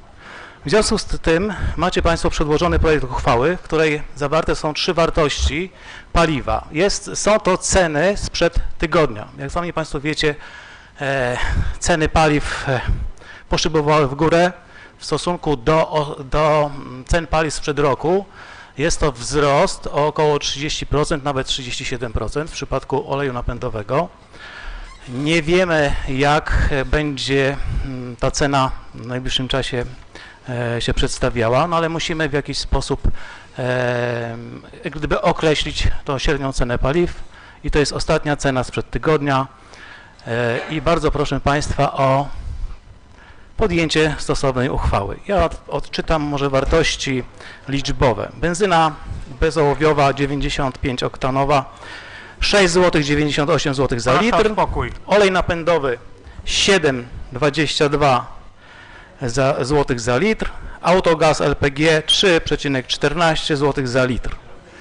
Bardzo proszę Państwa o podjęcie stosownej uchwały. Jest ona konieczna, żeby realizować zadania oświatowe, jakie są na nas scedowane w ramach działalności oświatowej. Dziękuję bardzo. Dziękuję. Proszę o przedstawienie opinii przewodniczącego Komisji Oświaty, Kultury, Sportu i Rekreacji. Komisja Oświaty. Rozumiem. Proszę Państwa, otwieram dyskusję. Do wysokości stawek nikt nie ma uwag? Rozumiem, że nie. Zamykam dyskusję. Proszę o naciśnięcie kworum. Oj, coś. Dobra, kworum. Kto jest za przyjęciem uchwały w sprawie określenia średniej ceny jednostki paliwa w gminie miasto Lubartów w roku szkolnym 2022-2023? Proszę o naciśnięcie zielonego prostokąta, kto przeciw czerwonego, to się wstrzymał pomarańczowego. Mam wyniki. Jednomyślnie 21 radnych głosowało za. Stwierdzam, że uchwała została przegłosowana. Przechodzimy do punktu. Dziękuję Państwu. Proszę o zamknięcie tego bloku głosowania. Przechodzimy do punktu 5.5, czyli do wyrażenia zgody na zawarcie kolejnej umowy dzierżawy części działki nr 1018 położonej przy ulicy Legionów w Lubartowie w obrębie 7 Śródmieście z dotychczasowym dzierżawcą na czas oznaczony do 3 lat. Proszę o przedstawienie projektu uchwały pana naczelnika Wydziału Nieruchomości, Planowania Przestrzennego i Rolnictwa Radosława Kicińskiego. Dziękuję bardzo Panie Przewodniczący, Szanowni Państwo Radni. Od 1999 roku mieszkaniec działki nr 812 położonej przy ulicy Legionów dzierżawi od Gminy Miasta Lubartów działkę nr 1018. Jest to dzierżawa na poprawienie warunków zagospodarowania, na zaplecze gospodarcze. Dzierżawca ten wywiązuje się z opłat, które ma ponosić zgodnie z umową, czyli czynsz plus podatek od nieruchomości. W związku z powyższym prosimy Państwa radnych o podjęcie tej uchwały. Dziękuję bardzo. Rozumiem. Proszę o opinię przewodniczącego Komisji Planowania Przestrzennego i Budownictwa. Komisja jednogłośnie pozytywnie 5 głosami za podjęła projekt uchwały. Zaopiniowała. Dziękuję. Otwieram dyskusję. Państwa nie widzę. Dobrze, nie widzę. No dobrze. Czyli zamykam dyskusję. Proszę o naciśnięcie kworum.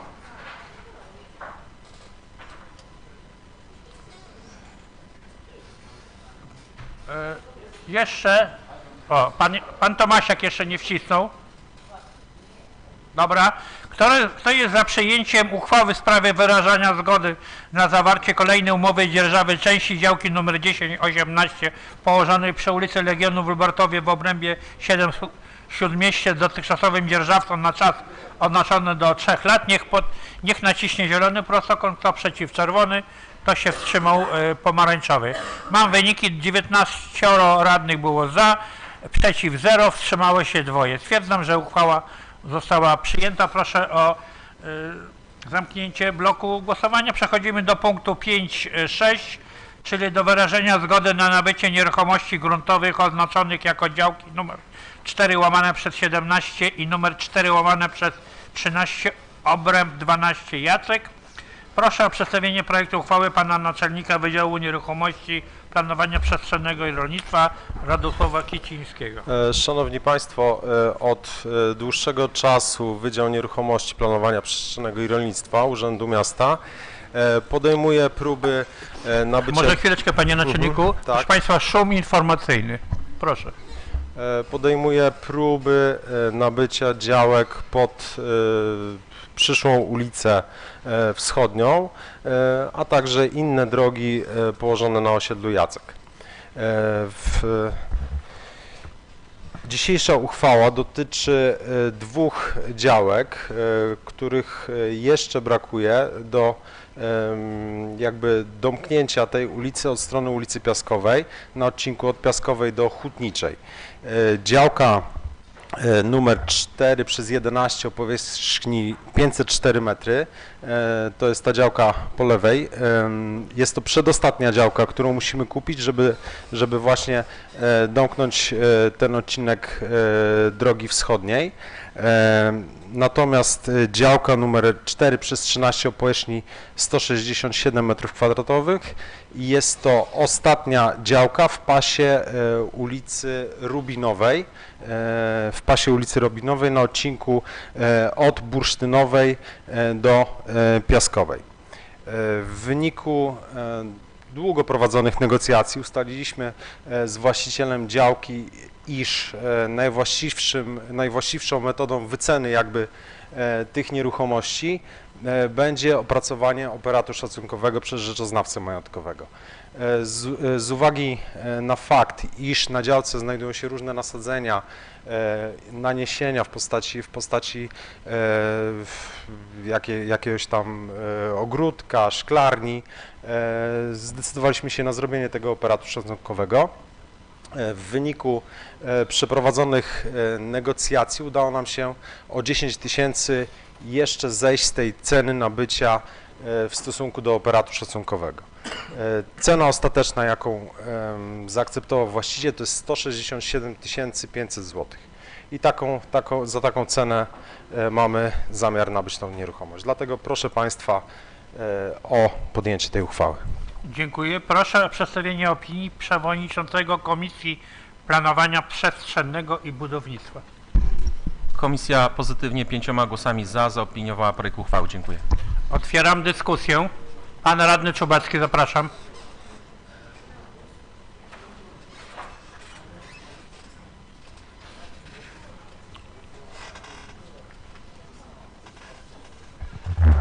Dziękuję, panie przewodniczący. Proszę o spokój. Spokojnie, panie naczelniku, nie będzie trudnych pytań. Gwoli doprecyzowania, bo tak, rozumiem, że od ulicy mamy już te działki w posiadaniu Urzędu Miasta. Czy to są, nie mamy jeszcze, czyli zostanie nam ten pas drogowy, tak jakby, dobrze myślę? Dobrze, to ja będę zadawał pytania, najwyżej tutaj pan naczelnik odpowie. Czy rozumiem, że została nam jeszcze pojedyncze działki przy samej ulicy, które mają kolor biały, natomiast żółte, z tego co rozumiem, są we własności Urzędu Miasta. Natomiast moje pytanie, ja tutaj, jeśli chodzi o ulicę Rubinową, która jest tam węższa, jak najbardziej jestem... Może pan, chwilę, proszę Państwa.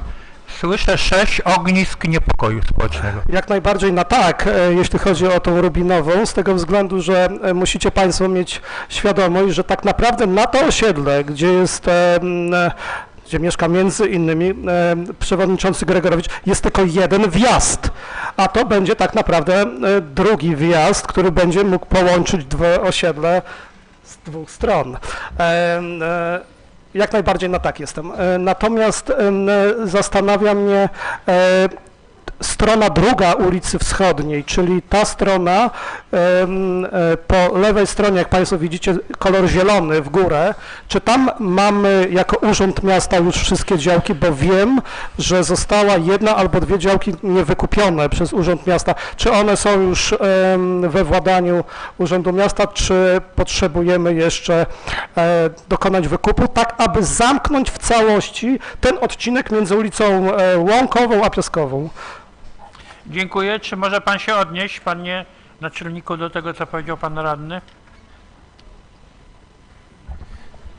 Tak, jeżeli chodzi o te działki, które są tutaj jeszcze niepokolorowane, czyli nie są zielone, no taki tutaj kolor chcielibyśmy zobaczyć, to jeszcze ich nie nabyliśmy. Jesteśmy od dłuższego czasu również w stałym kontakcie z właścicielkami. Ostatnie ustalenia również są takie z uwagi na znaczny wzrost cen nieruchomości, że po sporządzeniu operatu szacunkowego spotkamy się i ustalimy ostateczną cenę nabycia. Jeżeli chodzi o ulicę Wschodnią na przebiegu od Piaskowej do Łąkowej, tam zostało kilka działek do nabycia. Większość z nich jest w posiadaniu znanego dewelopera, który przystąpił do podziału tych działek, ponieważ one jeszcze nie są wydzielone. W wyniku tych podziałów nabędziemy oczywiście zgodnie z planem zagospodarowania w liniach rozgraniczających działki, które są potrzebne pod tą drogę. Jeżeli zostaną pojedyncze jeszcze działki, chyba jedna lub dwie, no to niestety z uwagi na mnogość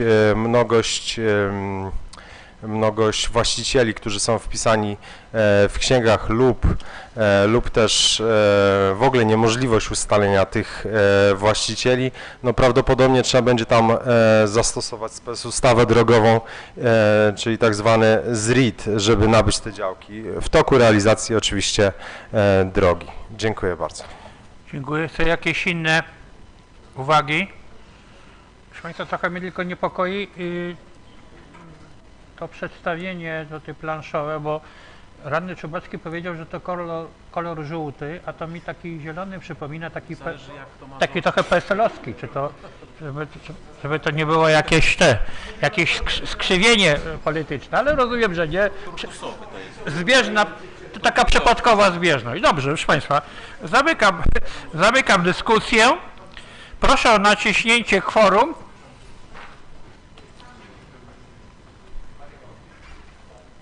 O Gregorowicz, proszę Państwa. Dobrze. Proszę Państwa, kto jest za przyjęciem uchwały w sprawie wyrażenia zgody na nabycie nieruchomości gruntowych oznaczonych jako działki nr 4/11 i 4/13 obręb 12 Jacek? Proszę o naciśnięcie zielonego prostokąta. Kto przeciw? Przepraszam. Dobrze. Przeciw czerwonego, wstrzymujący się pomarańczowego. Mam wyniki. 19 za, 2 się wstrzymało, reszty głosu brak. Stwierdzam, że uchwała została przegłosowana. Przechodzimy do punktu 5.7. Proszę o zamknięcie bloku głosowania. Przechodzimy do punktu 5.7, czyli do odwołania 2 radnych ze składu Komisji Planowania Przestrzennego i Budownictwa Rady Miasta Lubartów. Proszę o przedstawienie projektu uchwały panią naczelnik Wydziału Administracyjno-Organizacyjną, panią Magdalenę Urbaś.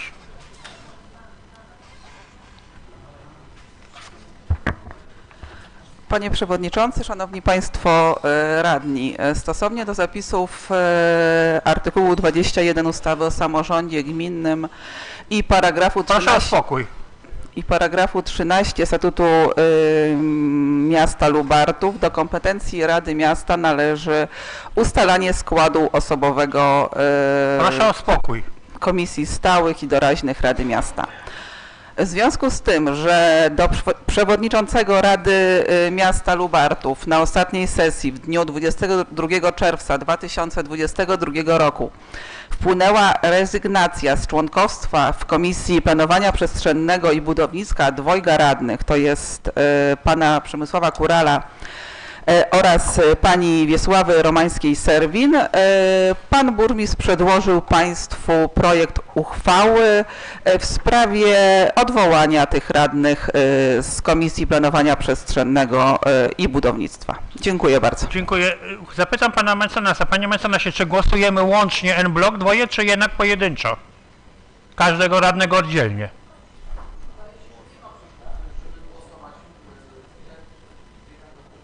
Aha, czyli łącznie można, tak? Rozumiem, że odwołanie dotyczy, ponieważ w związku z ich rezygnacją. Dokładnie tak. Rozumiem. Proszę państwa, komisje się nie musiały tu wyrażać. Otwieram dyskusję. Warto by jeszcze zapytać państwa radnych, tych, którzy zgłosili rezygnację, czy podtrzymują swoją decyzję. Chciałem spytać pana Kurala radnego, czy dalej podtrzymuje swoją rezygnację i panią Romańską-Serwin, czy też? No więc skoro już zostałem wywołany, to przypomnę państwu, że myśmy złożyli te wnioski dlatego, że dwie osoby zostały odwołane za coś, co podpisały. Dwie następne osoby, które to coś też podpisały, czyli ja i pani Romańska, i myśmy nie zostali ukarani. Dzisiaj żeśmy nawet na sesji słyszeli, że to było za złożenie wniosku o odwołanie przewodniczącego komisji. Myśmy pod tym wnioskiem żeśmy się podpisali, ponieważ nie stosuje się równego prawa w stosunku do wszystkich, w związku z tym to był nasz protest. Ja swój protest podtrzymuję. Rozumiem. I proszę, żeby państwo dzisiaj odwołali mnie z tej komisji. Rozumiemy. Czy pani Romańska-Serwin chciałaby potwierdzić albo zabrać głos w sprawie podtrzymania? Dziękuję. Proszę państwa, są jakieś głosy w dyskusji? Nie widzę. Zamykam. Ktoś się zgłosił? Przepraszam panie Marku, nie zauważyłem. Proszę bardzo.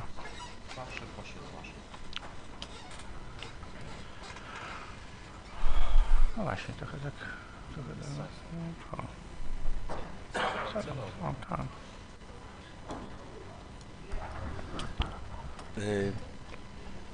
Panie Przewodniczący, Panowie Burmistrzowie, proszę o spokój. Nie wypada Panu Przemkowi mówić o sobie zbyt dużo, więc ja spróbuję szerzej rozszerzyć jego motywację i od razu wytłumaczę się, no jesteśmy w niezręcznej sytuacji, bo będziemy jako klub głosować za odwołaniem własnego członka klubu z tej komisji. Jest to taka dziwna, kuriozalna sytuacja, ale no niestety, no jest to też nasze przyłączenie się do tego protestu. Radni wyraźnie zrezygnowali z pracy, z członkostwa, przepraszam, żeby to jasno wybrzmiało. Radni zrezygnowali z członkostwa w tej komisji ze względu na to, że pozostałych dwóch radnych zostało usuniętych z tej komisji za to, jak to dzisiaj też usłyszeliśmy, a za to, że ośmielili się złożyć wniosek o odwołanie radnego z funkcji przewodniczącego komisji, drugiego radnego z funkcji wiceprzewodniczącego. Przypomnę tylko, że to nie był wniosek o odwołanie radnych z komisji, tylko z funkcji. Zdarzyło się to już po raz drugi. Jak Państwo pamiętacie, jakiś czas temu również dwóch radnych, konkretnie ja i pan Jacek Tomasiak, zostali odwołani z Komisji Budżetowej za rzekomą obstrukcję w tej komisji, czyli nieobecność na Komisji Budżetowej w dniu bodajże 20 któregoś grudnia, jak dobrze pamiętam. Wtedy również nie było 4 radnych, nie było również pana Tomasza Krówczyńskiego i pana Andrzeja Zielińskiego, ale widocznie akurat ci dwaj radni byli nie na rękę grupie trzymającej władzę, czyli w cudzysłowie oczywiście, czyli koalicji rządzącej. Podobnie teraz, mimo że 4 radnych zgłosiło ten wniosek, zostało odwołanych 2, no niestety takie mamy w tej chwili metody. W to zostało wyraźnie określone, jak to pan przewodniczący nazwał, matematyka, matematyczna większość. Rozumiem, nie podzielam, jestem przeciwny i wracam do stwierdzenia, że to jest rezygnacja z członkostwa w komisji. Proszę tego nie zrozumieć jako rezygnacja z udziału w pracach. Mamy jasną deklarację pana radnego Przemka i pani Serwin-Romańskiej, że jak najbardziej będą udzielali się w pracy tej komisji, jak i każdej innej. Różnica będzie taka, że no niestety będzie im potrącana z diety jakaś tam część diety za to, że nie są członkami komisji. Ja mam nadzieję, że ta sytuacja się wkrótce zmieni, bo mam nadzieję również, że sprawiedliwości stanie się zadość i ci panowie, ci radni, którzy zostali wyrzuceni, bo zostali normalnie wyrzuceni z komisji, stało się to ich wbrew ich woli, więc nie można tego inaczej nazwać niż wyrzuceniem z komisji i jakkolwiek byśmy się zaklinali, jest to po prostu wyrzucenie. Więc mam nadzieję, że sprawiedliwości niedługo się stanie zadość, członkowie zostaną przywróceni, wtedy jakby będziemy mogli przypomnieć sobie słowa, które padały jako uzasadnienie wyrzucenia radnych z komisji. Dziękuję bardzo. Pani radna Romańska-Serwin zgłosiła się, zapraszam.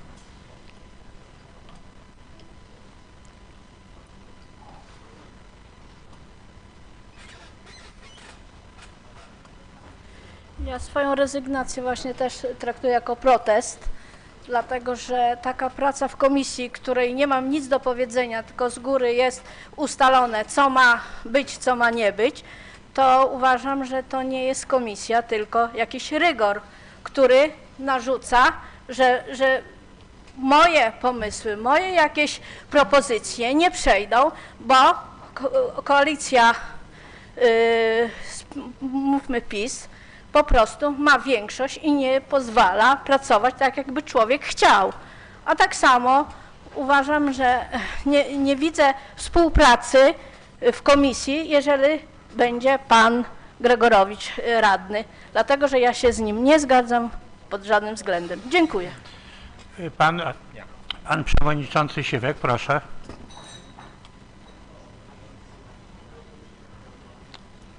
Panowie burmistrzowie, panie przewodniczący, szanowna Rado, kategorycznie nie zgadzam się z narracją, że ktokolwiek został wyrzucony. Ze względu na to, że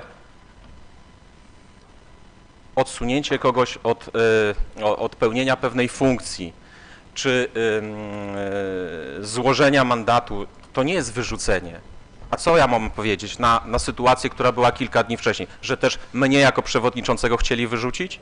Ja tego nie uważam. Po prostu chcieli odwołać przewodniczącego. Tak samo jak tutaj zaszła sytuacja odwołania 2 radnych. Wszystko zgodnie z prawem. I głupia narracja typu wyrzucenie i tak dalej, przypomina mi to trochę krokodyle łzy. Ja bardzo ubolewam nad tym, że pan Kural i pani Serwin nie zechcą pracować akurat w mojej komisji. Nigdy nie zdarzyło się tak, abym zablokował państwu głos, abym nie wysłuchał państwa i nie wziął państwa uwag pod rozwagę. Nigdy tak się nie wydarzyło. I dlatego dzisiaj podawanie powodu, występujemy z komisji albo rezygnujemy z komisji tylko dlatego, że nasi koledzy tam nie są i nie mamy większości, uważam za bardzo płytki argument. Bardzo płytki, niesamowicie płytki. A szanowni państwo, komisja będzie działać. Myślę, że bardzo sprawnie. Zresztą dała ku temu obraz na poprzedniej komisji, więc czy kogoś zabraknie? Tak, zabraknie państwa. Panie Kural i panie radny Kural i pani radna Serwin, państwa naprawdę zabraknie. Ale jeśli państwo chcecie tylko z powodu tego, że państwa koledzy klubowi zostali odwołani, wyjść z komisji, droga wolna. My sobie radę damy. Dziękujemy bardzo. Dziękuję. Pan radny Tomasiak. Aha, przepraszam. Pan radny Marek Polechańczuk. Przepraszam, widzę, pierwszy był. Pan Polechańczuk.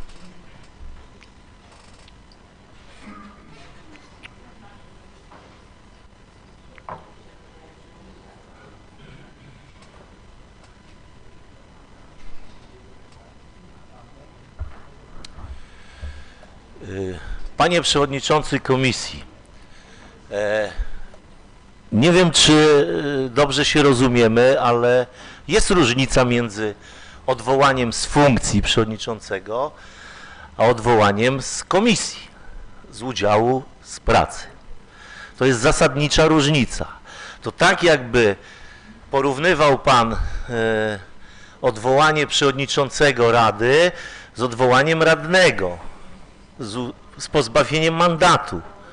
To jest mniej więcej podobna sytuacja, tylko że jest niemożliwa do zrealizowania, bo nie mógłby pan tego zrobić. I nie chodzi o to, że radni zaprotestowali przeciwko temu, że ich koledzy klubowi zostali wyrzuceni z komisji. Chodzi o to, w jaki sposób to państwo zrobili. W jaki sposób to państwo zrobili. Chybcikiem, wprowadzając do porządku obrad, bez konsultacji, bez zapytania się radnych. I ja przytoczę tylko sposób uzasadnienia przez państwa tego odwołania. Dlatego, że ośmielili się złożyć wniosek o odwołanie przewodniczącego z funkcji. To najdobitniej świadczy o państwa intencjach. Nie ma mowy o jakiejkolwiek większości, bo ta większość już była. I pracowaliście przez kilka miesięcy i nie było żadnych odwołań z funkcji przewodniczącego ani wiceprzewodniczącego. Przecież ten skład komisji jest od początku Rady. Więc mówienie o jakiejkolwiek, że chcieliśmy mieć większość, to jest po prostu kompletna bzdura. Państwo odwołali radnych, wyrzucili państwo radnych z komisji, w której chcieli pracować, do której wyrazili zgodę na początku kadencji, bo według ich zdaniem mieli ku temu najlepsze kompetencje. No w przypadku pana Kurala było to w momencie, kiedy został radnym.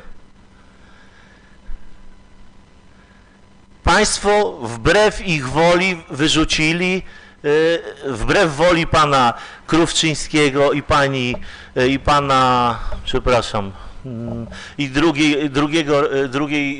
drugiego członka komisji, pana Tomasiaka, wyrzucili ich z członkostwa w tej komisji. Proszę państwa, wyrzuciliście państwo. Jeśli ktoś kogoś odwołuje, to przynajmniej powinien zapytać, czy się z tym zgadza. Podobnie było w sytuacji komisji budżetowej i zaklinanie rzeczywistości, bo Państwo się przerazili, że nie będziecie mieli wpływu na tą komisję i to wasze działanie było polityczne. Ale już pomińmy to.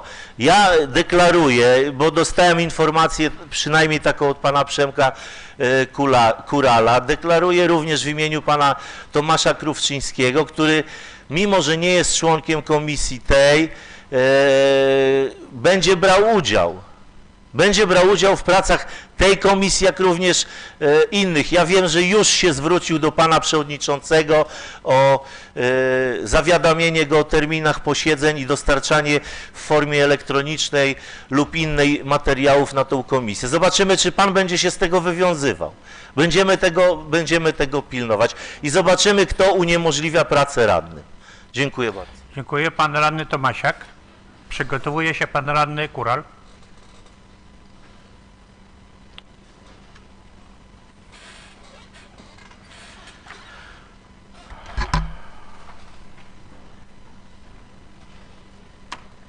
Szanowni radni, szanowni mieszkańcy Lubartowa, szanowne media. Ja dziękuję zarówno pani radnej Serwin, jak i panu Przemysławowi Kuralowi nie za to, że odwołują się dlatego, że został odwołany Tomasiak czy też Krówczyński, tylko dlatego, że protestują przeciwko łamaniu demokracji w Lubartowie. Bo tak rozumiem ich protest. Bo jeżeli ktoś mówi, że nikt nas nie wyrzucił z tej komisji, no to proszę państwa, no to wszyscy, to proponuję odtworzyć sobie poprzednią sesję i zobaczyć, co się działo. Usłyszeć argumenty pana Gregorowicza odnośnie większości matematycznej, a później co ta większość matematyczna uczyniła na tej sali. Jak były podnoszone ręce. Natomiast no jeżeli słyszę od pana przewodniczącego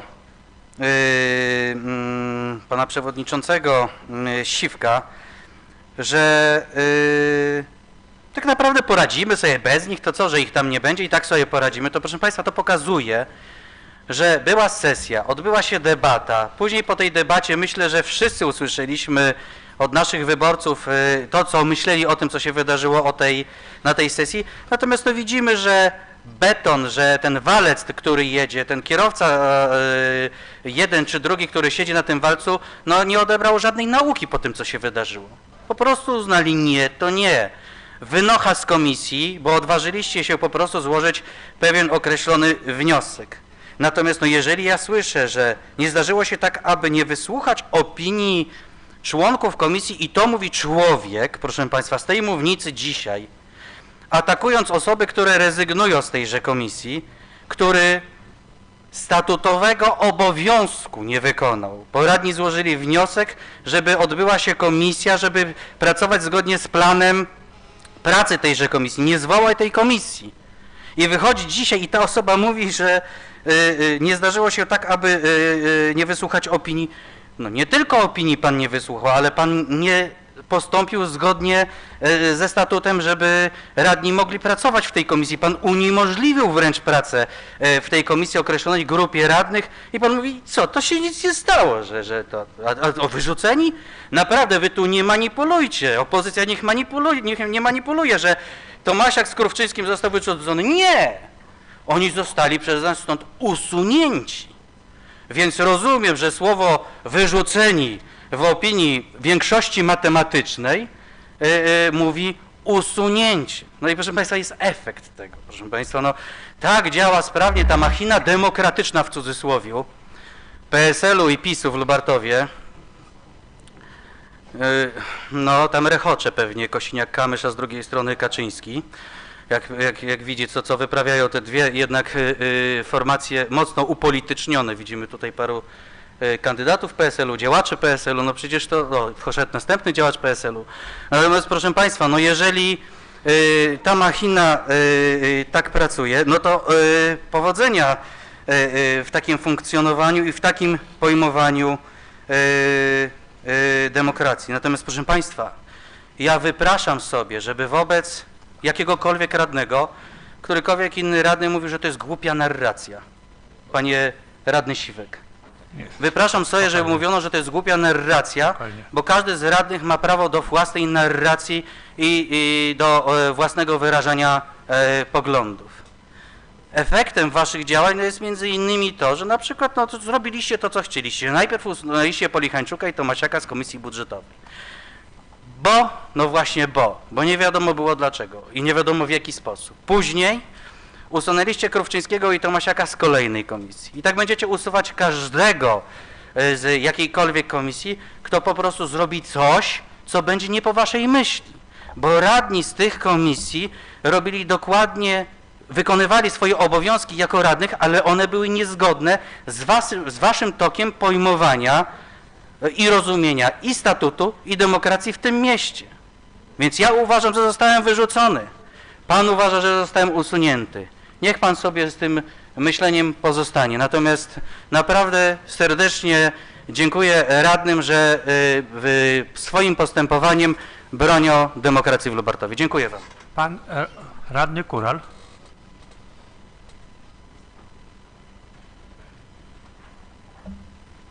Ja chciałem wrócić właśnie do słów przewodniczącego komisji.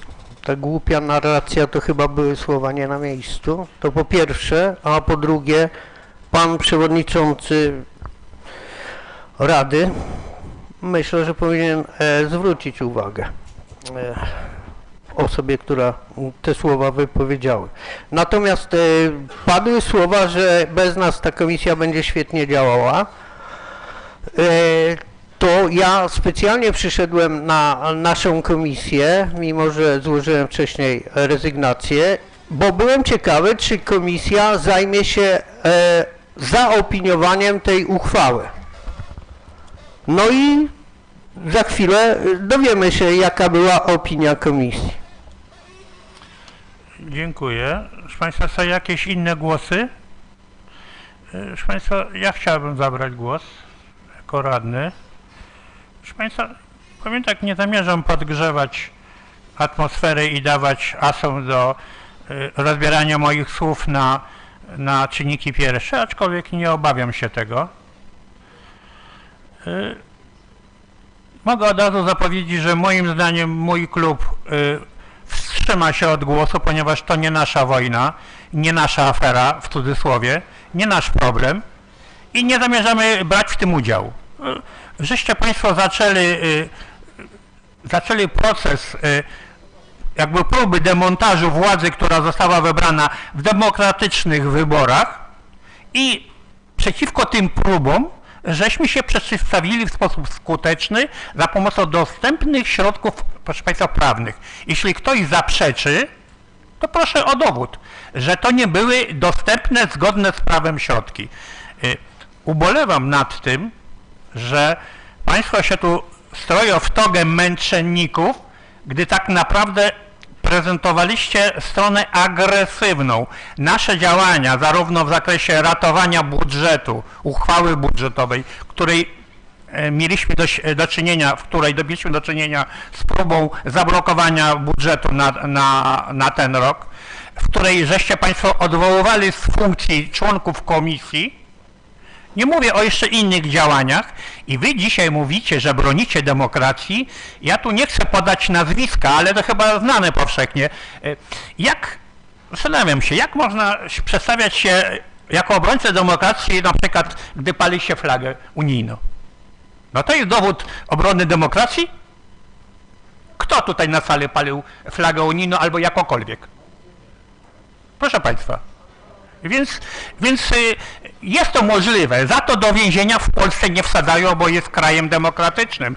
Ale w Lubartowie władza samorządowa nie przekracza prawa. Tak jej się wydaje. Natomiast nie mamy żadnego dowodu, że stało się inaczej. Dlatego panowie, przestańcie demontować system władzy samorządowej, pracujcie dla tej władzy razem z nami, przestańcie być agresywni, nie zaczynajcie procesu destrukcji i walki, to zobaczycie, że możemy koabitować, współpracować właśnie dla dobra tego miasta, ale każdą awanturę to wyście zaczęli, nawet na tej sesji. Zaczęło się zawsze od was. Każdy przypadek, nie znam żadnego przypadku awantury, która była przez nas inicjowana. Nie znam. I tak na koniec.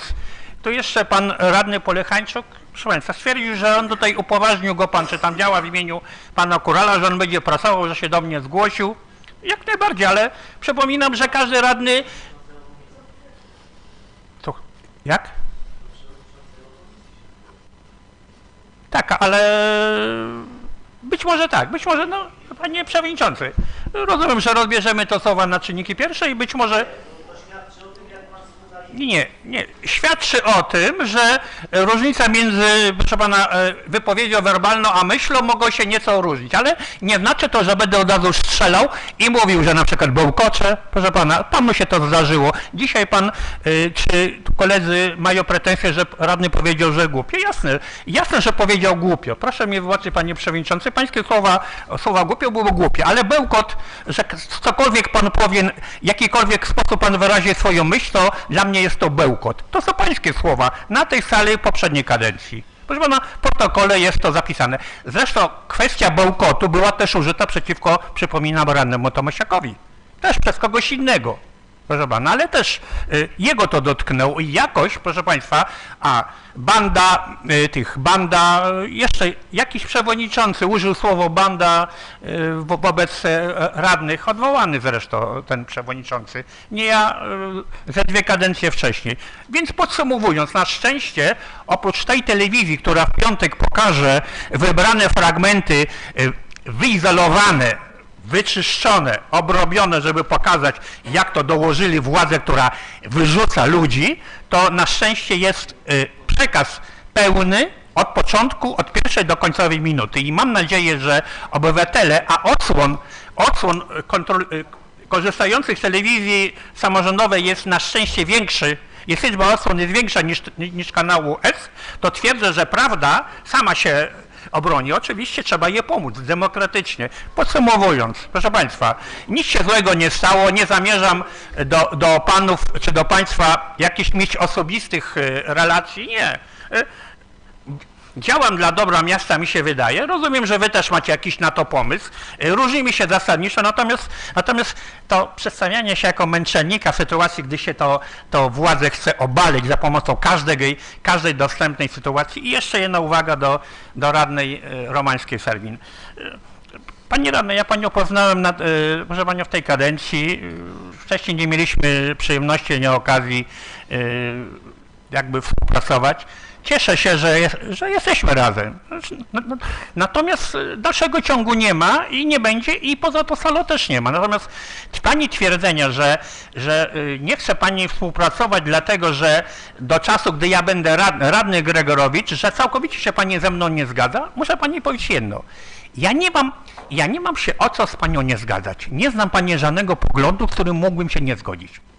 I to nie zamierzam pani niczego zarzucać. Natomiast powtarzam, jeśli pani mówi, że pani się ze mną całkowicie nie zgadza, to ja nie wiem, dlaczego ja mam się z panią nie zgadzać. Nie mam żadnej przyczyny, pretekstu, żeby się z panią nie zgadzać. I druga rzecz, mówi pani, że na komisjach wszystkie pani pomysły nie było szansy ich realizacji. Proszę panią, proszę pokazać.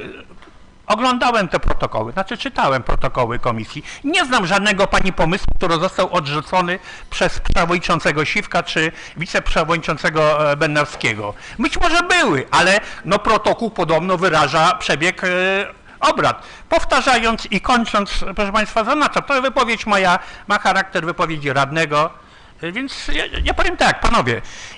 I panie, nie macie racji, zapraszamy was do współpracy, będziemy starali się ciągnąć ten wózek, czy razem, czy nie. Od waszej woli zależy, czy razem nami będziecie to ciągnąć. A ta dzisiejsza uchwała to jest wasz problem i wy bierzcie w tym udział. My się wstrzymamy od głosu. Takie jest moje zdanie. Proszę państwa, pan Marek Polechańczuk.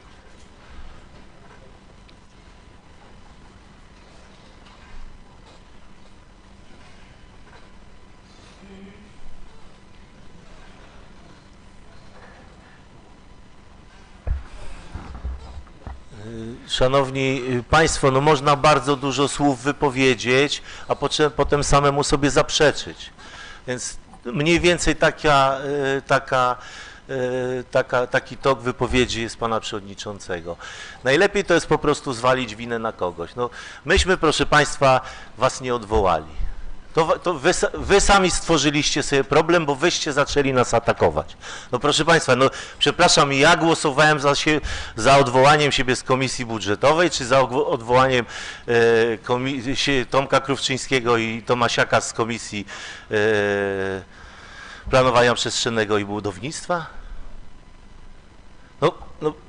Proszę Państwa, no pan Gregorowicz ma to do siebie. Ja rzeczywiście użyłem takiego słowa jak bełkot w poprzedniej kadencji, ale ja za to w przeciwieństwie do pana Gregorowicza, ja pana Gregorowicza przeprosiłem i to też padły te słowa na sesji, że jeżeli się czuję urażony, to bardzo przepraszam.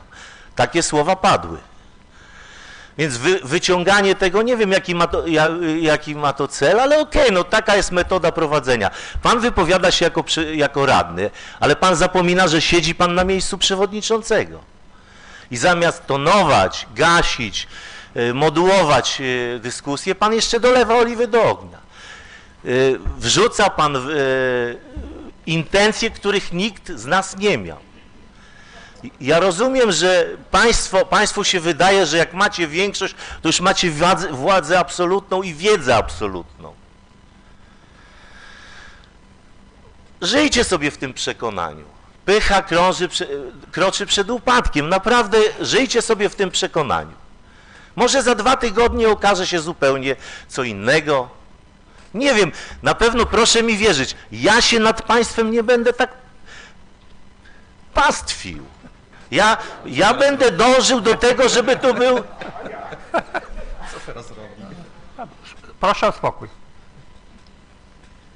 Może pośmiejemy się razem jeszcze.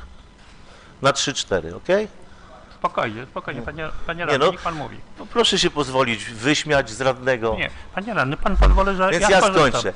Proszę Państwa, ja się nie pastwię, ja bronię tych radnych i bronię ich intencji. I taka jest moja rola. Ja nikomu osobiście nic państwu nie zarzucam. Natomiast prawdą jest to, że państwo zrobili to z przyczyn politycznych. I mam prawo się tak wypowiadać. A że wy będziecie nazywać to głupią wypowiedzią i tak dalej, jest mało istotne. Wbrew do państwa ja poglądów nie zmieniam. Mam pewien pogląd i staram się go bronić. Mogę się czasami mylić, czasami się do tego przyznam. Natomiast państwu się wydaje, że macie wiedzę absolutną, więc za jakiś czas okaże się pewnie, czy ta wiedza, czy to jest prawda, czy nie. Bo jak potrzebujecie naszej pomocy, to przychodzicie i porozmawiajmy, tak? Dziękuję bardzo. Dziękuję, pan radny Kural, a potem pan radny Tomasiak.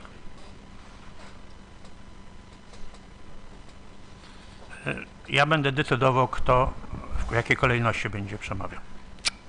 Chciałem się dopytać, jak to się stało, że pan radny, który jest przewodniczącym jednocześnie Rady, przeczytał, czy czytał w protokołach wystąpienia pani Wiesławy Romańskiej-Serwin. Otóż ja od pewnego czasu, bo pierw szacunkiem, długo zastanawiałem się, dlaczego na przykład pan Tomasiak wstrzymuje się od głosu albo jest przeciwko przyjęciom protokołów. Otóż w tych protokołach wszystkie wystąpienia nie są w formie pisemnej. Jeżeli pan czytał tam, no to ja jestem mocno zdziwiony. To ewentualnie można odsłuchać z zapisu, natomiast w żaden sposób nie da się tego przeczytać. I druga sprawa, przed głosowaniem tej uchwały ja bardzo proszę, żeby pan przewodniczący zapytał się, jaka jest opinia w tej sprawie komisji. Rozumiem, pan radny Tomasiak.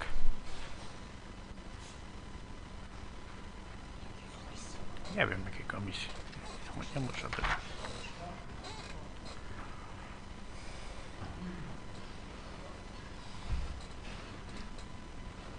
Szanowni radni, szanowni mieszkańcy Lubartowa, szanowne media, zgodnie ze statutem przewodniczący udziela głosu radnym w kolejności zgłoszeń. Tak jest zapisane w statucie, no ale widzimy, że ewidentnie pan Piotr Kucyk zgłosił się przede mną. a Muszę pan przerwać, przewodniczący panie, tak robi panie to, co radny, chce. muszę panu przerwać. Proszę dokładnie przeczytać statut. Przewodniczący ma prawo zmienić kolejność głosowania, zabierania głosu.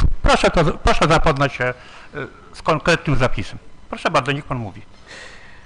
Pan Gregorowicz powiedział, że tutaj podobno on reprezentuje tą grupę, która broni demokracji. Więc widzimy dzisiaj, z tego co powiedział i z tego co się dzieje na sesji i z poprzednich sesji, w chwili kiedy byliśmy odwoływani, jak w Lubartowie jest broniona demokracja. To dokładnie widzimy, jak jest broniona demokracja, jak się daje możliwość radnym wypełniania ich konstytucyjnych, ustawowych i statutowych uprawnień, które mają ci radni.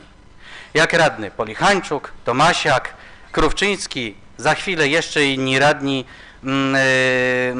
z tych komisji będą mieli możliwość pracy w komisjach i opiniowania uchwał w tychże komisjach oraz wnoszenia określonych spraw do tych komisji zgodnych z porządkiem obrad. Natomiast no, przykro mi jest bardzo, że tutaj atakuje pan przewodniczący panią Romańską-Serwin, zarzucając jej, że on nie widział takiego wniosku. No to proszę zajrzeć do pism, które wpłynęły do pana radnego. Wpłynęły konkretne wnioski i czy one zostały zrealizowane, będzie pan miał odpowiedź na piśmie. I też się zastanawiam, jak to jest, że jedni radni dostają protokoły, rozumiem, z posiedzeń komisji na piśmie, a inni radni dostają protokół, gdzie jest napisane 05, 06, 07 do 06, 08, 29. Jak to można przeczytać taki zapis, który nie jest w ogóle przeniesiony na papier? No ale być może są jakieś drugie protokoły, albo być może część z osób ma jakąś inną możliwość zapoznawania się z tymi dokumentami, bo zwracam uwagę, że na stronie internetowej takowych nawet zapisów dźwiękowych nie zobaczymy. Natomiast proszę Państwa, jeżeli ja słyszę, to wy jesteście winni tego, że zostaliście odwołani. To wyście wywołali ten fakt, wy wywołujecie tę awanturę. To ja przepraszam, na jakiej sesji my byliśmy ostatnio? Na jakiej sesji byliśmy, szanowni radni, ostatnio? To kto wprowadził te punkty do porządku obrad, które spowodowały, że od godziny 16 do 23 prawie zajmowaliśmy się czym? No czym zajmowaliśmy się? Pracą dla miasta, podejmowaniem uchwał, debatą na temat uchwał, które zostały nam zaproponowane co najmniej zgodnie ze statutem w określonym trybie, czy zajmowaliśmy się tym, co nie wiadomo kto, w jaki sposób wprowadził do tego porządku obrad, bo nie wiadomo nawet kto jest inicjatorem tego wszystkiego. No, widzieliśmy tylko, że pan burmistrz przygotował projekty uchwał. Więc proszę Państwa, no to myśmy zmusili pana Gregorowicza do tego, żeby zgłosił określone uzupełnienie porządku obrad. Pana burmistrza przymusiliśmy, żeby przygotował uchwały, które wywołały tą awanturę, ale to nie oni są inicjatorami tej awantury. Inicjatorami tej awantury jest opozycja, radny Krówczyński i radny Tomasiak, którzy na ostatniej sesji byli odwoływani. Mało tego, inicjatorami tej awantury jest Polichańczuk, który został odwołany ze Związku Komunalnego. Inicjatorem tej awantury w końcu jest Zieliński, który został odwołany z funkcji wiceprzewodniczącego Rady Miasta. No brawo, no to się naprawdę to, co mówicie, jak argumentujecie, to się trzyma tak kupy, to jest tak przejrzyste i czyste, że tutaj mucha nie siada. Wszyscy, którzy przysłuchują się tym sesjom, będą już mieli sprawę jasną. No wszystkiemu są winni radni, którzy korzystają ze swoich uprawnień. Natomiast proszę Państwa, jeżeli ja słyszę, bo po to oni to robią, po to oni chcieli, proszę Państwa, ci wredni, ten podły Tomasiak, ten podły Krówczyński, ta Serwinowa z tym Kuralem po prostu, no to są takie łobuzy, bo oni chcieli obalić tą władzę, bo uważali, że komisja źle pracuje i do tego dążyli, to ja się zastanawiam, jak można potraktować wypowiedzi pana Gregorowicza z poprzedniej kadencji, w chwili kiedy co sesja atakował bardzo mocno koalicję rządzącą, kiedy przedstawiał określone argumenty, kiedy mało tego, no wprost słyszałem, że nie poda więcej ręki chyba panu radnemu Polichańczukowi. To co to wtedy było? To był udział w demokratycznych obradach, czy to było obalanie poprzedniej władzy? No proszę Państwa, demokracja ma to do siebie, że władza nie jest dana raz na zawsze. Demokracja polega na tym, że jeżeli panu Gregorowiczowi w poprzedniej kadencji nie podobały się poczynania większości pisowskiej między innymi i to krytykował, to miał do tego prawo. Miał prawo jak radny zabierać głos. Ja sobie nie przypominam, żeby ktoś pana radnego Gregorowicza w poprzedniej kadencji odwoływał z jakiejkolwiek komisji, bo głosował na przykład w komisji budżetowej przeciwko zaopiniowaniu tego budżetu w taki, a nie w inny sposób. Nie przypominam sobie, żeby którykolwiek z radnych został odwołany z jakiejkolwiek innej komisji. Mało tego, za tego przewodniczącego, którego przywołał przed chwilą radny Gregorowicz, nawet w przypadku, kiedy padały ostre słowa, nawet kiedy działy się różnego rodzaju rzeczy, radni też nie byli właśnie z tego powodu, że zabierali głos odmienny, nie byli odwoływani z tych komisji. Ale proszę Państwa, ja sobie przypominam, jak byli odwoływani inni radni z wiceprzewodniczących. Jak był odwoływany na przykład radny Bednarski z wiceprzewodniczącego. Jakże wtedy żalił się, że to jest łamanie demokracji. Jakże wskazywał, że to nie wolno tak postępować, że nie wolno w taki oto sposób radnych... Spokojnie, tak. Widzę, że tutaj dzisiaj są różne rzeczy przypominane, więc warto będzie przypomnieć tę argumentację, która padała wtedy na sesji Rady Miasta. Natomiast, proszę Państwa, ale używał tej argumentacji i co mogę powiedzieć, że to była argumentacja niewłaściwa, niejasna? Nie. Ja wtedy broniłem pana Bednarskiego, żeby nie był odwoływany z tej komisji, bo uważałem, że te argumenty, które wówczas padały, nie były argumentami merytorycznymi, a były argumentami politycznymi. I proszę Państwa, minęło kilka kadencji. Ci, którzy tamtych krytykowali, dzisiaj mówią do nas tak. Wy chcecie tę władzę obalić. Wy jesteście podli. Wy jesteście źli. Wy działacie wbrew demokracji, a obrońcami demokracji jesteśmy my, czyli matematyczna większość. No proszę Państwa, gratuluję takiego rozumowania. Dziękuję. Radny Kucyk. Bardzo proszę o wstrzemięźliwe wypowiedzi.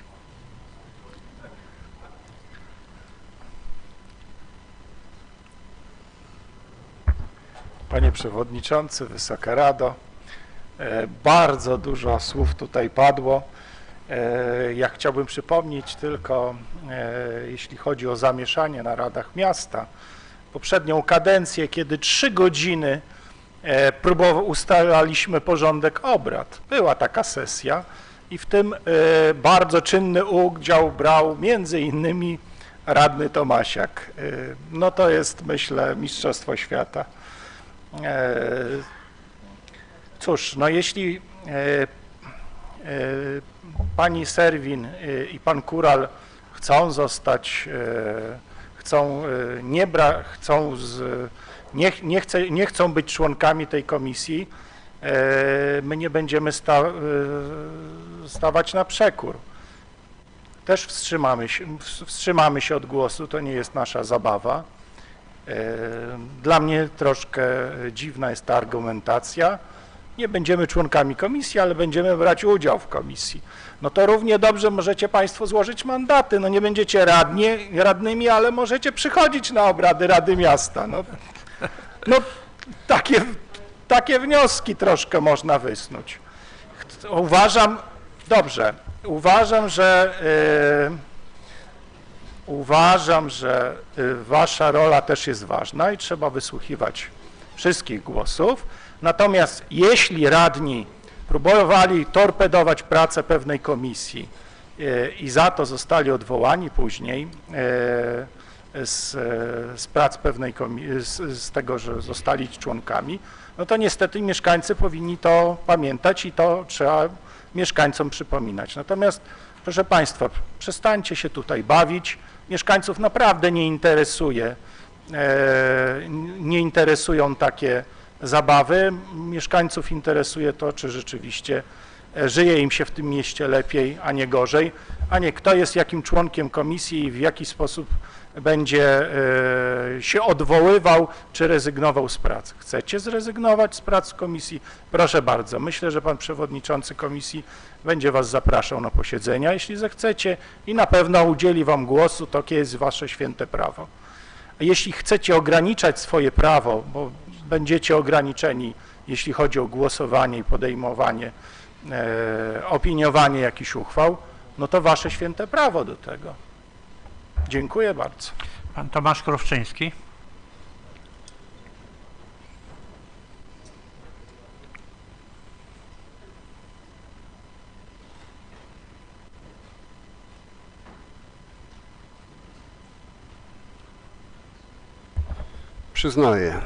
Przyznaję, torpedowałem pracę komisji.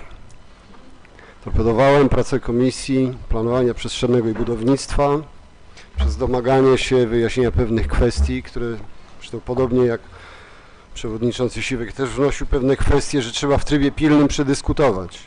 Ani jego propozycje, ani moje nie były przedyskutowane. Rzeczywiście torpedowałem, bo chciałem, żebyśmy to przedyskutowali. Nie wyszło, sorry. Proszę Państwa, żebyście mnie ze wszystkich komisji odwołali, to ja i tak we wszystkich będę pracował i na wszystkich komisjach będę, dlatego też do wszystkich przewodniczących wszystkich komisji zwracam się tu z tej mównicy, informujcie mnie o terminach, przysyłajcie mi materiały, będę występował jako gość, skoro mi się ogranicza moje prawo wykonywania mandatu, to będę wykonywał je w miarę nałożonych ograniczeń. Ślubowałem przed mieszkańcami i będę realizował i wykonywał mój mandat. Dziękuję. Pan radny Przemysław Kural. Tylko zanim, niech pan przyjdzie, ale proszę bardzo, chciałem słowo tylko jako przewodniczący, który zajmuje się nadzorem nad organizacją pracy samorządu, że w polskim systemie prawnym samorządowym istnieje takie zjawisko, że posiedzenia sesji rady, jak i komisji są otwarte. Każdy może przyjść, niekoniecznie radny. Przyjść również na komisję, więc nie trzeba zaproszeń. Jak ktoś koniecznie chce, to ma pełne prawo skorzystać. Życie publiczne jest w Polsce jawne, organów samorządowych również. Proszę bardzo, panie. Na wstępie chciałem podziękować radnemu, bo sam bym na to nie wpadł, że mam tą możliwość i mogę zrezygnować z mandatu radnego. Bardzo dziękuję. Natomiast moje pytania są do pana mecenasa. Ponieważ już 2 kluby złożyły tutaj deklarację, że się wstrzymają od głosu, chciałem się po pierwsze zapytać, co by się stało, gdyby uchwała nie uzyskała akceptacji, to znaczy gdybyśmy nie zostali uchwałą odwołani z członkostwa w komisji, czy państwo nas, nie wiem, będziecie siłą tam zaciągać? To pierwsze pytanie. No bo tak to wygląda, proszę państwa.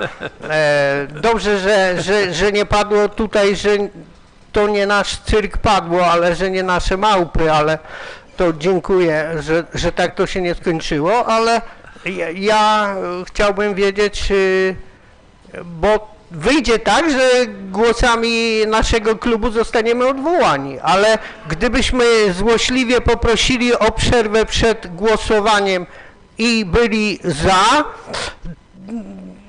odrzuceniem uchwały, no to jak my będziemy funkcjonować od strony prawnej? Czyli nie zostaniemy odwołani, ale żeśmy zrezygnowali. Dziękuję. Zanim pan mecenas się wypowie, to panie mecenasie, ja rozumiem, że może pan się wypowiedzieć. Proszę bardzo, zapraszam pana. Aczkolwiek jestem nieco zdziwiony, bo rozumiem, że radni powinni przewidzieć skutki prawne swoich zachowań publicznych. Państwo, no, proszę bardzo. W sytuacji, kiedy uchwała nie zostanie podjęta, to jest oczywiste, że będziecie państwo nadal członkami tych komisji. Sama wasza rezygnacja w tym zakresie nie usuwa członkostwa. No nie wiem, co jeszcze mogę powiedzieć. Zwykła większość jeszcze decyduje, ale z niewolnika nie ma robotnika. Od razu zaznaczam, nie ma takiego ryzyka, że ktoś będzie na siłę ciągnął. Będą państwo członkowi, zakładam, ale nie uczestniczymi, chyba że będziecie chcieli. Ale proszę państwa, nie mam zamiaru tym sobie głowy zaprzątać, bo szczerze mówiąc czas pokaże. Proszę bardzo, pan Marek, pani Romańska-Serwin, zapraszam ją.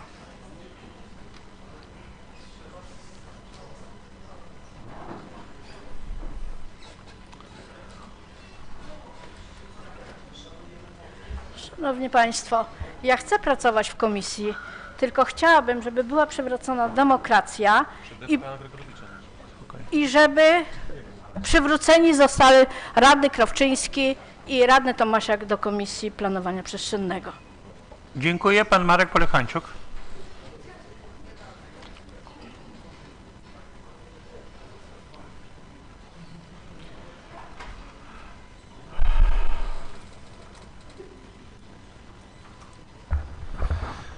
Ja chciałbym Państwa uspokoić. Nasz klub zagłosuje za odwołaniem tych dwóch radnych, bo szanujemy ich wolę.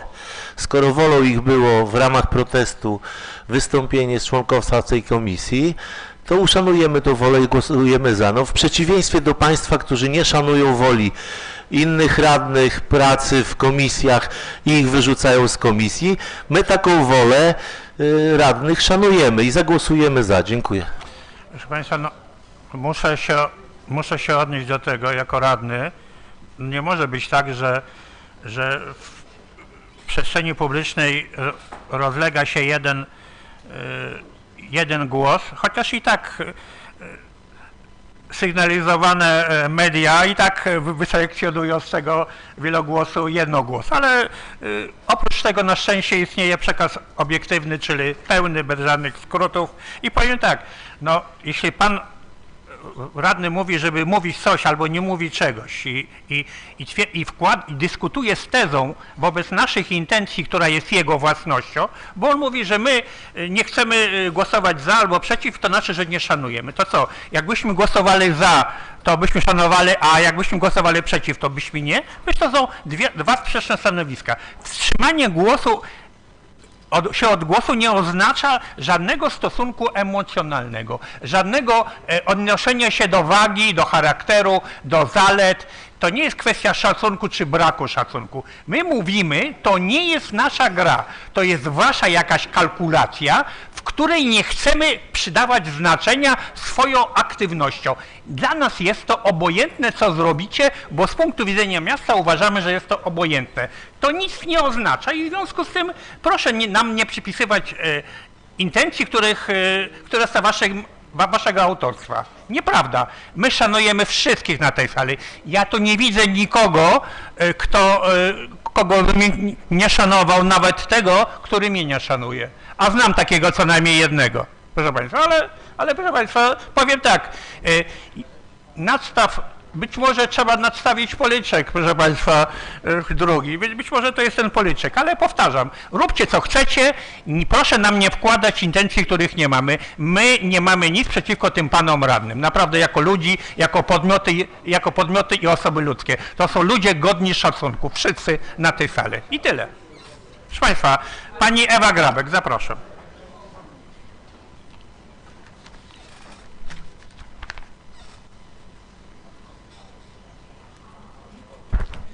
Panie Przewodniczący, Panowie Burmistrzowie, Szanowni Państwo, wszyscy radni. Ja przysłuchując się tej dyskusji dzisiejszej, po mojej nieobecności dość długiej z powodu choroby, jestem po prostu szokowana. Szokowana tym, co się dzieje tutaj na tej sali. Szanowni Państwo, ja po raz pierwszy się spotkałam z tym, że wyrzuca się radnych z komisji. Nie wiem, kto był inspiratorem tego, panie Gregorowicz, czy pan wiceprzewodniczący Siwek. Ale pani mnie pyta o to. Pytam o to, kto był inspirował, aby wyrzucić pana Tomasiaka, tak, pana Krówczyńskiego, pana Polichańczuka. Pytam o to, ponieważ nie było mnie na tych sekcjach, bo być nie mogłam, chorowałam. Spokojnie. O to pytam, czy był pan inicjatorem tego? Pan jest przewodniczącym Rady. Pan musi wypełniać wolę wszystkich radnych. Pan musi stosować prawo, zgodnie pracować ze statutem. A to, co się dzieje tutaj, jest bardzo niepokojące. Mieszkańcy tym wszystkim są zaniepokojeni, że w ten sposób obradujemy. Wielokrotnie docierają do mnie takie głosy. I ja muszę powiedzieć więcej. Zapytam pana mecenasa, czy radni, którzy zostali wcześniej wyrzuceni z komisji, czy to się odbyło zgodnie z prawem i zgodnie ze statutem? Może inaczej. I nie skończyłam. Pani radna, muszę przerwać. Panie mecenasie, zna pan system, proszę pana, prawny. Ktoś te obrady prowadzi, więc nie zabiera pan głosu dlatego, że ktoś stale pana prosi o wypowiedź, tylko no musi być zgoda pana przewodniczącego. Zanim pan odpowie, panie mecenasie, zanim on, poproszę, niech pan usiądzie. Nie będzie pan wstawał albo siadał, dlatego że ktoś tam sobie zawoła bądź nie zawoła. No musi być jakaś organizacja. Ja powiem tylko tak. Oczywiście zgadzam się, żeby pan mecenas na pani pytanie odpowiedział, ale zanim odpowie, to dodam od siebie, że na pewno żeśmy głosowali uchwałę i ta uchwała musiała być zaopiniowana przez obsługę prawną.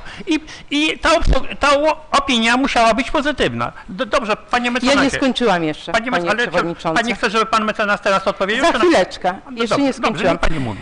A więc uważam, że jest prowadzona destrukcja w Radzie i dzieje się w naszej Radzie bardzo źle.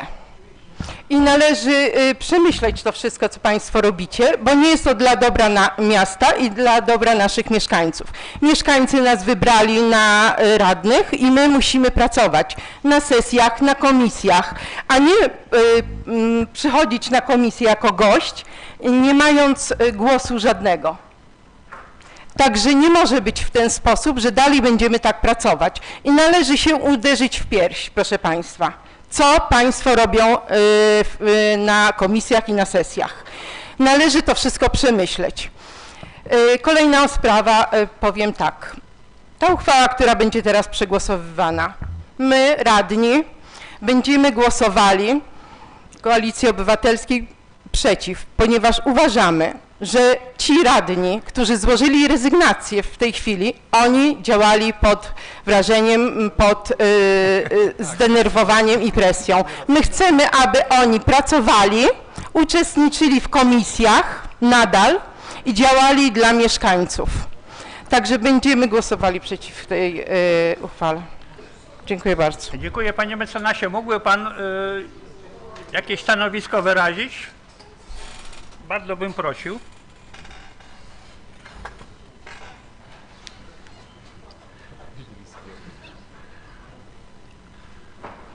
Nie wiem, czy moja odpowiedź będzie państwa satysfakcjonowała, ale powiem tylko tyle. No, jestem tutaj po to, żeby próbować zachować przestrzeganie prawa. W mojej ocenie wszystko to, co się na tej sali działo teraz, jak i przy poprzednich sesjach, było zgodne z prawem. Ale ponieważ moje zdanie jest tylko moim zdaniem, więc dlatego ustawodawca, podobnie zresztą każdego prawnika, ustawodawca przewidział wentyl bezpieczeństwa w postaci nadzoru wojewody. Wojewoda ma prawo i obowiązek dokonywać weryfikacji zgodności z prawem tego, co się na sesjach Rady Miasta dzieje, jak również uchwał przez Radę Miasta, przez Radę Gminy, mówiąc ogólnie, podejmowanych. Dopóki nie będzie stwierdzone w odpowiedniej formie to, że prawo zostało naruszone, dopóty mam prawo twierdzić, że swoją pracę wykonałem dobrze. Tyle mam do powiedzenia. Dziękuję bardzo. Dziękuję serdecznie. Proszę państwa, są jakieś głosy? Nie widzę. Zamykam dyskusję. Przechodzimy do procedury głosowania, czyli proszę wcisnąć kworum.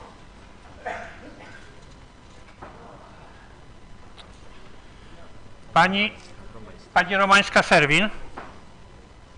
Rozumiem. To może pani głosowo. O, już w porządku, dziękuję.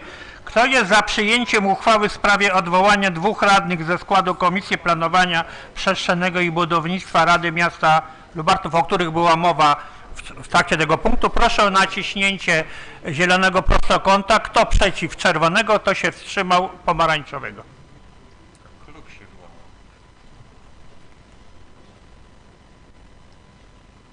Państwa, za odwołaniem 9 radnych, przeciw 1, 11 się wstrzymało. Stwierdzam, że państwo 2 radnych zostało odwołanych. Czy dobrze mówię, panie mecenasie? Tak, proszę państwa, dziękuję państwu. za uwagę w tym punkcie. Proszę zamknąć blok głosowania. Przechodzimy do punktu 5.8, czyli do określenia zakresu i formy informacji o przebiegu wykonania budżetu gminy miasto Lubartów, informacji o kształtowaniu się wieloletniej prognozy finansowej oraz przebiegu wykonania planu finansowego samorządowych instytucji kultury za pierwsze półrocze tego roku budżetowego. Proszę o przedstawienie projektu uchwały panią mecenas, panią skarbnik miasta, panią Lucynę Biskup. Proszę bardzo. W sposób zwięzły, wyczerpujący i skrótowy. Szanowni Państwo, rokrocznie w terminie do 31 sierpnia otrzymujecie Państwo informacje z wykonania budżetu za pierwsze półrocze każdego roku. Zgodnie z ustępem 2 artykułu 266 ustawy o finansach publicznych Rada powinna takie sprawozdanie, taką informację sformalizować, czyli zakres tej informacji sformalizować. My ją wykonujemy zgodnie z wymaganiami i zgodnie z zaleceniami Regionalnej Izby Obrachunkowej, natomiast tutaj wpisaliśmy w projekcie tejże uchwały przedłożonej Państwu do przegłosowania wszystko to, co Państwo otrzymujecie w ramach materiałów, w ramach informacji. Nie wiem, czy Państwo pamiętacie, w roku 2019 przyjmowaliśmy taką uchwałę w sprawie sprawozdania, nad którym Państwo głosujecie, natomiast nie mamy tejże uchwały podjętej do chwili obecnej, w związku z powyższym bardzo proszę o jej podjęcie. Dziękuję. Dziękuję. Chciałbym prosić o opinię przewodniczącego Komisji Budżetowej i Inicjatyw Gospodarczych.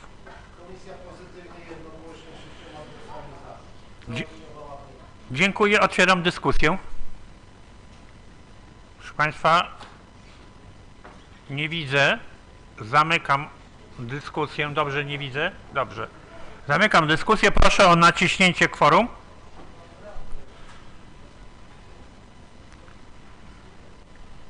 Państwa, Krówczyński Tomasz, Grabek Ewa, Paluchańczuk Marek, Jaworski Grzegorz. To, proszę Państwa, no trudno, nie? Halo? Nie ma ich, trudno, proszę Państwa. Kto jest za przyjęciem uchwały w sprawie określenia zakresu i formy informacji o przebiegu wykonania budżetu gminy miasto Lubartów, informacje o kształtowaniu się wieloletniej prognozy finansowej oraz przebiegu wykonania planu finansowego samorządowych instytucji kultury za pierwsze półrocze roku budżetowego, niech naciśnie zielony prostokąt, kto przeciw czerwony, kto się wstrzymał pomarańczowy. Głosował kto jeszcze? Pani Ewo, jak? Pani za? Pani Ewo? Za. Pani Pasikowska? Za.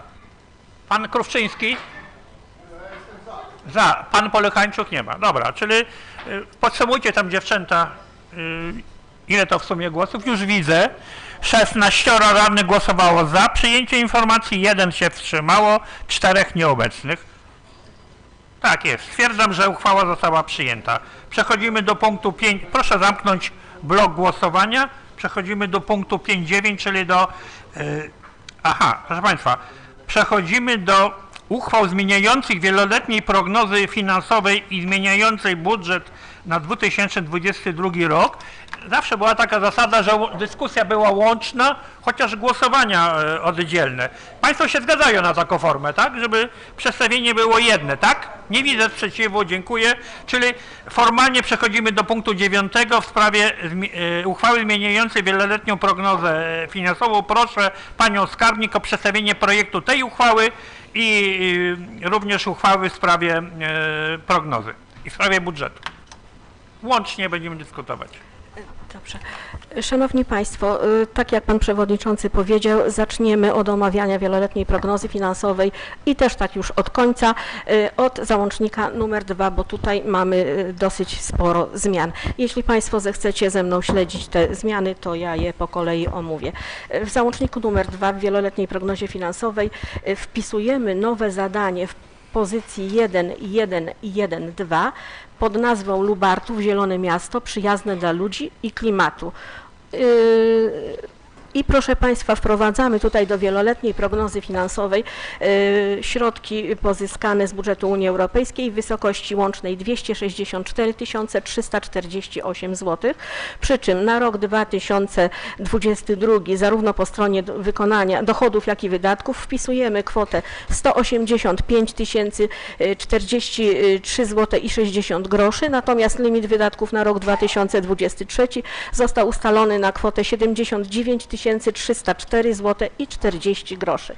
Kolejna zmiana w załączniku nr 2 wieloletniej prognozy finansowej dotyczy zwiększenia w części wydatków majątkowych w pozycji 1322, czyli budowa infrastruktury technicznej strefy gospodarczej miasta Lubartów. Tutaj mieliśmy dotychczas zapisane zadanie w wysokości 6 milionów złotych. Zwiększamy je z kwoty 6 milionów do kwoty 6 milionów 100 tysięcy, czyli zwiększamy łącznie wartość tego zadania o 100 tysięcy złotych. I proszę Państwa, zmniejszamy limit wydatków z roku 24 przenosimy 200 tysięcy złotych, bo tą kwotę mieliśmy wpisane na 24 rok i zadanie to będzie realizowane w roku 22 i w 23. 200 tysięcy przekładamy na trzeci rok i to zwiększenie o 100 tysięcy również przekładamy na 2023 rok. Czyli limit wydatków bieżącego roku pozostaje bez zmian i wynosi 2 396 260 zł, natomiast limit wydatków roku 2023 zwiększa się o 300 tysięcy i wynosi po zmianach 3 688 149 zł. Dotychczasowe wydatki zapisane w roku 2024 w kwocie 200 tysięcy po prostu zostają wykreślone, przełożone na trzeci rok. Kolejna zmiana dotyczy pozycji 1324. To jest lubartowski zeroemisyjny transport publiczny. Tutaj, proszę Państwa, mieliśmy wpisane dotychczas zadanie w wysokości 19 milionów złotych i mieliśmy pozyskać częściowo środki z Narodowego Funduszu Ochrony Środowiska. Dzisiaj zmieniamy wartość tego zadania i zmniejszamy je do kwoty 14 765 535 złotych, przy czym jako limit roku 2022 pozostawiamy jedynie kwotę 5535 zł, bo ona została już wydatkowana na pozyskanie niezbędnych dokumentów, natomiast kwotę 14 760 tysięcy wpisujemy do roku 2023 i tutaj chcę powiedzieć, że 8 500 tysięcy miasto pozyskało na to zadanie z Narodowego Funduszu Ochrony Środowiska, natomiast udział własny, czyli 6 260 tysięcy, to udział gminy Lubartów i miasta Lubartów, czyli po 3 130 tysięcy każda z tych gmin będzie partycypowała w kosztach realizacji tego zadania. Kolejna zmiana zapisana jest w pozycji 1326 i to jest nowe zadanie wprowadzone do wieloletniej prognozy finansowej. Jest to budowa budynku mieszkalnego z salą sportową i sklepem socjalnym. Zadanie to będzie realizowane w latach 2023-2025. Na zadanie to miasto pozyskało środki z Polskiego Ładu i mamy promesę wstępną na kwotę 8 milionów złotych. Zadanie, aby mogło być realizowane czy wszczęte jakiekolwiek procedury, musi być wprowadzone do wieloletniej prognozy finansowej, dlatego wydatków w tym roku miasto nie poniesie z tego tytułu, natomiast pełna kwota, pełna wartość zadania to 8 889 tysięcy, z czego 8 milionów to, tak jak powiedziałam, Narodowy Fundusz Ochrony Środowiska, pozostała kwota udział własny gminy, czyli 889 tysięcy złotych. Kolejna zmiana, to już na kolejnej stronie, jeśli Państwo śledzicie ze mną ten załącznik, to jest wiersz 1327 i zadanie nowe wprowadzone do budżetu, do wieloletniej prognozy, termomodernizacja budynku szkoły drugiego liceum ogólnokształcącego. Zadanie to będzie realizowane w latach 2022-2023, przy czym na rok 2022 przewidziano środki własne w wysokości 883 tysiące, bo tak przewiduje umowa, natomiast 5 milionów, które miasto pozyskało w ramach Polskiego Ładu, ta kwota będzie będzie wydatkowana w roku 2023. Kolejne zadanie, nowe zadanie wprowadzane do wieloletniej prognozy finansowej to zadanie w pozycji 1328 modernizacja infrastruktury drogowej. Tutaj proszę Państwa wpisujemy zadanie o wartości 7 368 500 zł, z czego środki otrzymane, pozyskane w ramach Polskiego Ładu to kwota 6 999 800 zł. Pozostała kwota to środki własne. W roku 2022 miasto zaplanowało wydatkować na to zadanie kwotę w wysokości 1 368 500 zł, natomiast w 2023 pozostałą kwotę to jest 6 milionów złotych. Tyle jeśli chodzi o załącznik numer 2, natomiast jeśli chodzi o załącznik numer 1 w wieloletniej prognozie finansowej, tutaj tak jak zwykle mówię, w wierszu dotyczącym roku 2022 zostaną wprowadzone wartości te, które za chwileczkę omówię, które wynikają z projektu uchwały budżetowej, którą za chwileczkę Państwu omówię. Natomiast w roku 2023 również zostały zmienione wartości o kwoty dochodów i wydatków zadań, które wprowadzamy do realizacji na rok 2023. To tyle, jeśli chodzi o wieloletnią prognozę finansową, natomiast jeśli chodzi o zmiany w budżecie, tutaj na początek omówię uzasadnienie, które otrzymaliście Państwo w materiałach, natomiast później omówię autopoprawkę, którą w imieniu Pana Burmistrza chciałabym wprowadzić do projektu tejże uchwały. I tak jeśli Państwo analizujecie ze mną, tutaj proszę zobaczyć po stronie dochodów, czyli w załączniku numer 1, w dziale 600 transport i łączność zmniejszamy dochody o kwotę 8 074 687 zł, czyli zmniejszamy planowane dochody, które mieliśmy wprowadzone na realizację zadania zeroemisyjny transport i to była kwota, którą mieliśmy otrzymać z Narodowego Funduszu Ochrony Środowiska w wysokości 6 109 375 zł. Po stronie dochodów mieliśmy również wpisane środki, które miała dołożyć w ramach współrealizacji tego zadania gmina Lubartów i jest to kwota 1 965 312 zł. Zadanie to, tak jak mówiłam, przy wieloletniej prognozie finansowej zostało zmniejszone, jeśli chodzi o wartość tego zadania i przeniesione do realizacji roku 2023. Kolejna zmiana dotyczy zwiększenia dochodów własnych, bieżących w dziale 750 administracja o kwotę 37 541 zł i 53 grosze i są to środki, które miasto pozyskało na realizację projektu w poszukiwaniu wspólnego bohatera 2022. Nie wiem, czy Państwo pamiętacie, to są pieniążki, które otrzymaliśmy w roku 2021, ale w związku z faktem, iż była pandemia i ani nasza grupa nie mogła wyjechać na Litwę, ani Litwini nie mogli przyjechać do Polski, z końcem roku te pieniążki zostały zwrócone, a w tym roku otrzymaliśmy je po raz kolejny na realizację tego samego zadania. Kolejna zmiana dotyczy działu 852 pomoc społeczna i tutaj zwiększamy dochody i wydatki o kwotę 2000 zł i są to środki, są to dochody, które realizuje MOPS dla Lubelskiego Urzędu Wojewódzkiego, dla budżetu państwa i my je musimy wprowadzić zarówno po stronie dochodów w budżecie, jak i po stronie wydatków, aby móc przekazać te pieniążki na rachunek Lubelskiego Urzędu Wojewódzkiego. Kolejna zmiana dotyczy działu 900 i tutaj, proszę Państwa, działu 900, czyli gospodarka komunalna i ochrona środowiska, zwiększamy dochody pozyskane z budżetu Unii Europejskiej o kwotę 185 043 zł i wprowadzamy zadanie pod nazwą to, które wprowadziliśmy do budżetu wieloletniej prognozy finansowej przepraszam bardzo,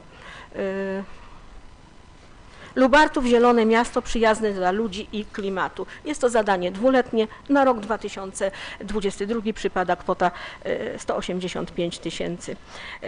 Kolejna zmiana dotyczy już załącznika numer 2, czyli wydatki.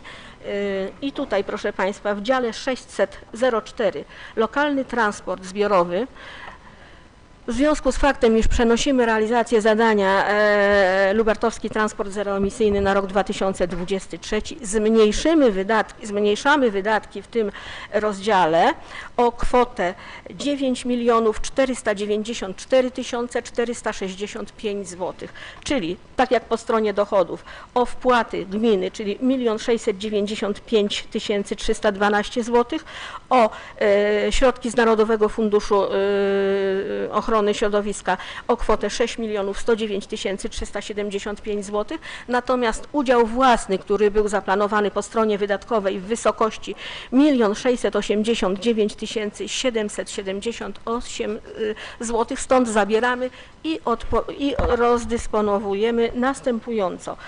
Do rozdziału 616 wprowadzamy nowe zadanie, o którym mówiłam już w wieloletniej prognozie finansowej, czyli modernizacja infrastruktury drogowej i na jego realizację zabezpieczamy udział własny, czyli tam było ponad 1 000 000 złotych wydatków, z czego 900 ponad tysięcy to środki unijne, natomiast z Polskiego Ładu, przepraszam, a nasz udział zabezpieczamy w ramach przeniesienia środków w wysokości 368 700 zł. Następna zmiana dotyczy zwiększenia wydatków o kwotę 100 078 zł na realizację zadania pod nazwą Przebudowa drogi wewnętrznej w osiedlu 3 Maja. Następna zmiana dotyczy zwiększenia wydatków na realizację zadania Przebudowa ulicy Bolesława Chrobrego i Kazimierza Wielkiego. Tutaj zwiększamy wydatki o kwotę 40 000 złotych. Kolejna zmiana i przeniesienie środków dotyczy rozdziału 905 i tutaj wprowadzając nowe zadanie do wieloletniej prognozy finansowej, wprowadzamy je również do budżetu roku bieżącego i jest to termomodernizacja budynku Szkoły II Liceum Ogólnokształcącego i tutaj zabezpieczamy środki własne, udział własny w wysokości 883 000 złotych, bo tak jak powiedziałam, umowa wymaga, aby w pierwszej kolejności wydatkować udział własny, dopiero później możemy czerpać środki z Polskiego Ładu, czyli te 5 milionów, które w przyszłym roku będziemy wydatkować. W rozdziale 995 zwiększamy wydatki na zadanie pod nazwą Przebudowa wiaty targowej o kwotę 100 000 złotych. I zwiększamy również wydatki na realizację zadania zakup parkometrów o kwotę 45 000. Mieliśmy na to zadanie kwotę 100 000 w budżecie w ramach przetargu.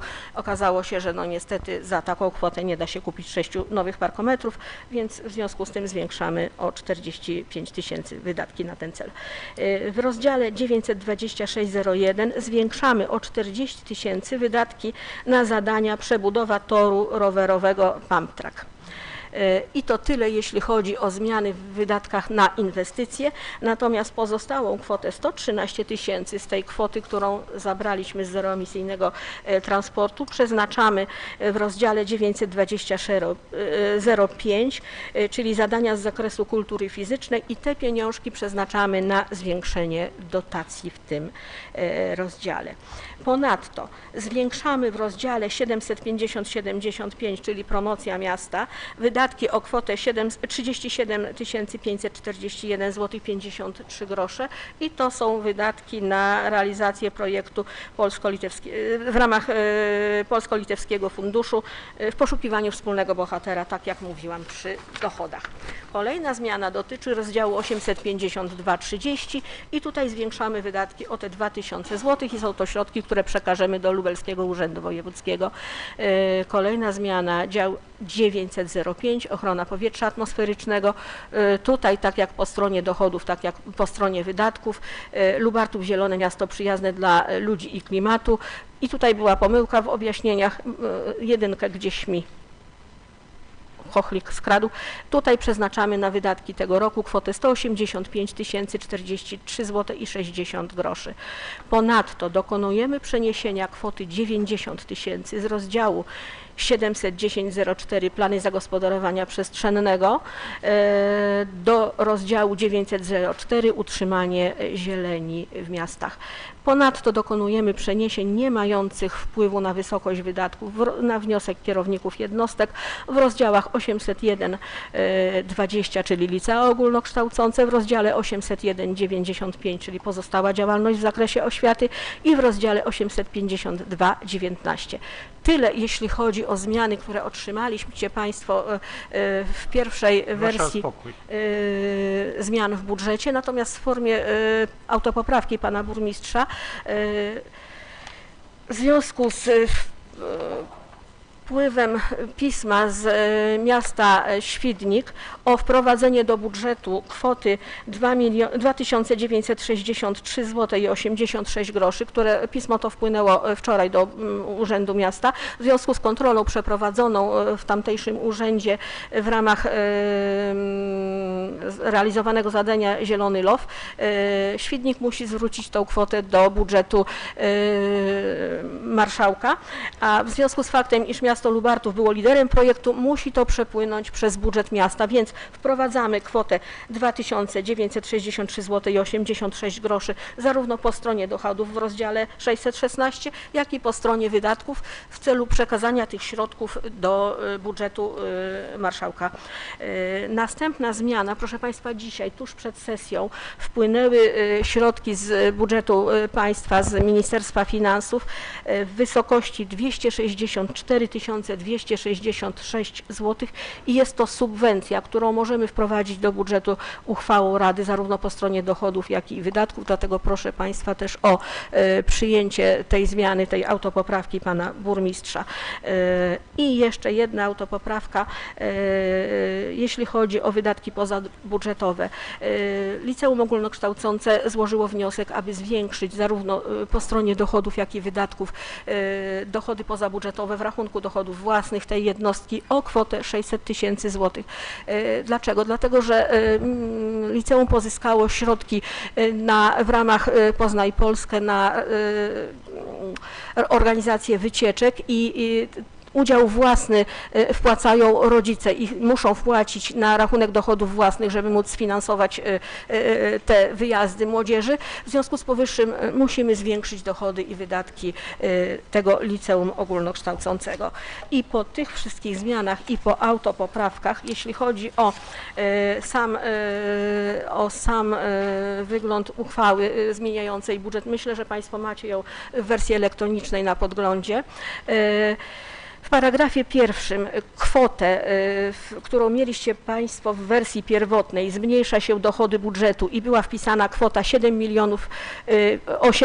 580 101 zł i 87 groszy, zastępujemy kwotą 7 312 872 zł i 1 grosz i tak samo w punkcie drugim zmniejszamy wydatki budżetu i tutaj również poprzednią kwotę zastępujemy kwotą 7 312 872 zł, a tym samym w paragrafie drugim w punkcie pierwszym kwotę, którą mieliście Państwo w pierwotnej uchwale, dochody wynoszą i było tutaj zapisane 96 923 419 zł i 71 groszy po dodaniu dochodów w wysokości 2963,86 oraz 264 266 zł. Kwotę tą zastępujemy kwotą 97 190 649 zł i 57 groszy. Natomiast w punkcie drugim wydatki wynoszą i tutaj dotychczasową kwotę w wysokości 109 100 116 zł i 58 groszy. Po wprowadzeniu tych dwóch autopoprawek zastępujemy kwotą 109 367 346 zł i 44 grosze. Tyle jeśli chodzi o liczby, natomiast w paragrafie paragraf 6, dotychczasowy paragraf 6 otrzymuje brzmienie: plan dochodów, rachunku dochodów jednostek budżetowych prowadzących działalność określoną w ustawie Prawo oświatowe Może oraz Pani wydatków przerwać? Pani Skarbnik, nie uważamy. Już uważamy. No niestety proszę. to są autopoprawki, więc nie chciałabym, żebyście Państwo zarzucali, Proszę że mówić. czegokolwiek nie powiedziałam. Także tutaj zmieniamy zapisy paragrafu 6, tak jak powiedziałam, i wprowadzamy załącznik numer 6 dotyczący wysokości dochodów własnych zmienianych w liceum ogólnokształcącym. Natomiast dotychczasowy paragraf 6 staje się paragrafem 7, czyli zapis: uchwała wchodzi w życie z dniem podjęcia. Tyle, jeśli chodzi o zmiany zarówno w wieloletniej prognozie finansowej, jak i w budżecie miasta na 2022 rok. Bardzo proszę o podjęcie tych uchwał. Dziękuję. Poproszę teraz Komisję Budżetową o dwie opinie. Najpierw niech wyrazi opinię w sprawie zmiany wieloletniej prognozy finansowej. Komisja pozytywnie zaopiniowała projekt uchwały 4 głosami za, 2 wstrzymaniami. A w sprawie zmian w budżecie? Również pozytywnie 4 głosami za i 2 wstrzymaniami. Proszę Państwa, otwieram dyskusję łączną nad wieloletnią prognozą finansową i w sprawie zmian w budżecie. Proszę o głosy. Nie widzę.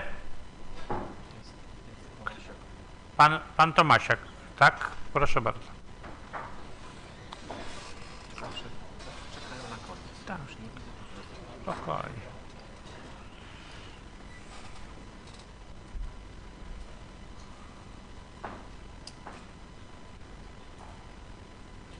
Szanowni radni, szanowni mieszkańcy Lubartowa, szanowne media, chciałem dopytać o kilka kwestii, ponieważ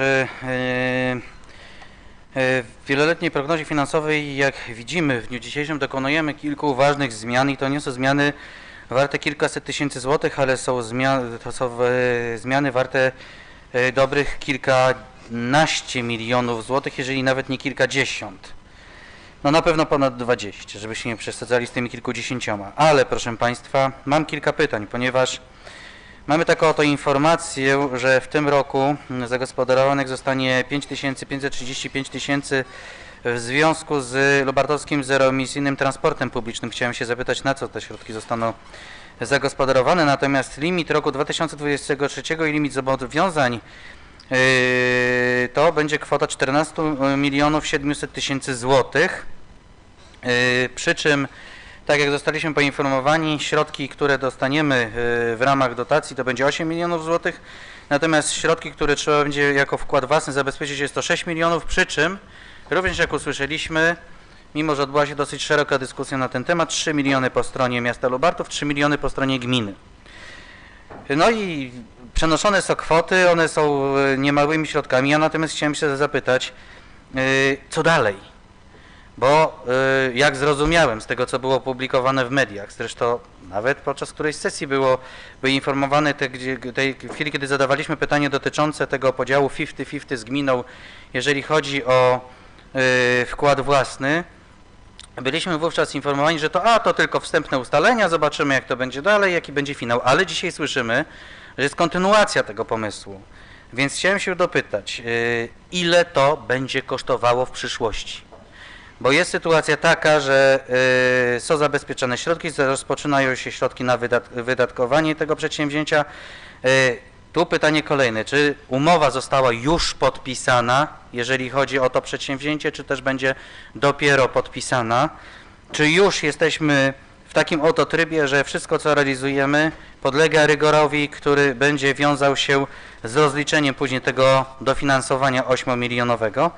I jednocześnie chciałem się dopytać, skąd my w przyszłym roku weźmiemy 3 miliony złotych jako wkład własny, ale również z tych informacji, bo niestety nie było tych informacji zbyt szczegółowych na sesji Rady Miasta, gdzieś tam one pojawiały się w prasie, no było przebąkiwane, że zostanie zakupionych aż 5 tych busów, więc chciałem się zapytać, czy zostanie ich zakupionych 5 i chciałem się dopytać, czy w prognozie tej wieloletniej przewidziano również nie tylko i wyłącznie koszty zakupu, ale również koszty obsługi tego przedsięwzięcia. Więc prosiłbym Panią Skarbnik, żeby powiedzieliła nam jako radnym, a myślę, że jesteśmy tym zainteresowani, jaka to jest kwota na samą inwestycję, czyli zakup i ile to jest środków finansowych oraz jaka to jest kwota później na utrzymanie tego przedsięwzięcia i gdzie ją odnajdziemy w tej wieloletniej prognozie finansowej. Z tego co pamiętam, wyliczaliśmy wstępnie na sesji Rady Miasta 2 kierowców na jednego busa, czyli 10, no łatwo będzie przeliczyć. Ale jeszcze jedna rzecz jest, bo ja otrzymałem dzisiaj od Pani Skarbnik informację dotyczącą wyłącznie tego przedsięwzięcia w postaci wkładu własnego na zakup. A jak będzie później te koszty będą dzielone pomiędzy miasto Lubartów i gminę w chwili, kiedy ten mechanizm zostanie uruchomiony? Wskazywaliśmy, że Przestrzeń, która jest do pokonania w gminie Lubartów jest 10-krotnie, podkreślam pani skarbnik, 10-krotnie większa niż w mieście Lubartowie, ponieważ taka jest ilość dróg, którą należy przejechać, aby po tej gminie poruszać się, więc chciałem się zapytać, jakim kluczem będą rozliczane koszty z gminą Lubartów w chwili, kiedy, no powiem teraz w ten sposób, w chwili, kiedy mam nadzieję, że z tego przedsięwzięcia ktoś się otrząśnie i tego pomysłu nie zrealizuje, ponieważ, proszę państwa, to jest kukułcze jajo, które jest przekazywane następcom. Proszę państwa, wydawanie 14 milionów 700 tysięcy złotych to jest limit 2023 roku, to mamy 8 milionów wkładu własnego, 8 milionów dotacji, 6 milionów środków zewnętrznych i teraz tak, trwałość projektu będzie albo 3 lata, albo 5 lat, bo też nie wiem, co jest skonstruowane w umowie. Jeżeli będzie ta trwałość projektu przez kolejnych lat 3 albo 5, to również mam pytanie, w jaki sposób będzie ta trwałość projektu realizowana i czy uda się to zrealizować, bo nie wiem nawet, proszę państwa, jakie środki na ten cel będą przeznaczone. Kolejna kwestia, no jeżeli ma być to elektromobilność, to chciałbym się dopytać, w jaki sposób będą dokonywane na przykład zakupy energii elektrycznej, w jaki sposób będzie to rozliczane, bo wcześniej było nam przekazywane, że to PGIG ma się tym zająć, że to PGIG będzie stroną tak naprawdę beneficjentem, PGIG to będzie obsługiwał, że produkuje sam energię, to będzie sam sobie ją, sam będzie zasilał te busy w tą energię. Natomiast no dzisiaj widzimy, że już występuje gmina, że nie mamy tutaj PGIG-u. Jak będą w takim wypadku zasilane te busy, ponieważ no, zgodnie z tymi przepisami, które dzisiaj obowiązują, PGIG gminie miasto Lubartów nie będzie mógł za darmo sfinansować tego zasilania, tylko zapewne będą musiały obowiązywać inne przepisy, czyli odkupienia energii za jakąś określoną kwotę, jaką, w jaki sposób. Również prosiłbym, żeby nam na te pytania odpowiedzieć. No i kolejna rzecz, proszę państwa, bo to jest 5 busów elektrycznych. Jak one będą magazynowane, gdzie one będą zaparkowane? No, ktoś, kto ma auto elektryczne, myślę, że zdaje sobie sprawę, że w dzisiejszych realiach, szczególnie w zimie, auto nie może być parkowane na wolnym powietrzu, więc musi mieć jakieś co najmniej magazyny, jeżeli już nie mówię o garażach, gdzie będzie utrzymywana określona temperatura, jeżeli chodzi o tego typu auta, lub w jakiś sposób będą te baterie, które będą zasilały owe auta, również podgrzewane.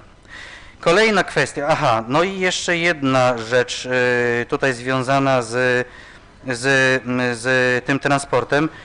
Jakie finalnie linie w końcu są przewidziane do obsługi przez, proszę państwa, 5 busów? My widzimy dzisiaj, że po Lubartowie jeździ 1 bus.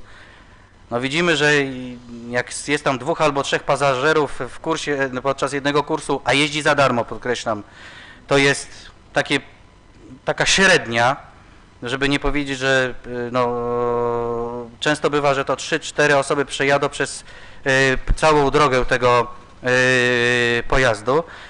Jakie linie są przewidziane, w których miejscach, w których miejscowościach, bo jak słyszę, że to jest z gminą Lubartów, to dobrze, żeby nam te linie określono, bo to również będzie nam dawało informację, jaki będzie finalny koszt tego przedsięwzięcia. No ale myślę, że skoro na tym etapie jesteśmy, no to wszystkie te pytania po prostu za chwilę pan burmistrz nam odpowie po prostu jak spłatka, bo to powinno być wszystko, uważam, znane, tym bardziej, że proszę państwa, tutaj zobowiązanie, to nie jest zobowiązanie 1000 czy 2000 zł, tylko to jest 14 700 000 zapisywane w tej prognozie.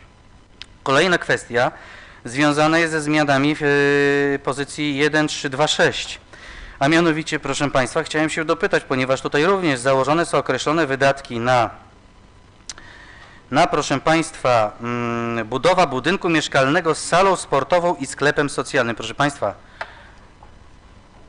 budynku mieszkalnego, salą sportową i sklepem socjalnym. Tutaj również zapewne jakieś kalkulacje są przedłożone, no bo jeżeli ja słyszę, że limit zobowiązań, jeżeli chodzi o to przedsięwzięcie, to jest kwota 8 889 000 złotych, to zastanawiam się, co to będzie za sala, to raz, bo ja pamiętam takie prognozy dotyczące sali, która miała być budowana w parku, które sięgały nawet 20 milionów złotych. Natomiast no jeżeli to miała być jakaś mniejsza sala, to jaki jest koszt tej sali? To jest raz. Dwa, jaki jest koszt tego sklepu, który będzie tam również pobudowany oraz jaki metraż jest przewidziany tego sklepu, tak żeby można było sobie to ewentualnie policzyć samemu z ekocen budu. I druga rzecz, i trzecia rzecz, proszę Państwa, no ten budynek mieszkalny, czy on jest tutaj już od razu przewidziany, bo jeżeli, nie wiem, dlatego o to dopytuję, bo jeżeli miałyby być te 3 inwestycje realizowane, a limit określa się na poziomie 8 889 000 złotych, no to proszę Państwa, zastanówcie się, budowa bloku, budowa sali i budowa sklepu. No i teraz, czy to są te 3 rzeczy, czy na tą chwilę tu mamy przewidziane, że to będzie budowa na przykład tylko sklepu, albo tylko sali, ale to też jest zbyt mało, albo czy tylko budowa bloku, no to też jest zbyt mała kwota na tą inwestycję. Ale być może to będzie jakaś mała salka, która będzie miała 10 na 10, czyli takie 100 metrów kwadratowych, gdzieś wbudowane na parterze tego budynku. No ale proszę o odpowiedź na to pytanie, ponieważ to jest wprowadzane dzisiaj do budżetu, więc rozumiem, że tutaj również mamy precyzyjne wyliczenia i dowiemy się, jak to jest realizowane.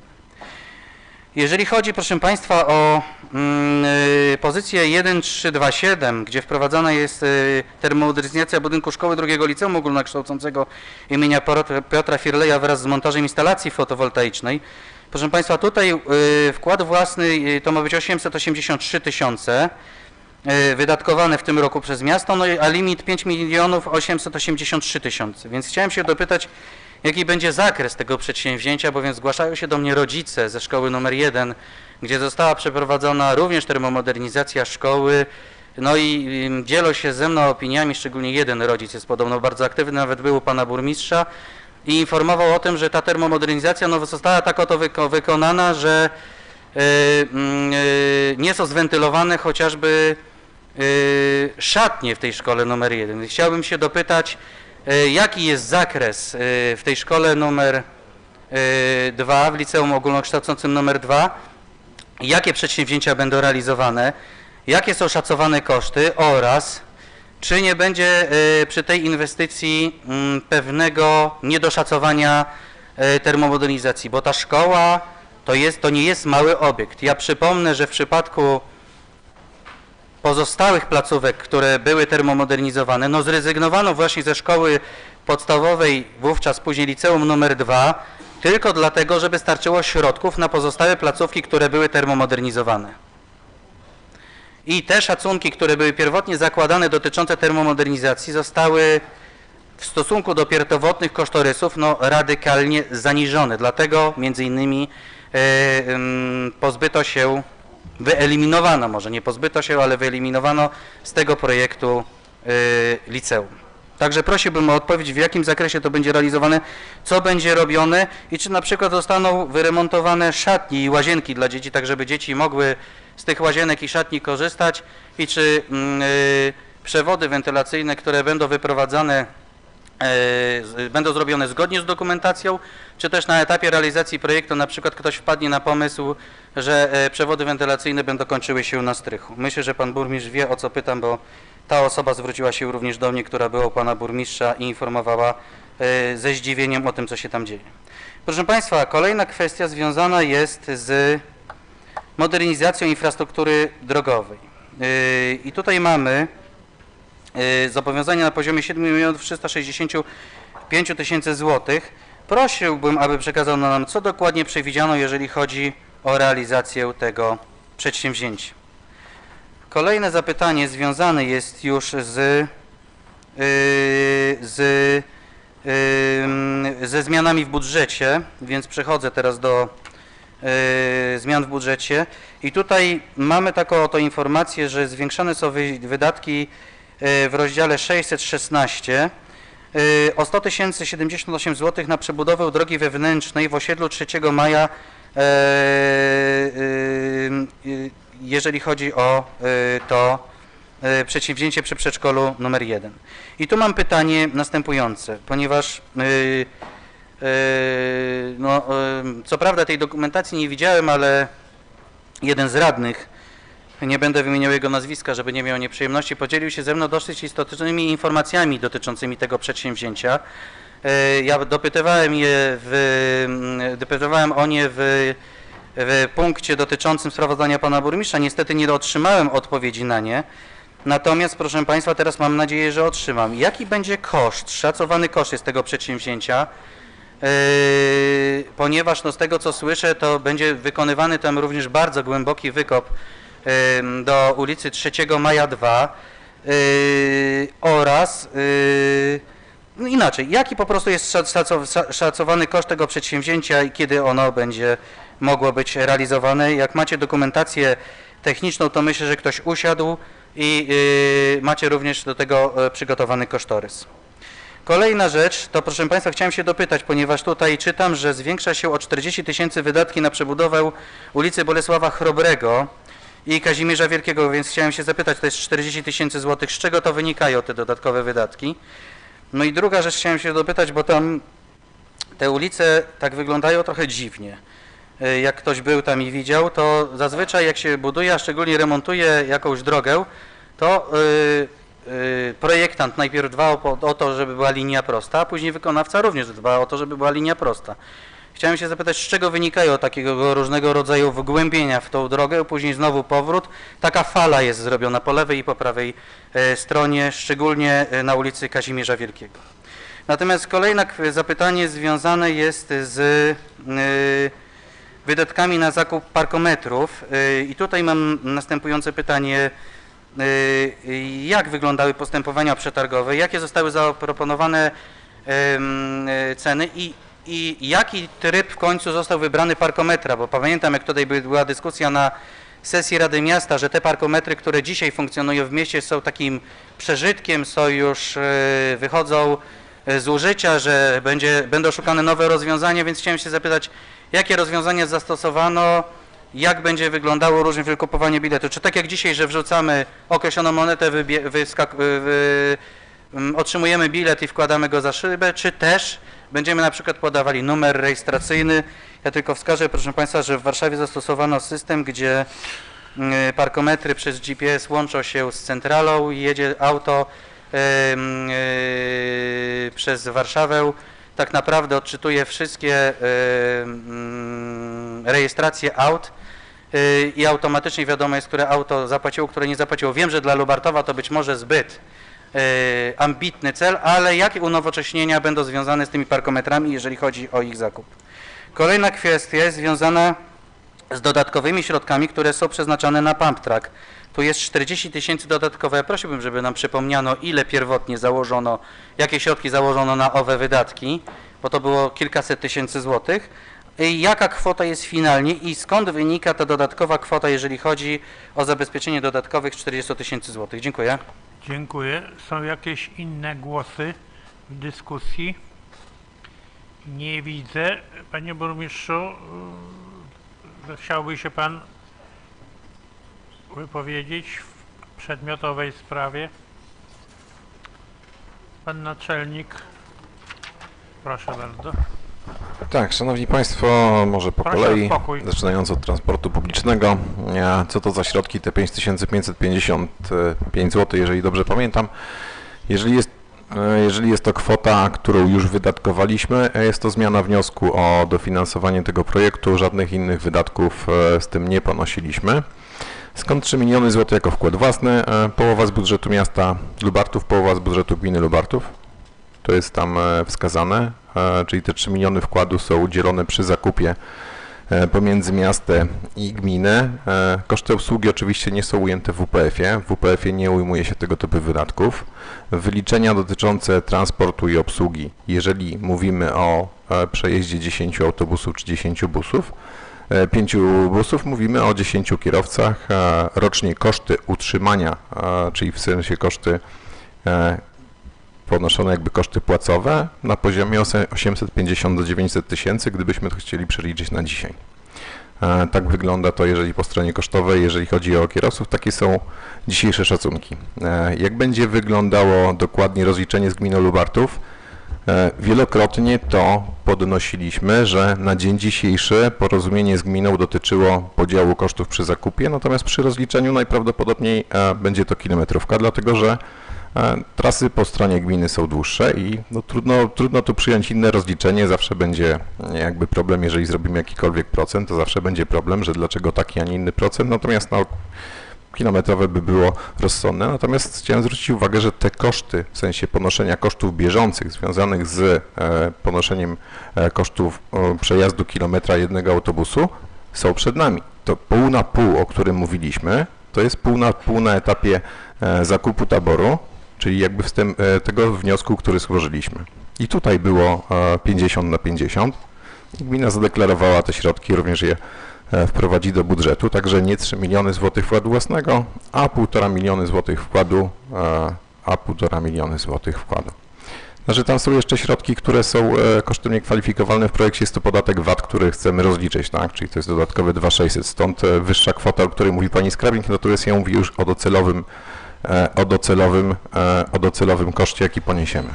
Bo tego VAT-u jest 2,6 miliony, poza tym reszta środków jest do podzielenia pomiędzy miasto a gminę, jest to kwota lekko przekraczająca 1,5 miliona złotych. Jak będą zasilane autobusy? No, oczywiście ze słońca jak najbardziej. A po to budujemy różnego rodzaju instalacje służące produkcji energii elektrycznej, żeby ją wykorzystywać i miejscem do takiego wykorzystania jest również transport publiczny. Autobusy elektryczne są zasilane z baterii słonecznych. Nie potrzeba do tego żadnych dodatkowych umów, czy obwarowań, czy przepuszczania tego przez sieć wewnętrzną PGE, czy dla nas zewnętrzną, dlatego że ładowarki elektryczne, które możemy zakupić w ramach tego projektu, mogą być instalowane tylko i wyłącznie dla potrzeb tego transportu. Są dofinansowane w 25% i nie mogą być ogólnodostępne.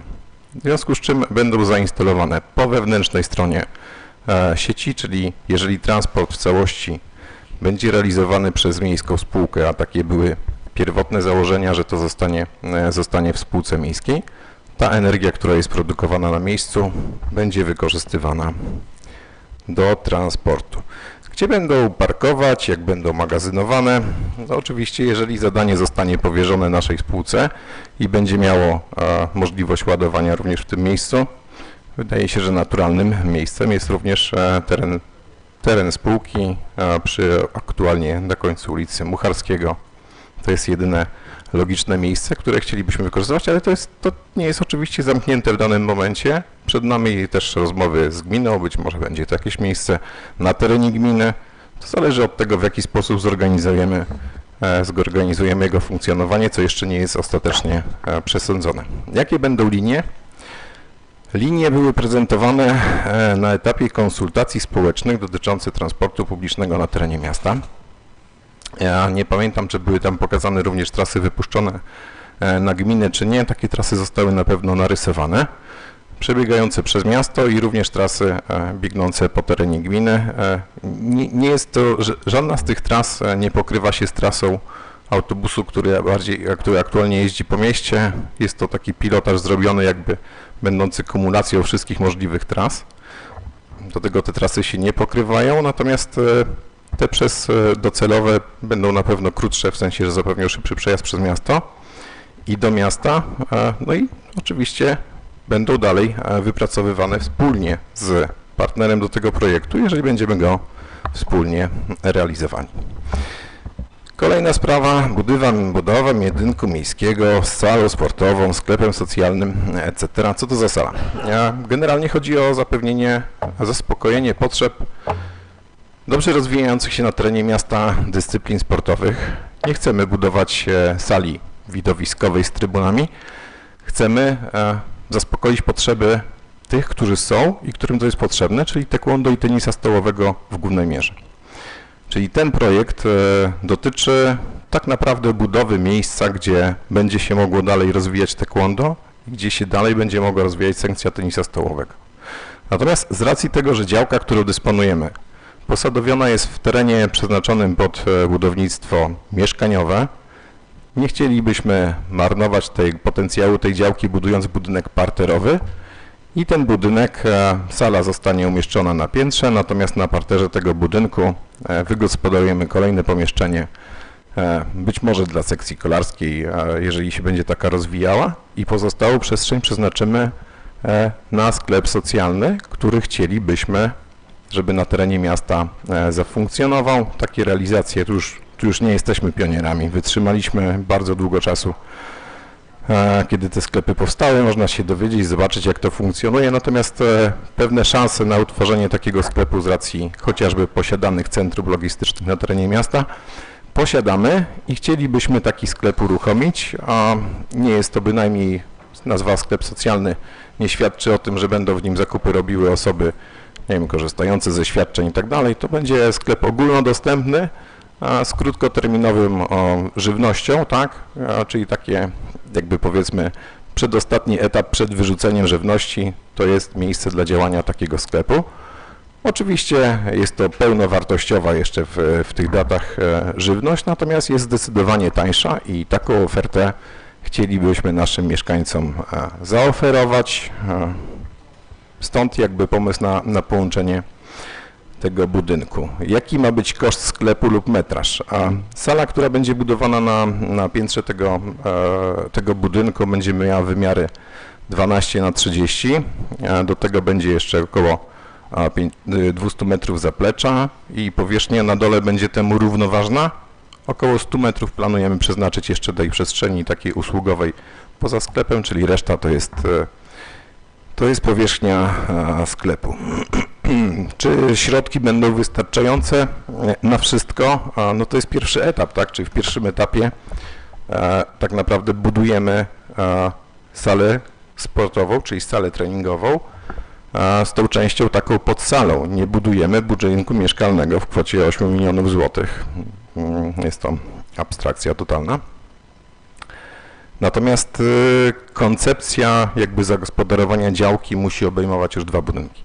Żeby się nie okazało, że budynek, który postawiliśmy na części działki, uniemożliwia nam później właściwe wykorzystanie reszty działki, dlatego ta koncepcja jest połączona w sensie, że będzie tworzona koncepcja architektoniczna całości zagospodarowania działki i wybudowana ta część z pierwszego etapu. Mam nadzieję, że drugi etap też będziemy mogli szybko realizować, jeżeli pozyskamy kolejne dofinansowanie. Zasadniczo po wprowadzeniu tego budżetu jesteśmy gotowi do ogłoszenia postępowań, a będzie to zaprojektuj i wybuduj i tak naprawdę pokaże koszty realizacji tego przedsięwzięcia, dla którego środki zewnętrzne są w kwocie wymienionej w UPF-ie. Tak samo jak z termomodernizacją i kwotą na termomodernizację. 5 milionów złotych mamy środków zewnętrznych na termomodernizację drugiego LO, a kiedyś robiliśmy już na podstawie podobnej dokumentacji. Mówię podobnej, bo to nie jest ta sama dokumentacja. Mieliśmy opracowaną dokumentację, która wykorzystywała materiały plastikowe, spowodowała znaczy PPE, nie plastik, tak? Duże zamieszanie na etapie realizacji.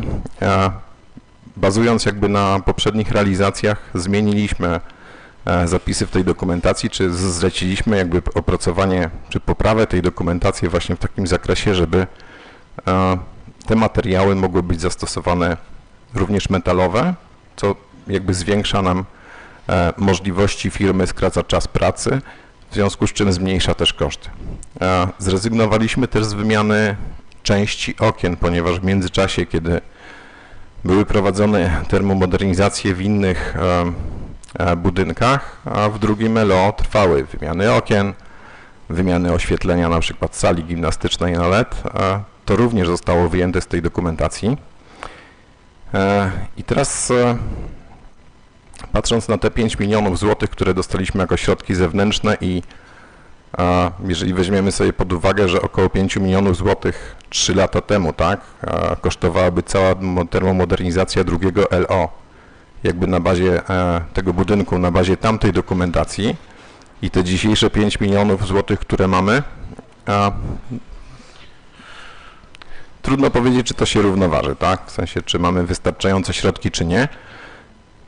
Budżetowanie w tym roku, jeżeli chodzi o remonty, termomodernizację, jest lekko abstrakcyjne, bo tak na dobrą sprawę, gdybyśmy wzięli każdy miesiąc danego roku i robili kosztorys inwestorski, w każdym miesiącu pokazałby nam inne wartości. No dysponujemy kwotą 5 milionów złotych i jedyne co możemy zrobić to zobaczyć, jak rynek odpowie na ogłoszone postępowanie przetargowe. Wtedy będziemy wiedzieli, czy 5 milionów złotych dofinansowania, które mamy, stanowi dobrą kwotę, czy niedobrą. W 2018 roku, kiedy budżetowaliśmy tamten projekt, to liceum było szacowane gdzieś poniżej 5, na 3 chyba 3,5 miliona złotych. Takie były kosztorysy inwestorskie.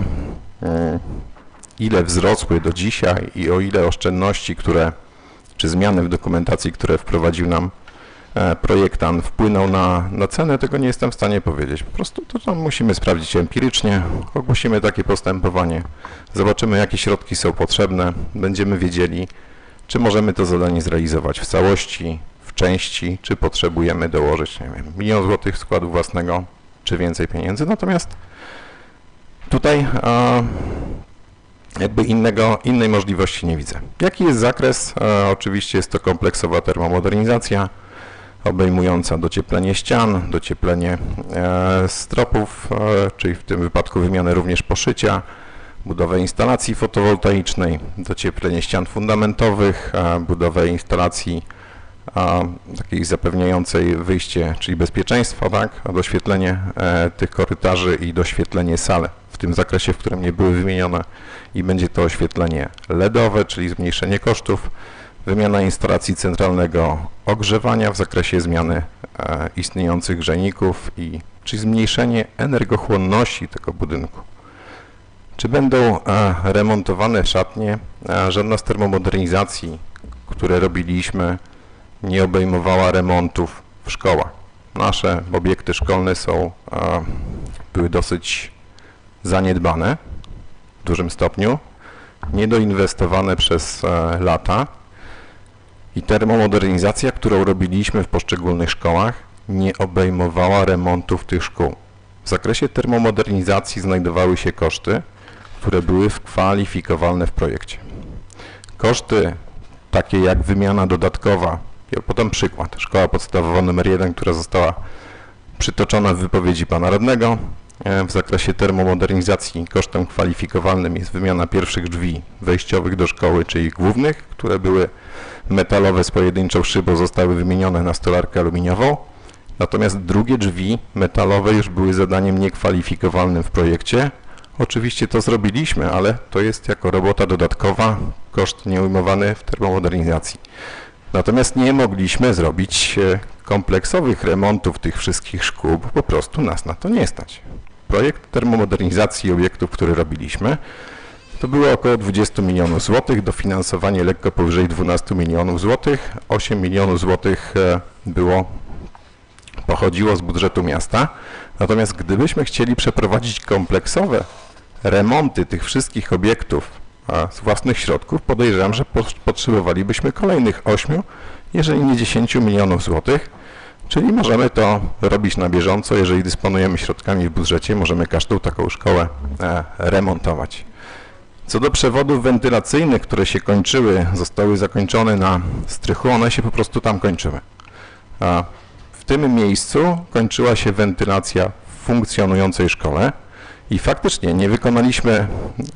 nie wykonaliśmy jakby kominów, 18 kominów na starym budynku gimnazjum nr 1 w Lubartowie, dlatego że to było złe rozwiązanie. Projektant źle, w sposób nieprawidłowy zaprojektował wykonanie tych kominów. Było to zadanie według wykonawcy, a wykonalne, którego się zrobić nie dało.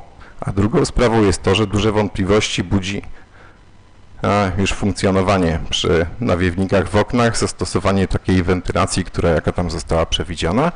Podjęliśmy prace zmierzające do tego, żeby jakby opracować tam dokumentację na rekuperację. Ta dokumentacja nie została opracowana, dlatego że środki w ramach projektu zostały wchłonięte w ramach innych realizacji. Szkoła podstawowa nr 3 również przekroczyła trochę budżet i tak naprawdę zostały wydane w tamtym miejscu do dnia dzisiejszego, jakby ten element dalszy nie jest jeszcze rozwiązany. Co do modernizacji infrastruktury drogowej, mamy tutaj w opracowaniu kilka dokumentacji.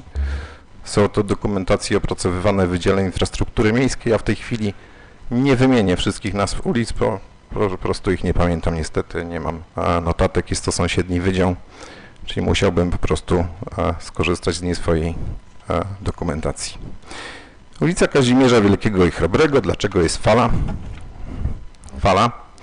Najprawdopodobniej chodzi o przesunięcie ulicy, czyli mamy 4 uskoki w ulicy Kazimierza Wielkiego. Rozumiem, że o tą falę chodzi, a nie mówimy o fali poziomej, tak?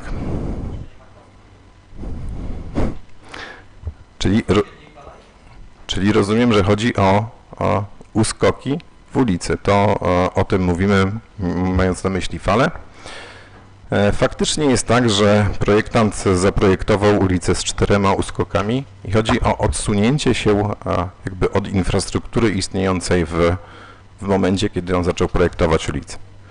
Czyli zespół uzgadniania dokumentacji, każdy wydaje swoje warunki, zarówno gazownicy, jak i wodociąg, jak i elektrycy, i zadaniem projektanta jest zgodnie z przepisami zmieścić w tym wszystkim ulicę. No, tak się składa, że ulice, kiedy nie jest tak niestety, że jest projektowana ulica i od razu ona ma miejsce na sieci, czy kanały techniczne, w którym jest wkładzione sieci, tylko w tym przypadku no, każdy tak jak położył, a druga sprawa, że jeszcze czasami zdarza się tak, że przewód jest inaczej, też w dokumentacji może biegnie prosto, a po zinwentaryzowaniu okazuje się, że został położony 30 cm w lewo, stąd się biorą później takie uskoki, projektant po prostu musiał uwzględniać te wszystkie rzeczy i tak to zostało zatwierdzone, uzgodnione. Tak została wydana decyzja i jest ona w ten sposób budowana. Co do pump tracka, jaka kwota jest finalna, skąd dodatkowe koszty? Finalnie pump track, nie ma pani skarbnik, finalnie pump track kosztuje 700 000 złotych i dodatkowe środki, które wprowadzamy, są związane z kosztami inspektorów na tym przedsięwzięciu oraz kosztami wycinki drzew, która kosztowała nas, jeżeli dobrze pamiętam, 15 600 zł. W każdym razie około 15 600. I to są wszystkie koszty, które ponosimy. Kwota zadania się nie zmieniła. Jest taka sama od momentu wyboru wykonawcy. Natomiast koszty wycinki drzew to jest odrębne postępowanie, ponieważ my wzięliśmy, żeby przyspieszyć pracę wykonawcy pump tracka, kwestię oczyszczenia działki wzięliśmy na siebie jako miasto. Było to robione odrębnym zleceniem i jest to dokładnie ta kwota 15 000 z drobnym hakiem. Natomiast korzystamy z pomocy inspektorów. Mamy inspektora branży drogowej, branży elektrycznej, ponieważ tor będzie również doświetlony. Natomiast inspektor branży drogowej jest nam niezbędny, ponieważ technologicznie nie znamy się na budowie tego typu torów. Nie chcielibyśmy, żeby tutaj to zadanie było nadzorowane tylko i wyłącznie przez pracowników miasta.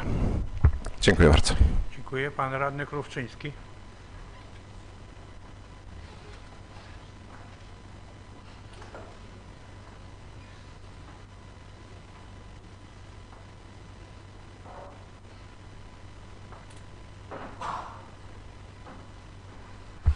Szanowni Państwo, mam nadzieję, że nikomu nie przyjdzie do głowy pchać te samochody elektryczne pod jakieś zadaszenie i nikomu nie przyjdzie do głowy garażować te samochody elektryczne na terenie oczyszczalni, zwłaszcza w pobliżu pojemników z gazem. Jak się któryś z nich zapali, nikt tego nie ugasi, wszystko pójdzie z dymem. Ale to jakby na marginesie. Planujemy postawić sklep socjalny, uruchomić sklep socjalny, tak? Kto za to zapłaci? To znaczy, kto będzie płacił te różnice w cenie, między ceną rynkową, a ceną, po której będą te towary sprzedawane? Skąd weźmiemy na to pieniądze? Poza tym taki sklep socjalny, to domyślam się, że jest jakaś ogólna sieć sklepów socjalnych, która umożliwia pozyskanie towarów, tak jak sklepy sieciowe, na korzystniejszych warunkach i do tego ktoś jeszcze dokłada, prawdopodobnie my wszyscy się na to zrzucimy, tak? I pytanie, czy to jest policzone w budżecie, czy my wiemy, ile będzie nas to kosztowało. Właśnie poczytałem sobie o sklepie socjalnym w Katowicach. No to wiadomo, potrzebne jest skierowanie z MOPS-u i tak dalej i wtedy takie skierowanie uprawnia do zakupu po niższej cenie. No to właśnie pytam, kto zapłaci różnicę, no bo cudów nie ma. Nie ma darmowych obiadów, ludzie, ktoś za to zapłaci, więc gdzie są te pieniądze w budżecie? A tu mówię, z tym transportem elektrycznym to też uważajmy, skoro trasy się wydłużają, to czy jak nam wrócą zimy, tak jak kiedyś były, to czy te samochody dojadą w ogóle? Dziękuję. Dziękuję. Są jakieś jeszcze... Pan burmistrz Małyska, proszę. Tak. Panie Przewodniczący, Szanowni Państwo, odpowiem na pytanie radnego dotyczącego postępowania przetargowego na zakup parkometrów. Ogłosiliśmy takie postępowanie, mieliśmy kwotę zabezpieczoną na poziomie 100 000 złotych. Jest to postępowanie przetargowe w trybie podstawowym, bez negocjacji.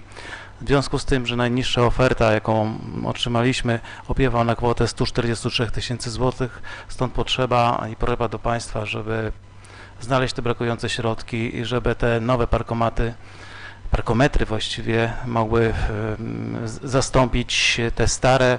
Te stare są awaryjne, brakuje już części na rynku i podstawowa wada tych starych jest taka, że istnieje możliwość zapłaty tylko wrzucając monety.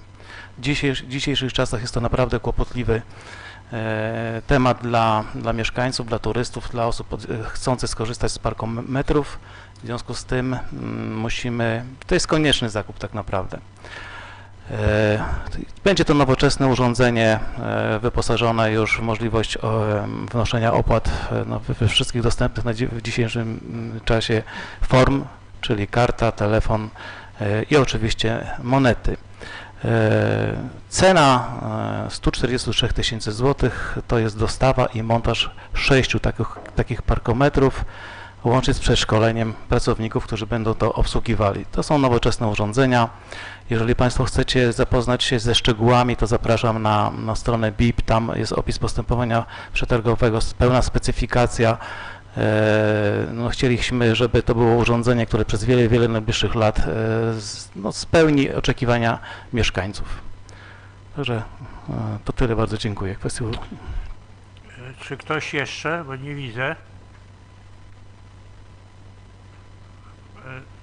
Zwrócono mi uwagę, że pan Tomasiak, ale nie widzę go, natomiast widzę panią Wasikowską, proszę. Czy pan Tomasiak zniknął, czy przypadkowo, czy...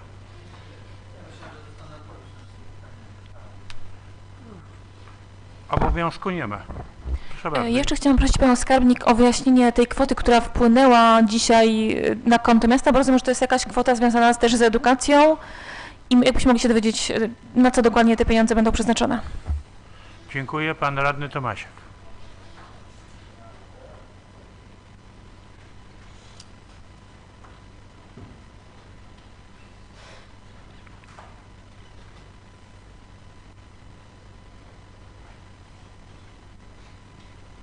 Ja prosiłbym, jeżeli jest to możliwe, o udzielenie mi odpowiedzi na koszty przebudowy drogi wewnętrznej w osiedlu 3 Maja przy przedszkolu nr 1.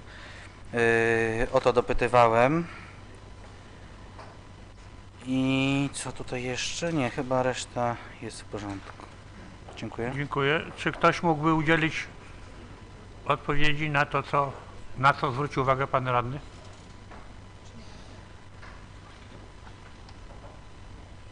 Proszę bardzo, panie burmistrzu. Pierwotny projekt, jeżeli chodzi, Wysoka Rado, panie przewodniczący, który do tej pory było projektowane, był bez miejsc parkingowych przy MOPS. Dołożyliśmy dodatkowe studzienki odwadniające, żeby zebrać tą wodę, która tam stoi w bramie, może tak obrazowo, stoi w bramie wchodząc do MOPS-u i dodatkowo jeszcze na tyle, ile nasze przepisy pozwalały. Zrobiliśmy, bodajże zaprojektowaliśmy, bo jeszcze nie zrobiliśmy, ale o tym mówiłem w sprawozdaniu, że dokumentację złożyliśmy i chcemy jeszcze ogłosić w tym roku, żeby to zrealizować. Dodatkowe bodajże tam 7 miejsc parkingowych, jak się nie mylę, w tym projekcie było. Stąd szacujemy, że może nam zabraknąć taka kwota. Prosimy Państwa radnych o dołożenie do tego typu, do tej inwestycji, tej brakującej kwoty. Dziękuję. Dziękuję. Czy są jakieś inne głosy? Czy ktoś się zgłasza do wypowiedzi? Pan Tomasiak, proszę.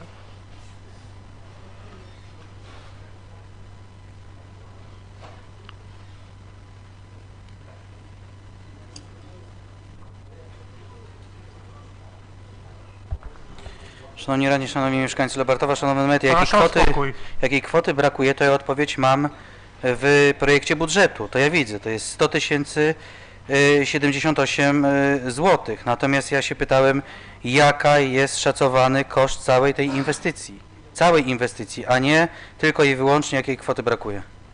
Czy ktoś byłby w stanie przybliżyć się do odpowiedzi? Tak, mamy taki... W formie, którą uzna za stosowną i za wiarygodną. Słuchamy. Panie Przewodniczący, no to jest napisane w budżecie. Wydatki na zadania inwestycyjne realizowane w roku budżetowym 2022. Jest tu wyraźnie wskazana kwota. Jest to 1 175 273 zł. Szacowana, jest to szacowana kwota, tak? Taka kwota jest wprowadzona do budżetu. I jest to ten odcinek, który jakby kończy się na ulicy 3 Maja. Czyli od 3 maja do najbardziej zaniżonego punktu. Dziękuję. Czy są jakieś jeszcze informacje, pytania? Widzę, że nie ma. Kończę w takim razie. Kto jeszcze? Naprawdę? Proszę bardzo.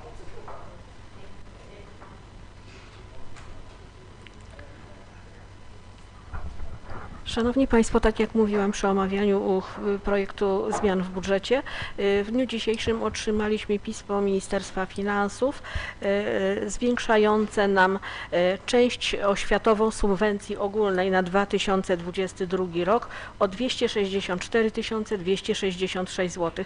Zwiększenie części oświatowej subwencji ogólnej następuje w związku z realizacją zadania związanego z zatrudnianiem nauczycieli, pedagogów specjalnych, psychologów, logopedów lub terapeutów pedagogicznych od 1 września. Nadmienię, że u nas nauczyciele tacy w naszych placówkach pracują, także te środki są po prostu na zwiększenie wynagrodzeń czy zwiększenie ilości godzin. Tak, dziękuję. Dziękuję. Czy są jakieś sugestie, uwagi? Nie ma, nie widzę, nie słyszę. Zamykam, proszę Państwa, dyskusję w tych dwóch tematach. Przechodzimy do procedury głosowania w punkcie 5.9 najpierw. Proszę nacisnąć kworum.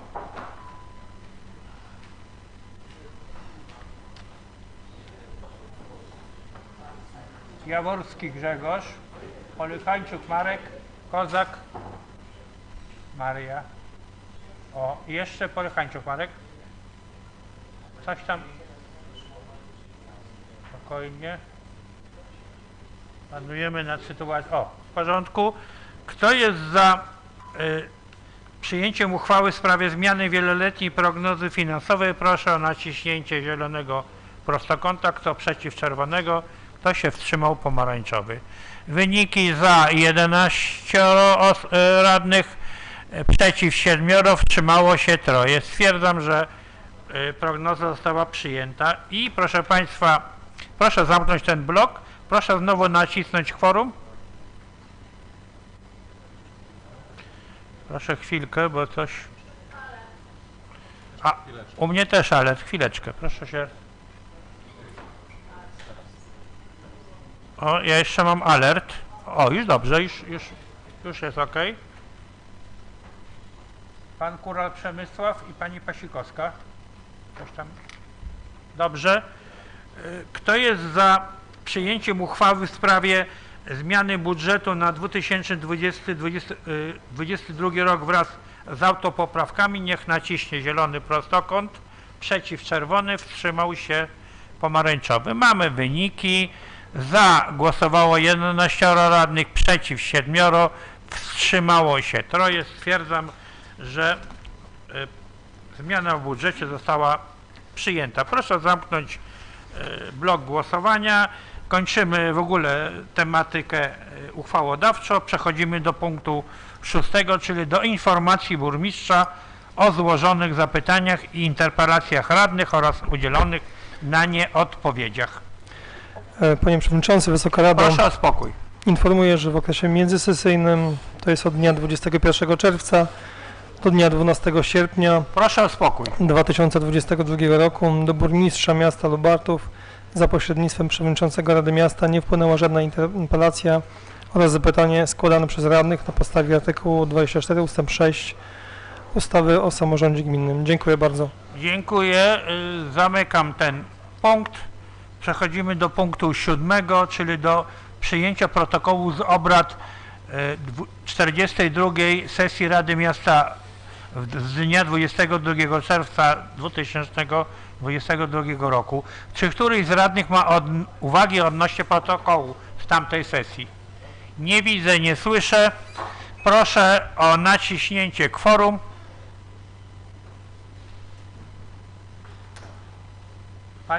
Pani Maria? Dobrze. Kto jest za przyjęciem protokołu z 42 sesji Rady Miasta? Proszę o naciśnięcie zielonego prostokąta. Kto przeciw? Czerwony. Kto się wstrzymał? Pomarańczowy. Mam wyniki. 17 radnych przyjęło protokół na tak, 2 przeciw, 2 się wstrzymało. Stwierdzam, że tenże protokół został przyjęty. Proszę, przechodzę do punktu 8. Wolne wnioski, oświadczenie i komunikaty. Słucham. Ma ktoś komunikaty, wolne wnioski? A, dobrze, widzę listę. Tomasz Krówczyński pierwszy, proszę bardzo.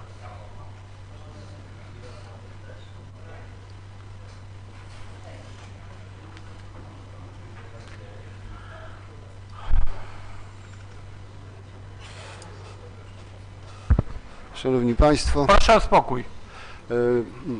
Panie Burmistrzu, chciałbym zaapelować o pewnego rodzaju inicjatywę. Zwiększyła nam się liczba samochodów z zielonymi rejestracjami, czyli tych elektrycznych, tak.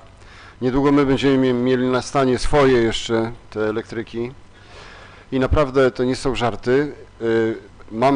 Zwracam się z apelem o to, po pierwsze, żeby przeprowadzić rozmowę, dowiedzieć się w naszej straży pożarnej, czy oni są przygotowani, czy potrafią gasić takie samochody. Bo wiem, że są z tym problemy, to jest jedna rzecz. I druga sprawa to też może za Pana pośrednictwem tutaj do Lubartowiaka apel, żeby jakieś informacje edukacyjne, instruktażowe, jak obchodzić się z tymi pojazdami elektrycznymi, nawet z rowerami czy z hulajnogami w zakresie tutaj bezpieczeństwa przeciwpożarowego.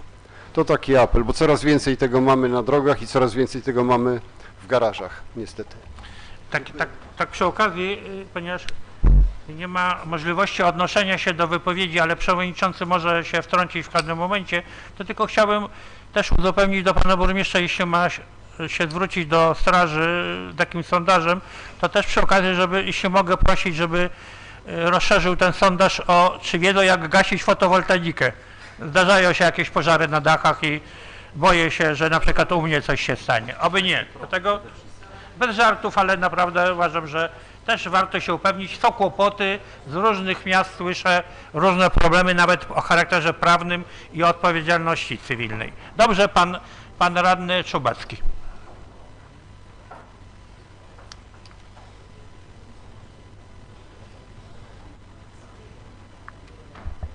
Dziękuję bardzo. Panie burmistrzu, z taką prośbą, po niedzielnej burzy prawdopodobnie doszło do uszkodzenia instalacji albo coś się wydarzyło na ulicy Łąkowej z kilkunastu lamp, które tam są, niestety tylko świecą ze 3 albo 4, w związku z czym ostatnie noce były dosyć takie ciemne.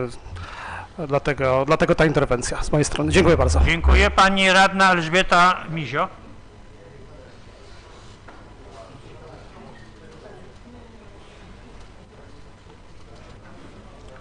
Proszę o spokój. Proszę Dziękuję. Państwa, zaraz kończymy. Wiemy o tym, jesteśmy członkiem Związku Komunalnego Gmin Ziemi Lubartowskiej. Wnosimy największy wkład do tego związku. nasi mieszkańcy wywiązują się bardzo rzetelnie z segregacji odpadów, dzięki czemu osiągamy najwyższy wskaźnik recyklingu, właściwie jeden z najwyższych i w ogłoszeniu czytamy na stronie związku, że jest to prawie 45%. W związku z tym uważamy, że powinniśmy wypracować jakieś wspólne rozwiązanie, które będzie gratyfikować mieszkańców za wysoki poziom właśnie segregacji odpadów. Zapraszamy wszystkich radnych Rady Miasta Lubartów do współpracy w tym temacie. Chcielibyśmy, to też nie ja, chcielibyśmy, aby rozpoczęła pracę komisja, która by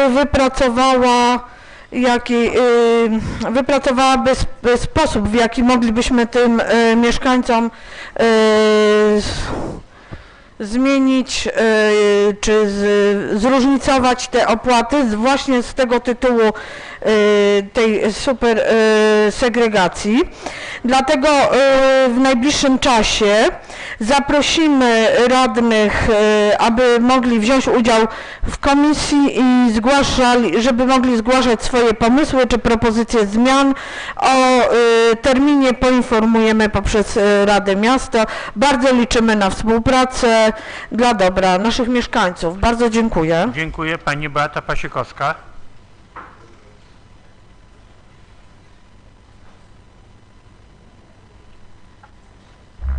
Chciałam serdecznie podziękować tutaj na forum Rady Miasta, naszej lokalnej firmie ROTO, ale również wiceburmistrzowi Tadeuszowi Małysce, który z tą firmą jest związany i wiem, że bardzo był zaangażowany w tą aktywność związaną z organizacją bezpłatnych kursów dla osób z Ukrainy. Duże też podziękowania dla Urzędu Pracy, dla lektora, dla pani Oksany Luniak.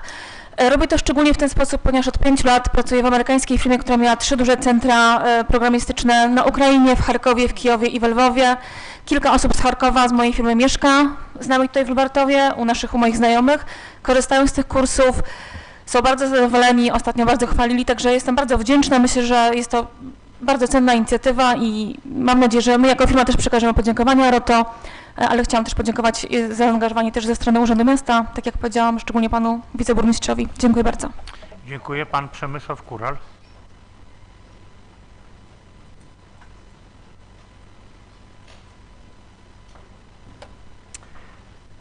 Ja się chciałem zwrócić do pana burmistrza. Tutaj już Tomek sugerował, żeby wykorzystać Lubartowiak do akcji informacyjnej w sprawie fotowoltaiki i to fotowoltaika to był pomysł przewodniczącego, ale Tomek wskazywał o te samochody elektryczne. Natomiast no, kiedyś na spotkaniu tutaj z komendantem policji zgłaszałem problem rowerów przejeżdżających na przejściach dla pieszych. Myślę, że to nie jest czas tutaj o wlepianie mandatów, ale właśnie powinniśmy zapoczątkować jakąś akcję informacyjną, dlatego że no, każda osoba, która ma 18 lat ukończone, może prowadzić rower bez znajomości przepisów ruchu drogowego i proszę Państwa, większość, no ja już kilkakrotnie zatrzymywałem się, mimo że tego mi nie wolno zrobić, na przejściu dla pieszych, uniemożliwiając rowerzystom przejazd, ale proszę Państwa, tam gdzie jest to przejście tylko i wyłącznie dla pieszych, no wjazd rowerów czasami jest bardzo niebezpieczny. Ja to wtedy obserwowałem na ulicy, na Alejach Tysiąclecia przy skrzyżowaniu z ulicą Lubelską, ale proszę Państwa, takich miejsc i przejść dla pieszych jest coraz więcej, więc dobrze by było, ja próbowałem dzisiaj z redakcją Lubartowiaka, bo myślę, że to niekoniecznie aż tutaj na sesji musimy poruszać tą sprawę, ale tam akurat dzisiaj nikogo nie było, natomiast mówię, wystąpienie Tomka skłania mnie do tego, żeby może przeprowadzić taką akcję informacyjną, czyli jak przepisy stanowią, ewentualnie jakie są konsekwencje, no i wskazać mieszkańcom, że faktycznie jest to naprawdę bardzo niebezpieczna sytuacja, zwłaszcza dla tych rowerzystów przejeżdżających.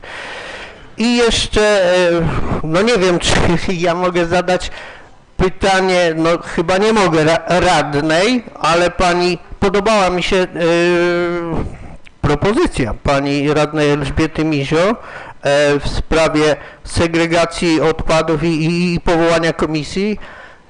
To ja zgłaszam swój akces do takiej komisji, dlatego że przez kilka lat, zresztą mam studia podyplomowe w tym kierunku, przez kilka lat uczyłem przedmiotu ochrona i kształtowanie środowiska. Niestety ten przedmiot został zlikwidowany i w jego miejsce między innymi w klasach zawodowych weszła biologia i geografia.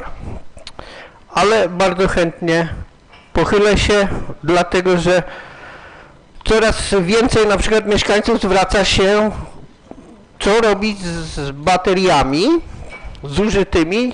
Kiedyś za moich czasów, powiedzmy jako nauczyciela, tego problemu nie było, dlatego że szkoły nasze uczestniczyły w ogólnopolskiej akcji zbiórki tego typu odpadów i szkoły w dalszym ciągu mogą uczestniczyć. Fundacja Reba coś takiego prowadzi i nawet zdobywać cenne nagrody. Ja myślę, że na Komisji Oświaty możemy o tym porozmawiać.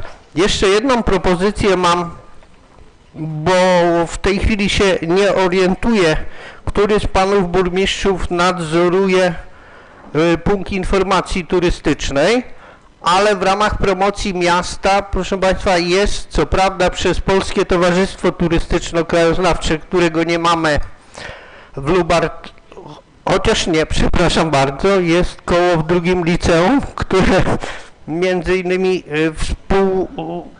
zakładałem, ale proszę państwa, jest tak odznaka, ona się nazywa odznaka krajoznawcza Polski, ale na tym najniższym szczeblu zdobywania to jest regionalna odznaka krajoznawcza i to jest odznaka, którą dzieci, a jak również dorośli mogą zdobyć w tym stopniu najniższym, zwiedzając zabytki Lubartowa i najbliższej okolicy. Między innymi tam trzeba odbyć wycieczkę do muzeum.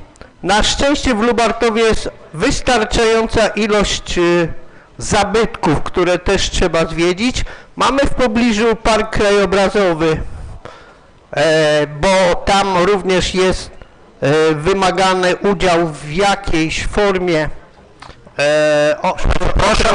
przyrody i myślę, że to by była świetna odznaka na początek i warto zainteresować szkoły, ale również ten punkt informacji turystycznej. Moja prośba będzie taka, żeby podpowiedzieć mi, bo ja będę chciał współpracować z punktem informacji turystycznej, żeby przynajmniej na tym pierwszym etapie miasto w ramach, no nie wiem, w ramach propagowania tej turystyki czy krajoznawstwa ufundowało pierwsze odznaki. Tam jest koszt, chyba to są takie naprawdę ładne, metalowe, emaliowane odznaki, żeby po prostu dla tych pierwszych, którzy zdobędą tą odznakę, ta odznaka mogła być bezpłatna, dlatego że no jak już się tam, proszę państwa, wspaniałe kroniki ludzie tworzą przy tej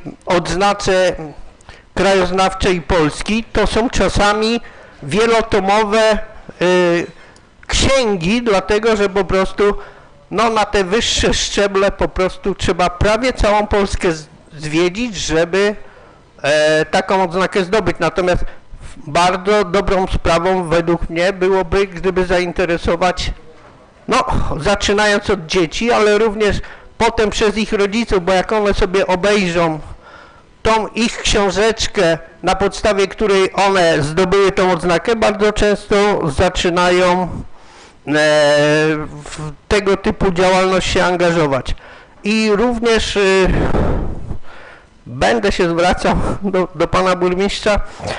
Mam przygotowane zabytki Lubartowa w formie zdjęć i myśmy to kiedyś wykorzystali Znaczy ja to wykorzystałem, bo to już firma mi zrobiła wtedy nieodpłatnie, w takiej grze Pamięcior, która no, ćwiczy pamięć i ćwiczy, czy doskonali tą pamięć, ale jednocześnie te zdjęcia mogły być opisane i wykorzystane w jakiejś takiej akcji promocyjnej, dlatego że no tego typu ja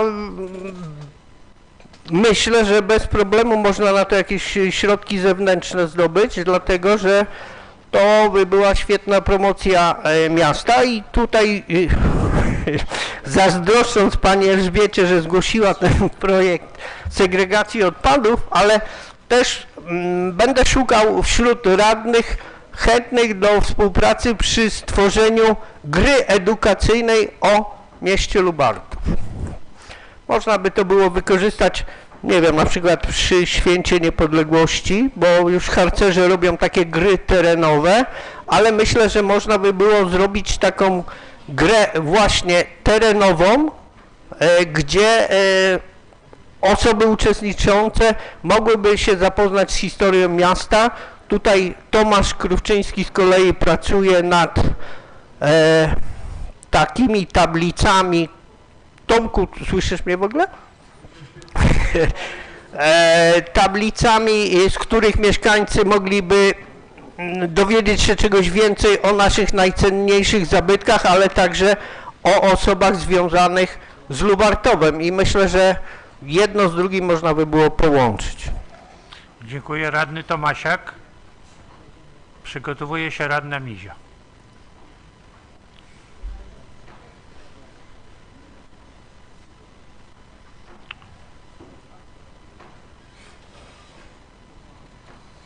Szanowni radni, szanowni mieszkańcy Lubartowa, szanowne media, mam taki apel, pierwszą rzecz.